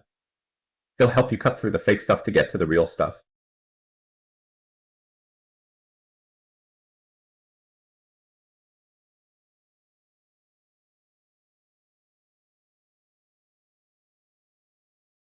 Did someone say capping?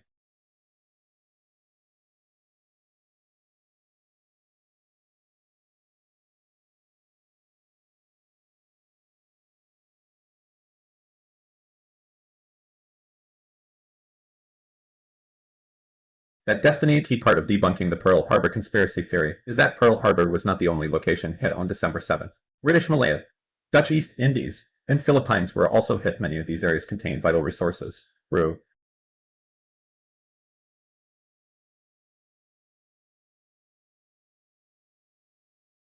Sub only won't stop me. I will pay $5 to Schizo post in chat.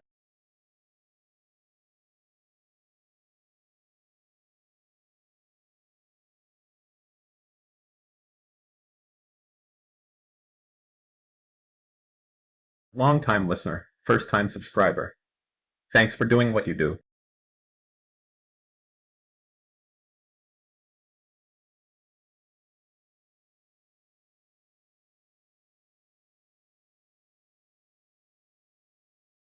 Imagine pressing X to doubt a 9/11.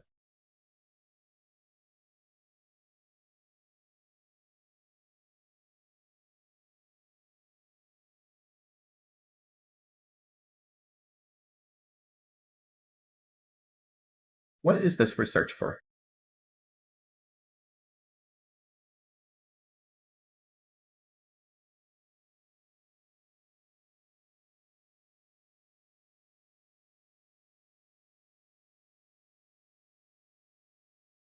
You need to bring the lead researcher on 9/11, Ryan Dawson. He can help you in the upcoming debate.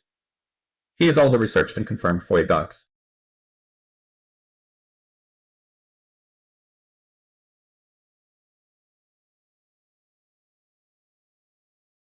Better question is why so many weren't available. Not one or two, but all six.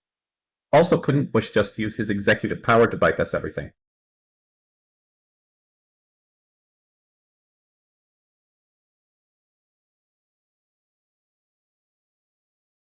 Is he done, chat?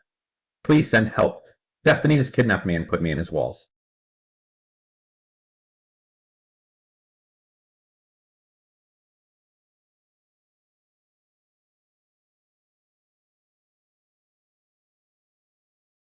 Pepe always wins! You's not even in the same league, and if you do think that, then I don't know what to tell you, but kill yourself. Youpers are better than ye. Eat my foot. Pepe wins big.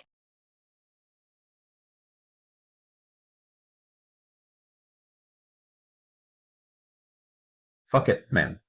Fuck it. 2 years plus of regular watching. More than a year of being subbed, but then I'm still here regularly. That's gotta be worth something.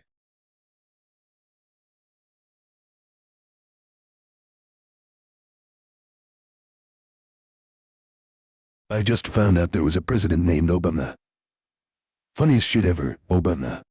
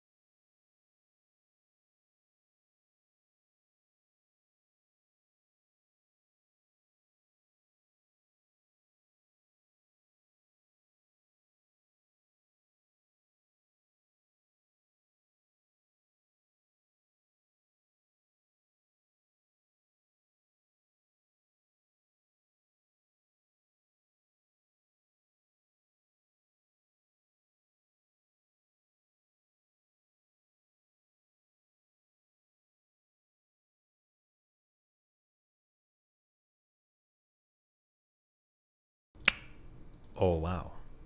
With an apple? Oh, yeah. All right. Duck and an apple. Nice win. Wait, is the quartering really married? Is that true?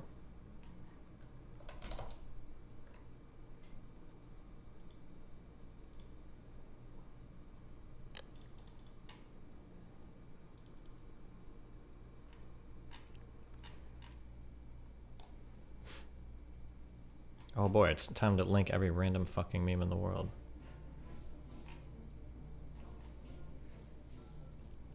If you take any event happening in the world and look at it from a completely different kind of view, you'll see some pretty fucking weird stuff. 9/11. Now, planes flew into that building, but did they? New World Order, okay? NWO. Read the fucking facts. Was George Bush in some kind of mind control game? Are the involved in... Cool. It's not good. I don't think it's bad. Well, it's not bad. It's just not good. It's like What do you mean it's not good? 9/11. It's not good. It's not bad. 9/11.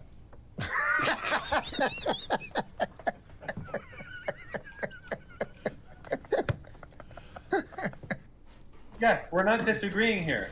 Okay. I mean, I don't think it's bad. So I don't know. I don't know if it's devoid of good. What the It's fuck? not. It's not good. It's okay? not Is all bad. I'm saying. Yes. I feel like we've been here. Okay, I don't know what we're saying anymore. It's just okay. That's it. Okay, yeah, it's okay.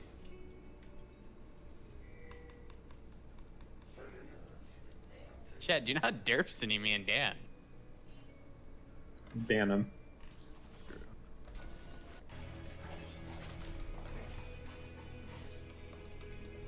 Have you ever eaten deer?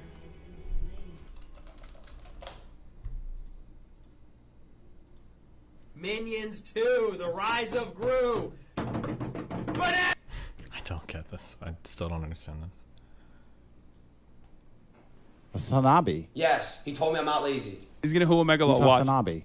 You remember him, the guy that was basically like sitting down like with glasses? Just kind of like a bigger guy, like this. Bigger, like fat? No, it wasn't. It's like really buff actually. I don't know what you're talking about, bro. Anyways, Yeah, he definitely doesn't know. what was I gonna say? Yeah, you are lazy though, so he's wrong. 100%. Oh, 100% G. You're lazy. All right, Sorry, all my. right. I have to pull a picture. Yeah, he You tell me doesn't this know, is- bro. I don't know what happened in this picture.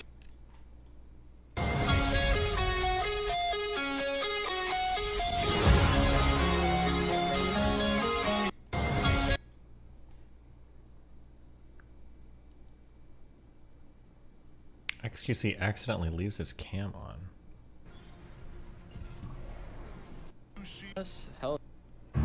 Welcome to Car Shield Field, where we have Germa Baseball Association action for you tonight. A big-time matchup between the California Circus and the Maryland Magicians. Maryland comes in at 27-22. The Circus, 11 games over 500. I'm joined by former Phoenix Caveman great Gary Grunt. I am Storm Williamson, and Gary, we should have a big-time, great matchup on the field tonight. Yeah, very good ball clubs on the field here this evening, Storm. You throw out the record books when these two teams get together. They're just two vastly different ball clubs. They win different ways. The Circus is more of a clown show. They kind of try to trick you into some different...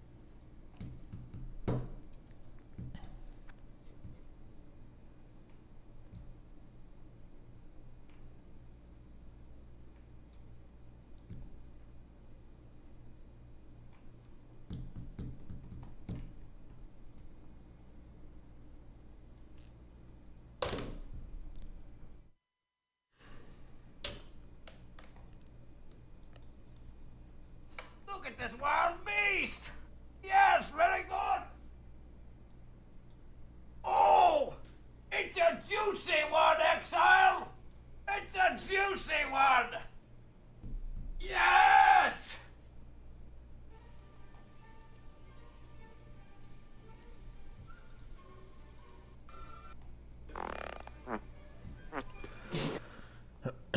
And you please don't go.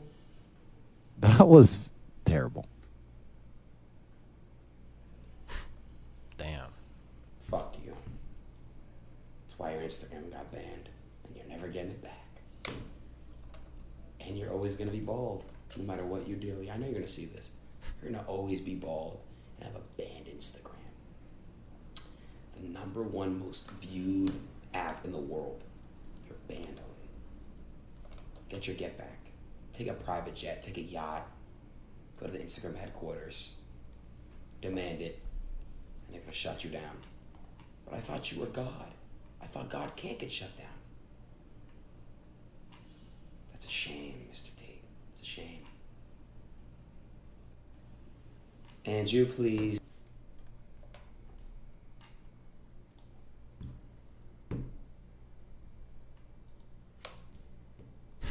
This fucking dude. National treasure. Yes, I use nigga. I've used it. I admit it. I put the H on it to emphasize it's nigga. You know, nigga this, nigga please, nigga. You know, can you lend a nigga a pencil? What kind of example are you setting for your student? Yes, I use nigga. My spirit animal. No.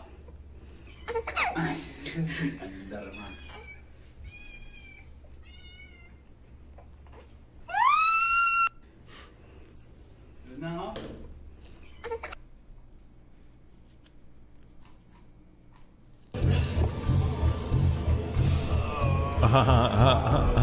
I've only seen that meme like 7 times.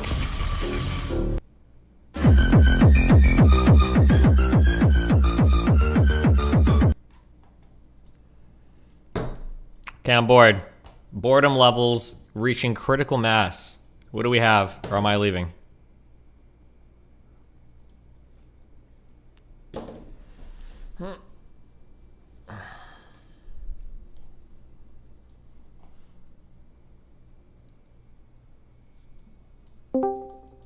A cute girl who's definitely not a guy. What's up? Oh man, they're not even here. I bet it's Fancy Sloth too. And he missed his chance. He's been sitting down there forever. Days of Doom. Emailer. Chatter. Linker. Hello. Oh shit, Destiny, what's good? I thought that was in the channel. What's up? Yeah. I just wanted to the email that I sent you, I don't know if you saw it, the one about possibly helping with the research. It's the not that I'm trying to give you links. It was the I have access to basically every like journal and database online through my institution. So if you find anything you need online that you use like blocked through paywalls and stuff, I can help you out with that. Okay. Yeah, I also wrote the Do you have throat cancer? Me? No, just really deep voice. No, stop. It's not a really deep voice. It's a hardcore vocal fry. Okay. Push air through your lung. You're talking like I mean, I can make it this, worse. I can like. There you go. No, that's fine. No, you're good. Now you're talking. Now you're pushing air through your lungs. That's what I want to hear. I don't want to hear you talking like this. Okay. Use your fucking I'm fucking voice. tired, dude. Okay. It's late. Okay. Even though on the East Coast, I've got a 1-year-old. I'm sure you remember those days. Yeah. Okay. Gotcha. Damn. Yeah. No, I wrote the 1 in 17. Yeah, I remember. Yeah, you emailed me. It was a good email, good post. I'll bring it up next time I'm on Fresh and Fit. Faux show. Yeah, I just think it's I don't know if you think it's a good argument against them, because I noticed when you started talking about women stepping out on men in a indigenous relationship, like why it's okay for men to step out but women not to. They kind of fell back on that historical argument that like. Yeah. Did you have the other stuff? Your whole email was basically the idea that like it was either your email or a Reddit post, or you might have been the same person.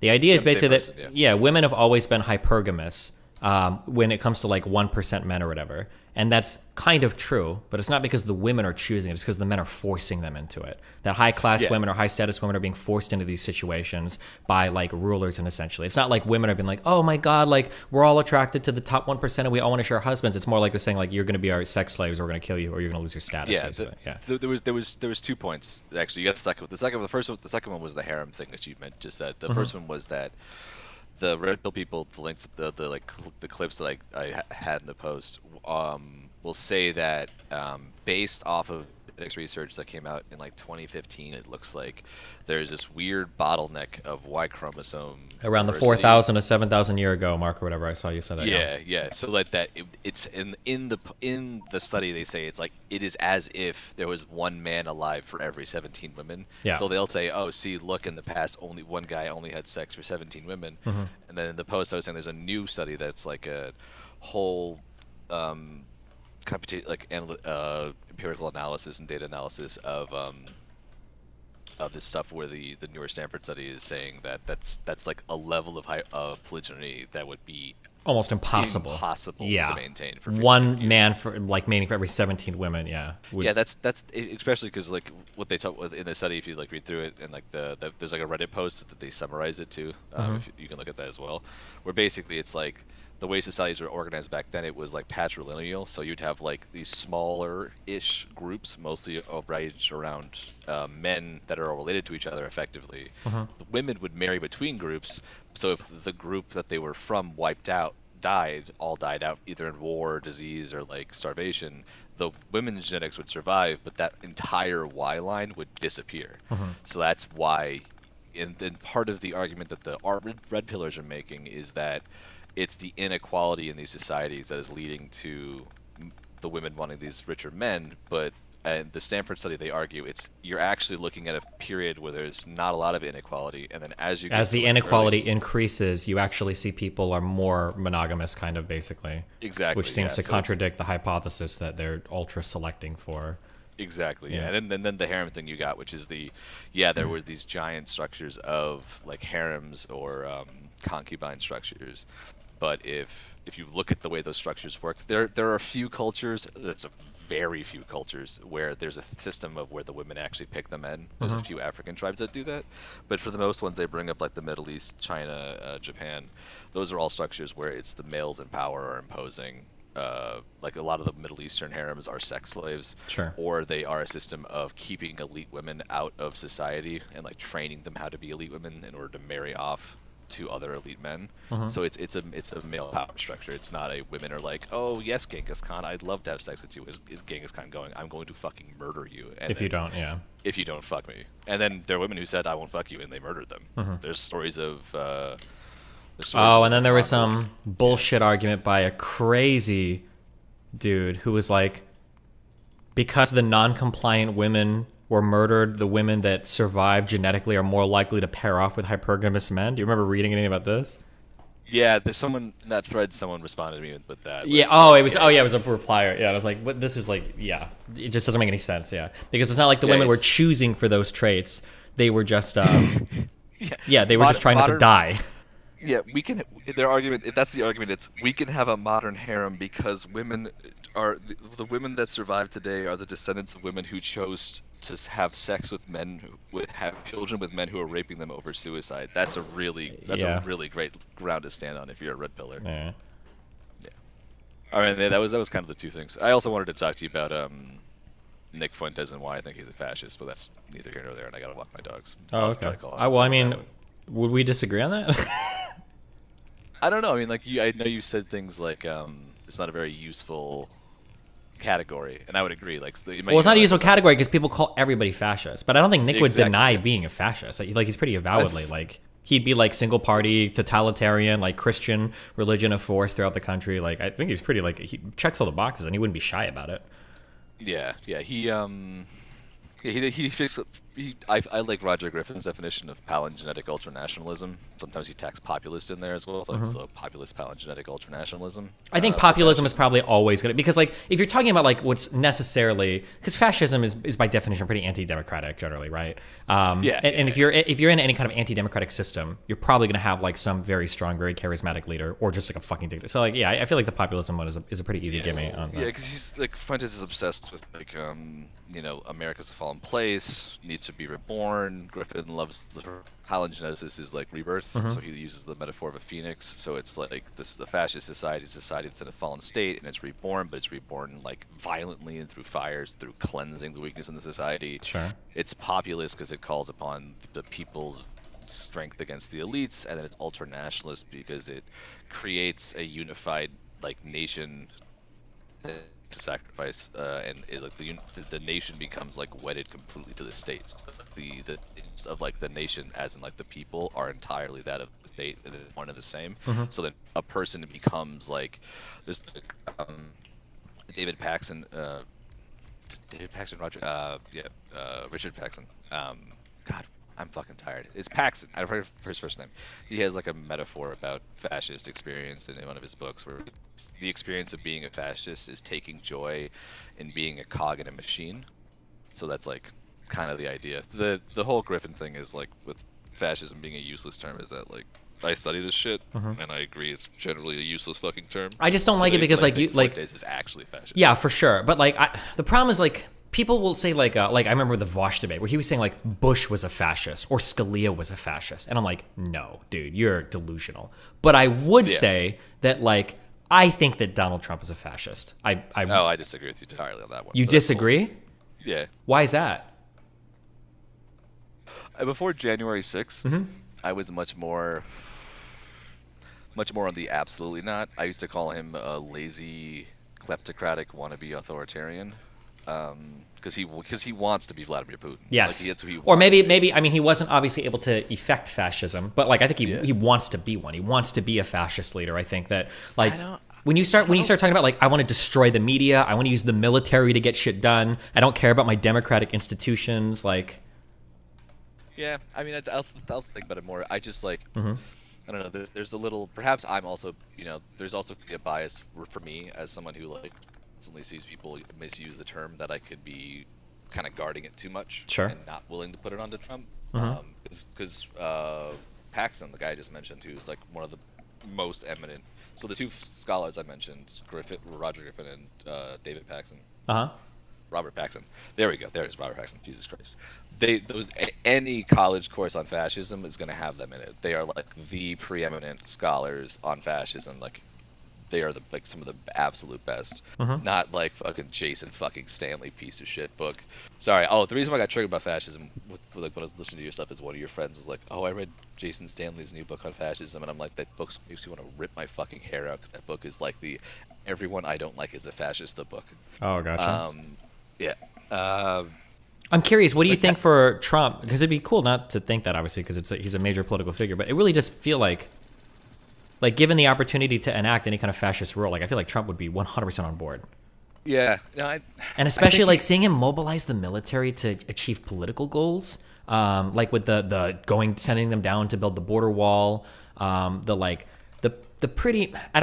I'll do this. I'll explore this in a conversation with you because I trust you, and I wouldn't with like normal people. But like Trump's rhetoric and a lot of the behavior that he has is pretty racist. Like the stuff about the Mexican judge and the Trump University thing, like, bro, that was an American citizen. Like, that's wild to me. The disregard for democratic norms, the ruthless attacks against the media, threatening to sick the DOJ on him, saying he wanted to open up libel laws and stuff. Yeah, I don't know. I feel like, what would he have to do? What Margaret is he not? Yeah, go. So that like rings for me more like, so like using like the Griffin definition that I prefer. Obviously, like you've talked about like Echo online before, and there's people have different definitions. I think Griffin has the best idea of like, the way I like to describe it is like a fascist. He calls it a fascist minimum. So it's like a definition that is like, this is the core root. So like, for example, for like communism, you'd be like state ownership of the means of production as like this kind of minimal thing, or capitalism is private ownership of the means of production. Yeah, stuff like that. So like the palingenetic ultranationalism, sometimes it's populist tacked in, but I often disagree with them on populist for a whole other thing. But that's a whole other story. I don't know if Trump is as obsessed about like the kind of like revanchist national rebirth stuff.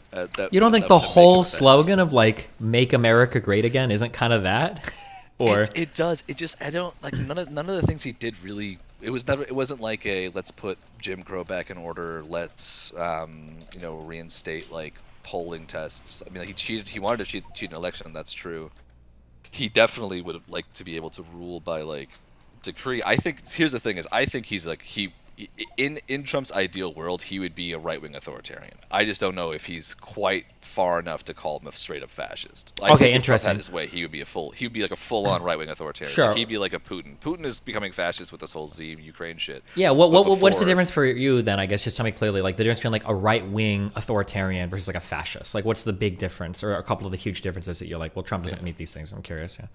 I feel like this is possibly where my own personal bias is. Yeah, that's fine. Wanting to guard the term is kicking. I agree with the wanting to guard the term, because I argue, like I said, like when people like Vosh are saying like fucking Bush and Scalia are fascists, I'm like, bro, what the fuck? Like literally everybody's a fascist. Yeah. So I agree with wanting to guard the term. You're a fascist too, Destiny. Yeah, of course. Yeah. So watch out. So I agree that guarding the term is important.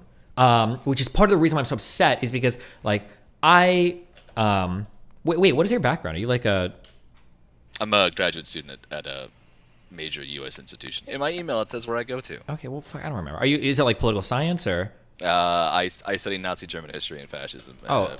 My thesis that I'm working on right now is on ideological indoctrination and like the whole thing. Yeah. Interesting. Okay. Yeah. Oh, geez. Okay. Wait. Okay, hold on. Okay, I had a lot of random shit, but I don't want to keep you too long. Okay, so here's my issue. Okay. The left has used the word fascist too much. They've watered down all these terms so they essentially mean nothing. And now it feels like I have no teeth to condemn Trump with. So for instance, I think Trump is a fascist. When I say that, it doesn't really mean anything because people have used it so much. I think that January 1st was a unique, ahistoric, probably one of the worst things to happen, at least in my lifetime. And maybe throughout all of U.S. history, like one of the worst things that's happened. I know we've had like a civil war and there's been other bad things that happened, but like the president literally saying the election is fake, I refuse it, I'm making calls to other states to try to find votes, I'm trying to get everybody in my institution to like reject the vote. That's wild to me. But everything has kind of been like, everything's so crazy. It's been so normalized under Trump that like, it feels like when you criticize anything, you just sound like a crazy lib, you know? Yeah.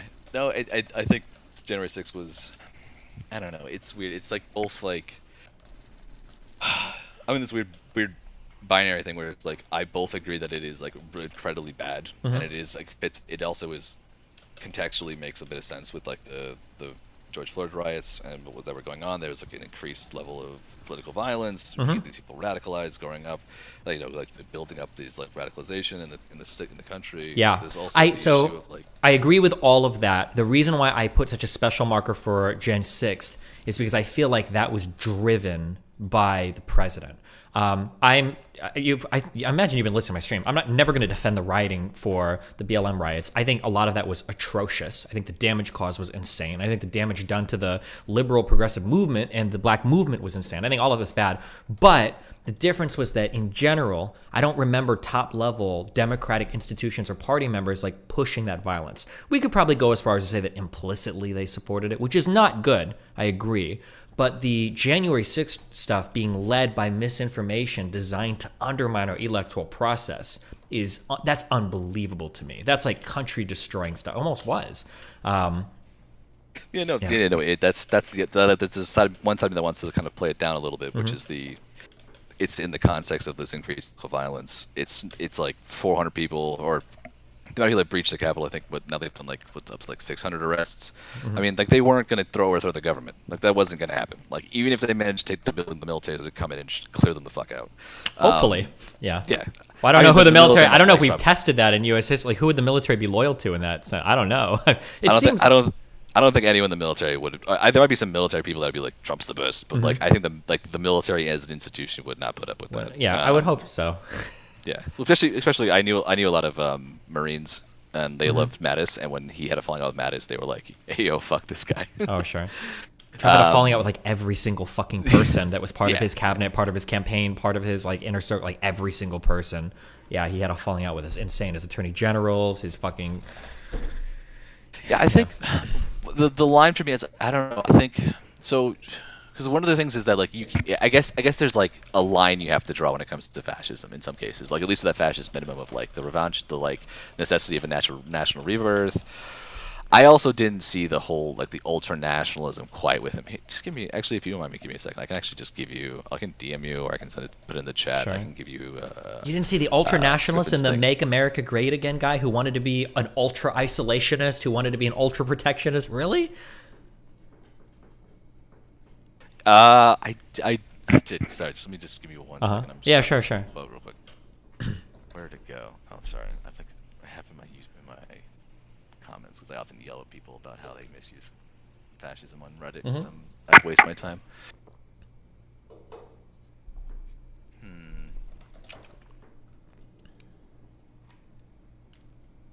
So this is Roger Griffin's definition in his most recent book, which is called "Fascism: A Quick Immersion." It's really good. It's aimed at an audience, so it's a little paragraph.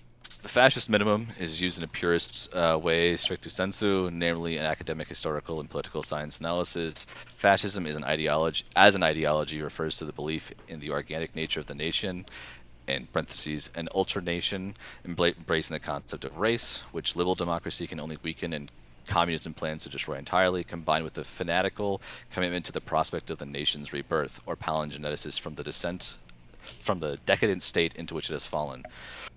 What results are the characteristically palingenic forms of ultranationalism, which first gained power in fascist Italy, and which soon entered history under the label of fascism. Moreover, this is a populist form of ultranationalism which seeks to mobilize and unleash the dormant power of the people to cleanse itself from the forces of decadence and regenerate itself in a new era of greatness. I mean, yeah, maybe Trump is more of a fascist than I'm giving him credit for. Sure. I understand the desire to push back on it, because I again, if you've watched my stuff, I push back on fascists all the time. People call everybody fascist, yeah. But I feel like Trump fits the bill pretty well generally, but or at least wanted to, but yeah. Maybe I would be more comfortable. I could meet you halfway, where I'd say there's aspects of the movement around Trump that are fascist. I don't know if he himself is like going to be a Führer. Like I don't see like a Mussolini or like a Hitler in him, like in the sense of like Mussolini and Hitler built these. Typically, the fascist leader is a core component of the entire movement that then like drives it to power.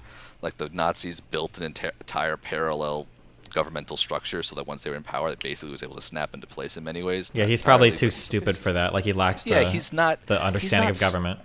Like he's too self-aggrandizing, too lazy, too ignorant to like really have done any of this. I think the Actually, I guess maybe the lack of like intellectual depth leaves him trapped in the populist phase, and he can't actually overcome that because he doesn't have the wherewithal to create like the alternate governmental structures or anything. That I could buy that argument actually. Yeah, like I mean Jan 6 is him trying to overturn the election, but it's not like him saying like I want to be dictator. I mean that in a way it is, but it's not like he's like let's destroy the government. He's not like out there being like democracy itself is evil. But he is saying that, like, you know, there's people that are trying to destroy him. Yeah, he's never leading like very close. He's never doing like an enabling act. He's never going to be at the head of anything like that because he just doesn't have the wherewithal for it. He's not capable. Turns out, luckily, fun fact, it's actually really hard to overthrow democracies. Sure. Typically, especially the U.S. one where there's so many breaks on so many different fucking parts of the institution.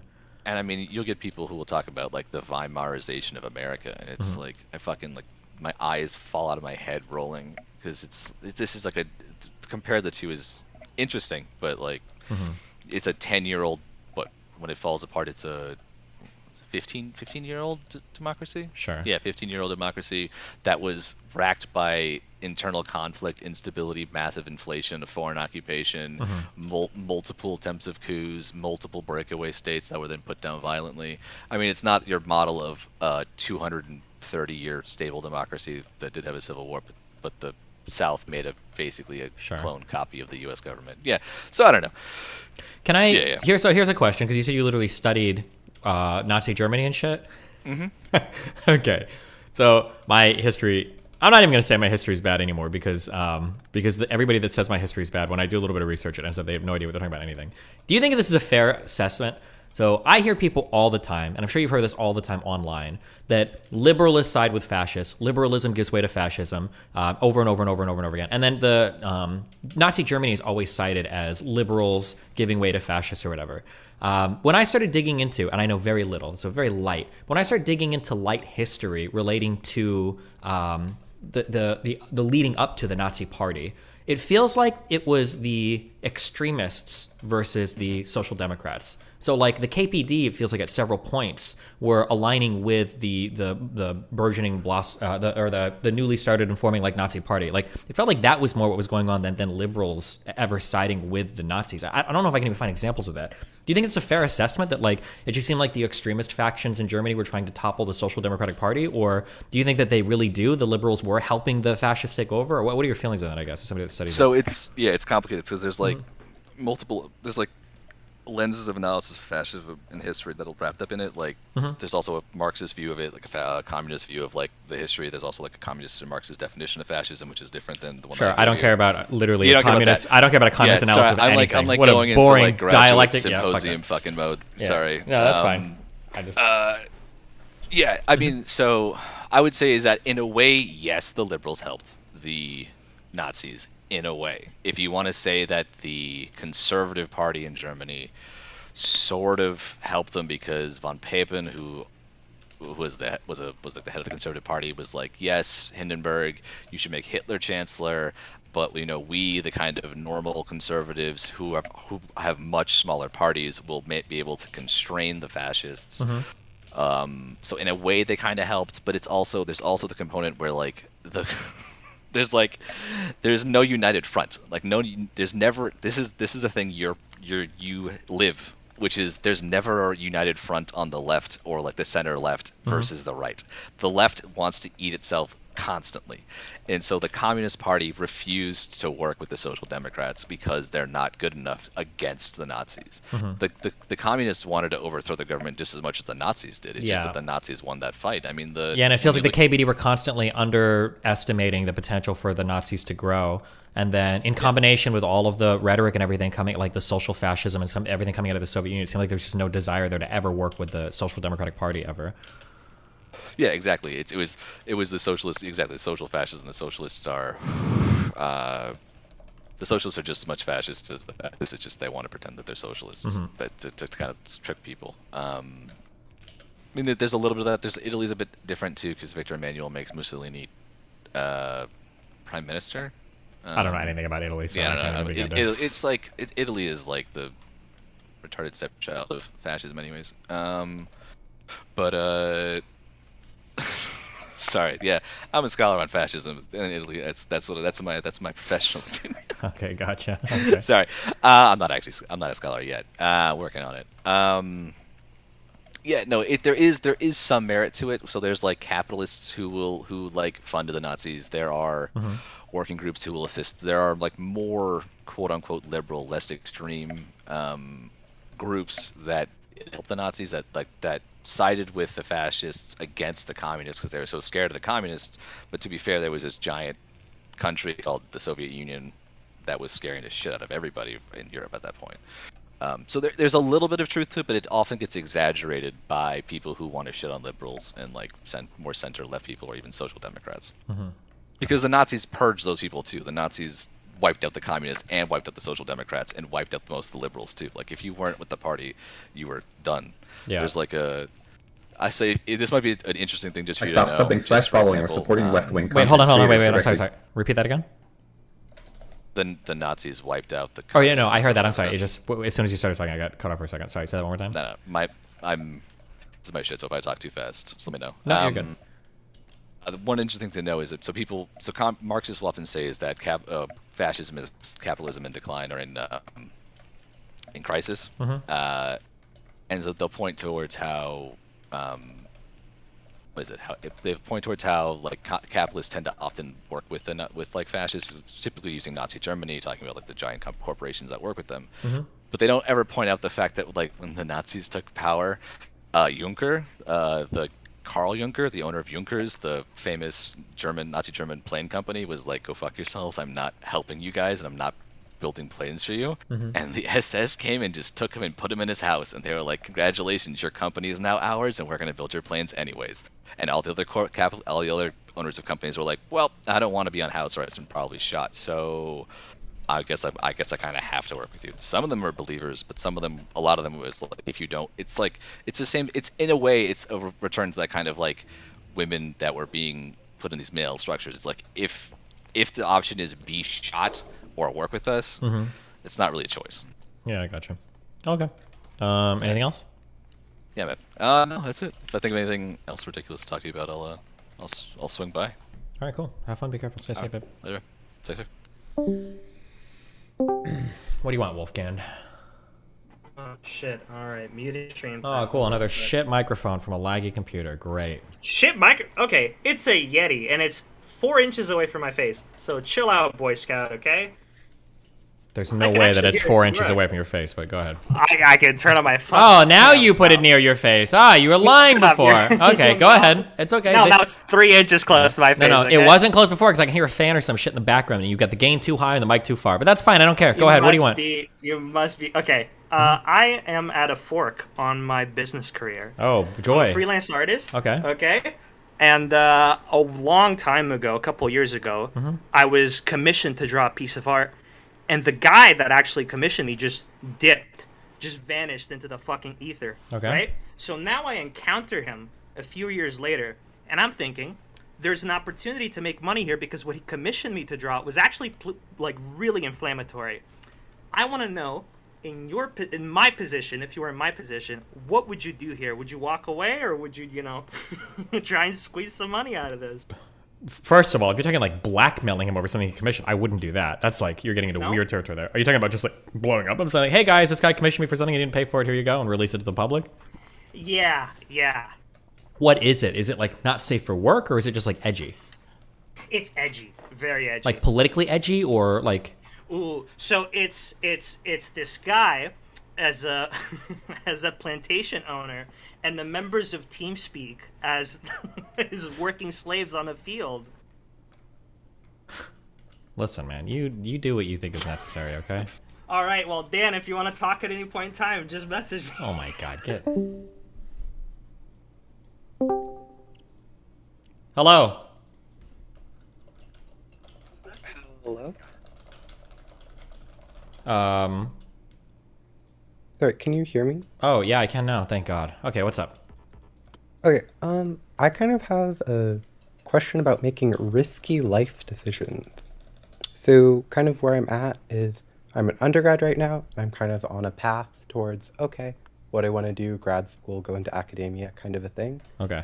And background-wise, it's a little bit weird for me because I did like so much stuff in high school that I'm essentially done with all like the typical like undergrad coursework in my area, and I'm kind of making a decision between sort of dropping out of undergrad stuff and sort of taking a risk of like, okay, just directly applying to grad school versus like staying where I am for the next like whatever 4 years. And I kind of, obviously you can't give specific advice, but like what would you lean towards in terms of like being risky early on, trying to go for what I want to do versus like being a lot safer? Hold on, I missed. What is the thing that you want to do? Tell me that again. Oh, I'm a math person, so like math grad school, then try to be a professor. And you're thinking of either doing grad school or? Continuing undergrad, or just leaving, and I can essentially get my undergrad in like 1 semester for my state school, and then do that and apply to grad school, versus staying where I'm at and I'm stuck for another 3 years. Wait, why the fuck would you stay in undergrad? It's a little bit weird because my state school has like no prestige, so the concern is like, oh, I kind of get not auto rejected, but it makes it a lot harder to get into the fancy grad schools. Or I can stay where I'm currently at, which is like there are people at my school that like go to the grad schools I want to go to, so like it's prestigious enough. I'm so confused. Fuck. Okay, wait. So why wouldn't you just go to grad school?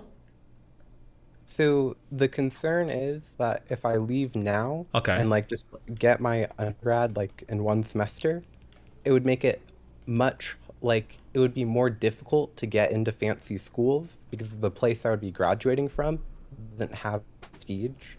And so I'm comparing like trying to apply now from a school with like low prestige and sort of like risk that. Oh, dude, fuck, you're gonna. I don't know. Fuck. Does it matter for math? No, I'm sorry. I'm not trying to. Hold on. That sounded really mean. I'm trying to show. So my understanding is that like I think there are some majors like law, like the school you go to is really important. Like that can make or break where you go. But outside of that, like, are people gonna see that like you came from a certain math school and they're just not gonna like take you? Like, isn't math kind of the same no matter where you're at, or is that? In terms of like applying, like your undergrad, like applying to grad schools, it matters to like for the very top schools you can be auto rejected, but for going to grad school it really does matter. That's like the #1 item on your resume for like years after. Damn, that's so crazy to me. Even if you can like do the work? Yeah. Oh fuck, you're gonna have to talk to somebody like in your field. I can't help you, unfortunately. I'm sorry. I don't know enough about like how prestigious any of that matters. I have no idea. Okay, that's One guy in chat said he's a math PhD and he said the school doesn't matter. Another guy says if you want to be a professor, your prestige really matters. So I don't know. My chat's giving mixed opinions too. I can't pull the audience either. I really have no idea. I can't help you with that one. I'm sorry. Okay, that's fair. Thank you. Yeah, good luck, buddy.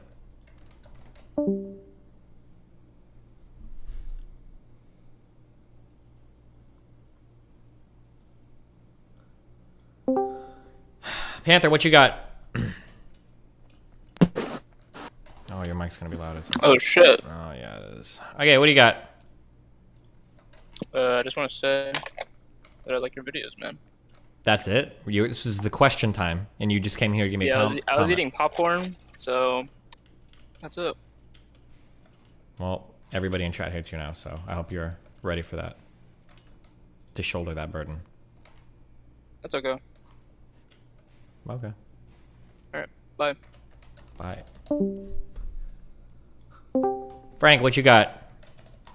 Yeah, what's poppin'? I have a quick question. Yeah, we got answers. What do you got? My position to a tier 1 in the ring there. Hold on, I'm sorry. Your mic just cut out like 7 times when you were talking. Try that one more time. I have one quick question. Yes. And then I want to give my position to a T1 sub in the waiting room. Okay, I'll think about it. Okay, the question is, have you ever played Noita? Yes. Okay. I was wondering if you had. Alright. And yeah, give it to either Soul Aries or Avica, because Soul Aries is a YouTube member, and I think that'll be funny, and Avica has been there for a while, so it's up to you. Okay. Have a good one. Bye.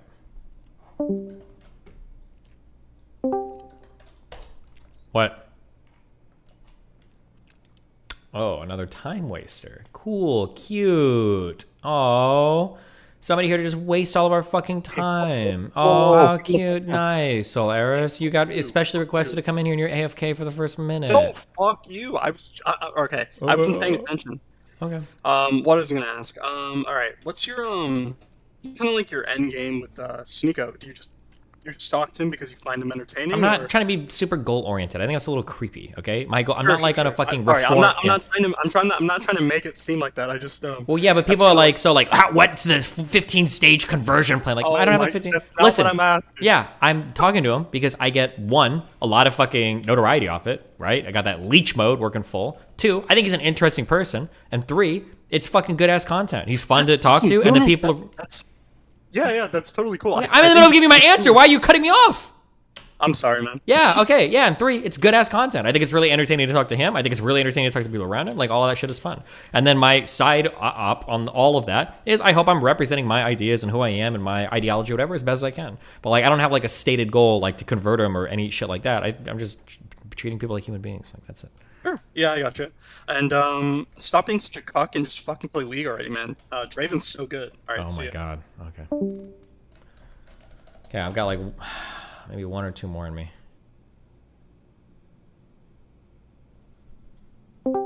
Slate, what do you got? My dude, how are you? I'm great. How are you? Not bad. I sent an email to you forever ago, but I'm fucking booming. I probably sent it to the wrong goddamn email. Okay, maybe not. Maybe I just ignored it. So 2 things, 1 political, 1 non-political. Which one do you want to do first? Whatever you want, dude. All right, let's do the non-political. Hey, have you looked into Brazilian Jiu-Jitsu? No. Melina used to do it though. Did you really? Yep. Okay, next question. Oh, damn. Okay. Well, you should do it. It's like Yeah, perfect for for sure. people like you. Wow, perfect. Sounds good. I'll get right into it. All right. Other one. So on the political side of things, the email I sent originally was regarding the whole Trump thing. So seems to be on my side of the aisle, we're having a little bit of infighting on how we want to deal things on the right side of the aisle, right? Okay. Everybody seems to think like Trump's like basically like the Fuhrer, and we all just kind of follow him, but that's not really the case. Well, it is right now with the Republicans. I think that's a scary thing the Republican Party has to contend with, is that he is kind of the Fuhrer, and so you either kind of have to fall in line behind him or like risk getting primaried or fucked by his supporters. So it depends, right? So like I'm up in here in Idaho, right? And we just had a primary for our governor race. And the Trump backed, like, I got a picture with him. He's all on my side. She's absolutely got her shit pushed in because she was crazy. And even though Idaho's like turbo red, like the semi, quote unquote, moderate guy ended up winning. And I mean, obviously we're turbo red. So if you win the primary, you've pretty much won the election. So I think it's kind of like, go ahead. Yeah, it might not be the same in every district, I guess I'd have to look, but I'm pretty sure the majority of the Republican Party is still pretty allegiant to Trump. That might not be true in every district, or there might be some I think coming up, but yeah. Yeah, I think there's a swelling of like, hey, maybe Trump is not this dude we should just follow. Because like my parents are turbo MAGA folks, and I've been trying to like turn them away to just like, hey, just be like neocons or just like regular conservatives. Don't follow this guy. And I've made a lot of headway with that, and I think a lot of boomers and whatnot are starting to turn away from that. I don't know. I can't really predict like the 2024 shit because that's obviously like forever away.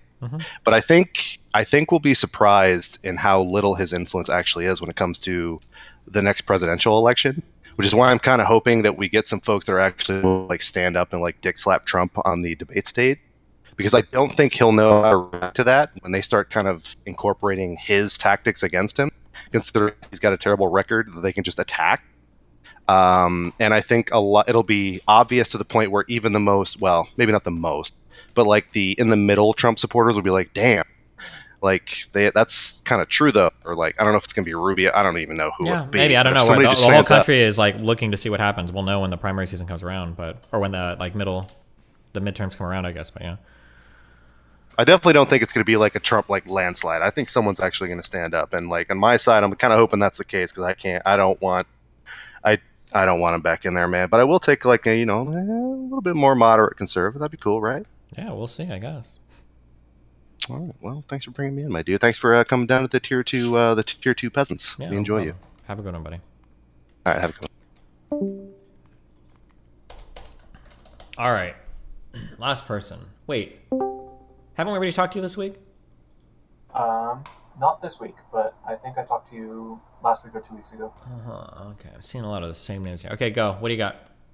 All right. Well, I was just wondering if you could ask Sneeko if you could take a look at his backend analytics, because I have this theory about the people that watch that kind of content, and I think it's the people that are projecting the liberal life on, that they're actually living the doomer, the pay pig life, but they're just projecting it onto the liberals. And so I'd want to know if Sneeko gets any of the the Ben Shapiro older conservative audience, or if it's all just Zoomer doomers. Okay, maybe I'll ask him next time. Okay. All right, thanks. Have fun. Be careful. All right. It's been fun. I love you guys.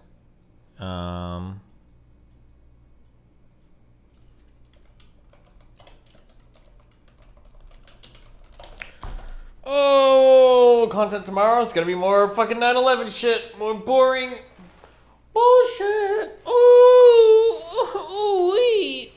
wee, Rick.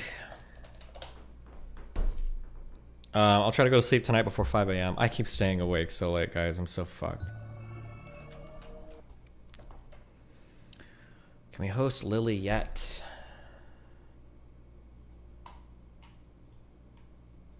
She said she was already following me, so I don't know if I can. Oh, I can. Cool. All right.